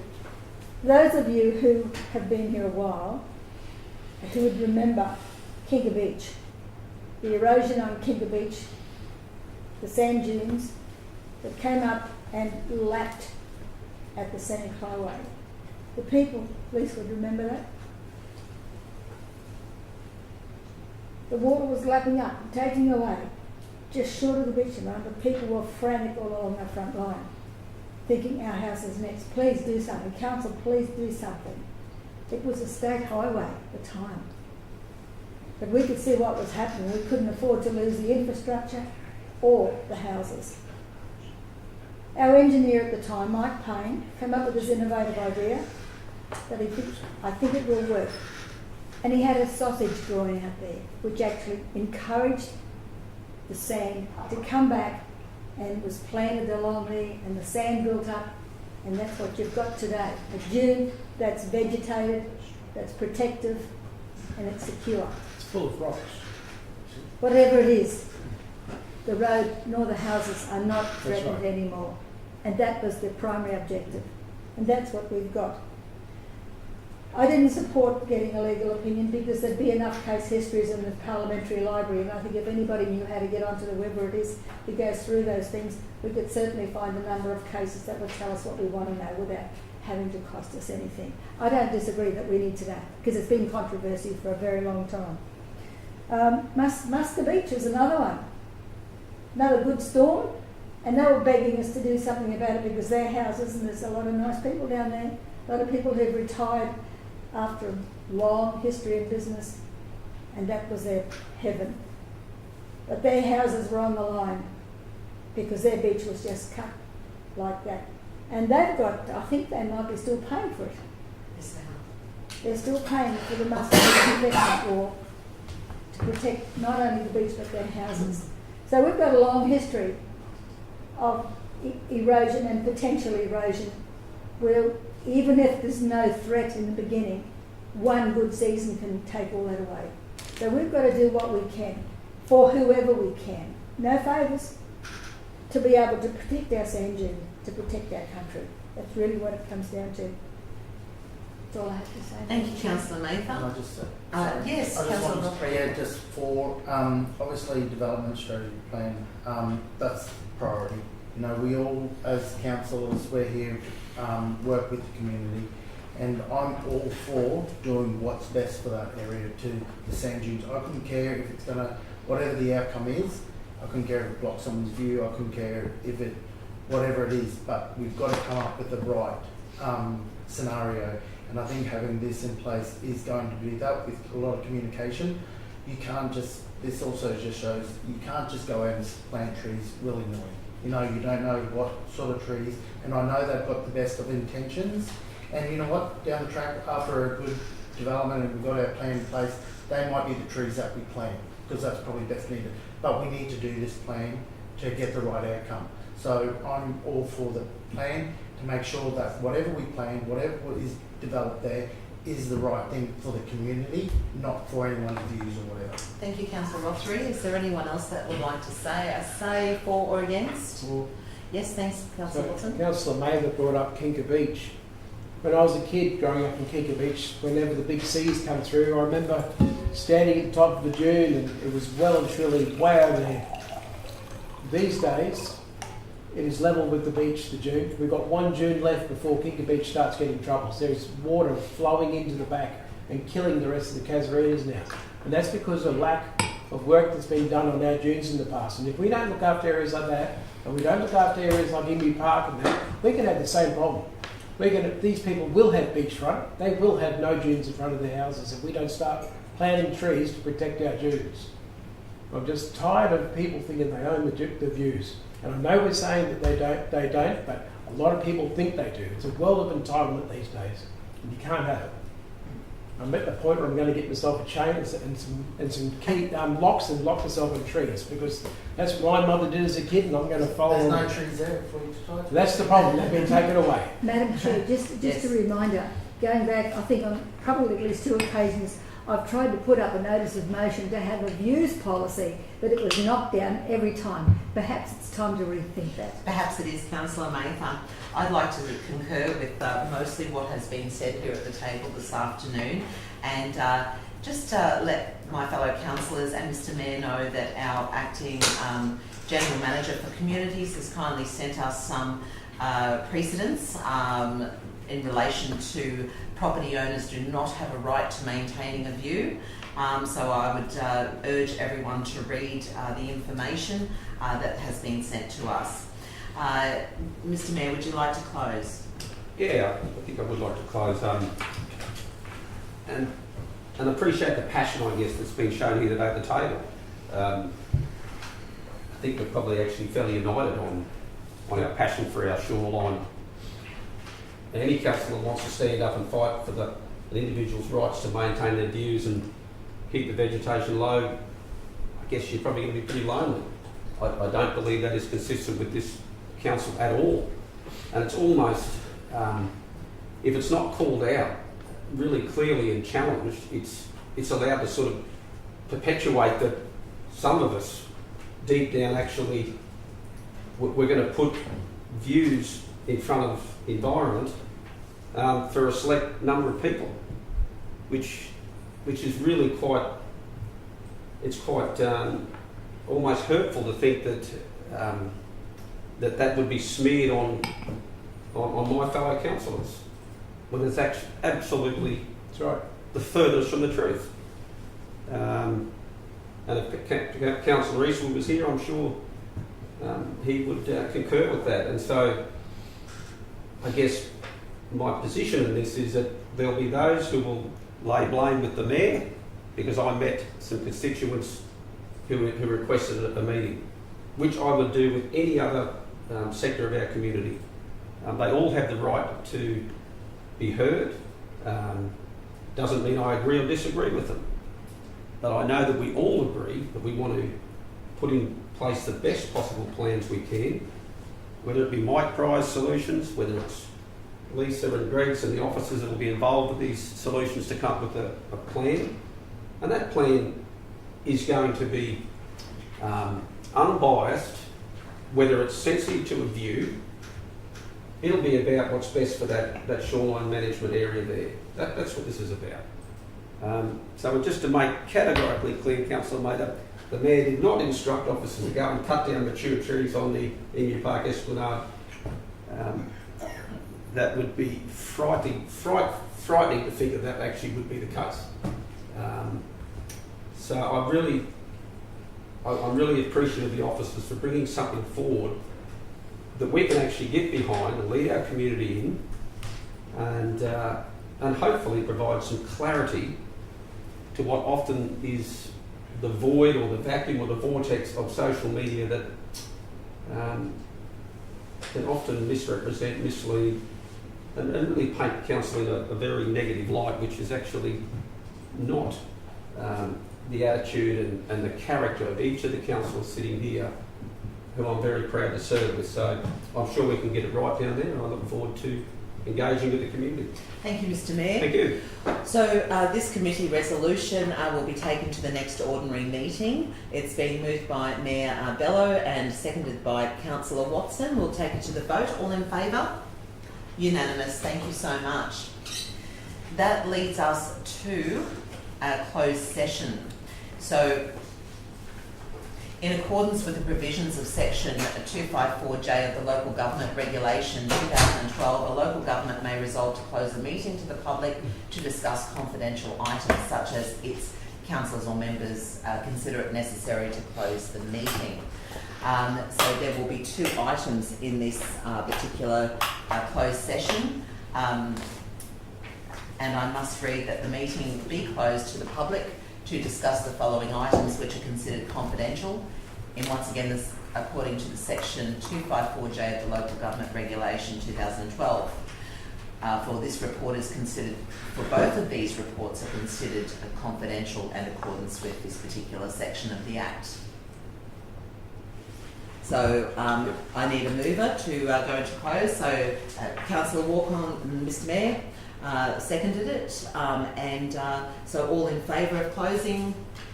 Unanimous. Thank you.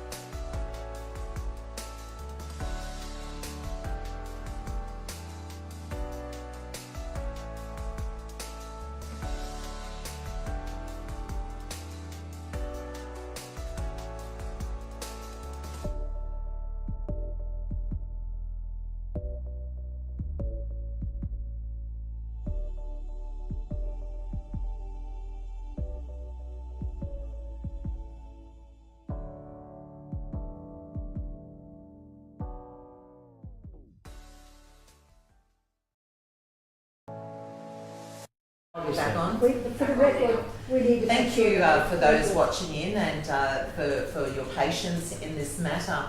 We have two particular resolutions to bring before you. The first one is that the committee resolution is that committee recommends to council the contribution charges amounting to $59,274.21 associated with the following applications: DY 2007-495, 2008-144, 2008-301 and 2003-79 be redeemed unrecoverable and no further action required. It's been moved by Councillor Mather and seconded by Mayor Bello. Councillor Mather, would you like to speak to this? I think I'm very clear on the facts surrounding this matter, and it is out of our jurisdiction at the moment because we cannot recover that money from subsequent owners of the property. So we've lost our opportunity through the time. And I would hope it would go to the audit committee just for review. Thank you. Thank you, Councillor Mather. Is there anyone speaking against? Anyone else speaking for? Shall we take it to the vote? All in favour? Unanimous. Thank you so much. The second and last resolution of this particular standing committee is that the committee recommends to council the CEO be authorised to make inquiries regarding the cost of acquisition of a portion of land to allow lawful access to a beach. On the proviso, no commitment to acquire the land is made without further approval by council and identified source of funding being provided to council's satisfaction. We have a mover of Mayor Bello and seconded Councillor Rothery. Mayor Bello, would you like to speak to this? Yeah, just to say good work from the officers for identifying potentially the benefits that could come from this, and you will not know unless you have a go, but importantly we will have further decisions to make along the way if any opportunities open up, and that is a good outcome if we can achieve that. Thank you, Mayor Bello. Is anyone speaking against it? Yes, Madam Chair, I think, does that satisfy the finality principle? I believe so. Because it's on a proviso of that. Yep. I think it does, Councillor. But this is not the first time we have used that resolution in a motion. So Yes. that is satisfied. Thank you, Councillor Mather. We have used this resolution before, and the precedent has been set. I probably raised it before too. Yes. Madam Chair, this section of beach worries me more than any other section of beach because it's caused so much grief to our Councillor local. Mather, I just caution you not to discuss anything in relation to the whereabouts of this beach. We've just come out of confidential and it has not been identified in the resolution. Yes. Well, we've got lots of beaches and they all pose some sort of, concern to our local law officers for one reason or another. This is no different. And I think this is a little premature, this move here, because we really don't know a lot about the facts that we're dealing with at this point in time. And I think to go off making inquiries when we are not familiar with all the facts. And So you're speaking against? Yes, thank you. Okay. Anyone else speaking for? Anyone else speaking against? Thank you, Councillor Watson. In regards to this particular beach, I think we just leave things how it is. I don't think we need to get anyone's hopes up, and it has never been accessible, and I don't think it should change. Thank you, Councillor Watson. By land, anyway. Open up the table. Councillor Walker, would you like to? Yeah, I just want to speak for it because there's no decision that's just going to be made just in terms of what's going to happen with this. It's just, I see it just purely as data gathering, and from that we could make decisions accordingly if things go that way. So there is the statement that says that on the proviso, no commitment to acquire the land is made without further approval by council. And so because of that, there is no commitment other than just finding out. So that's why. Thank you. Councillor Rothery, do you have? I'm going to speak against it, even though it's only a committee recommendation and not the actual resolution itself.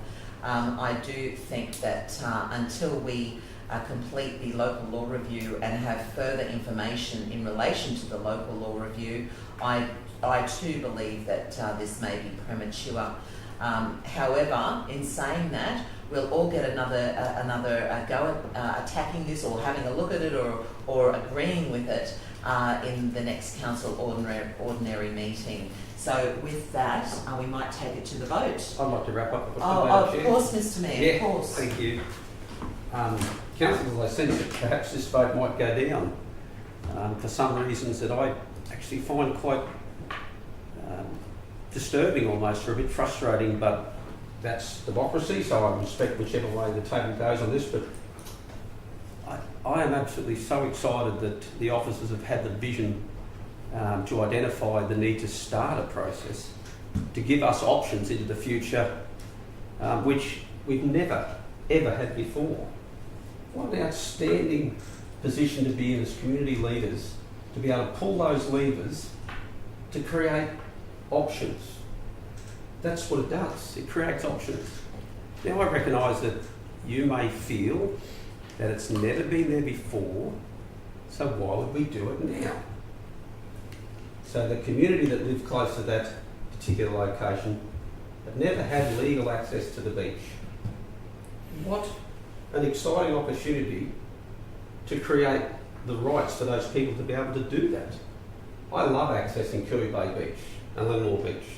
Being able to just walk down there, and just enjoy the incredible privilege of accessing the beach. The community in this location don't have that luxury. They don't have that right. Yet as a council, we have the ability to actually step in that direction and see what options are available to us that we can then either pull levers or not pull levers. That's creating opportunity. For me, that's why I signed up to council, to create opportunities. And if we don't start, you won't know what possibilities come around the next corner. And I'm eager to look to see what comes at the next corner. So that's why I'm really prepared to support the officer's recommendation in this particular one.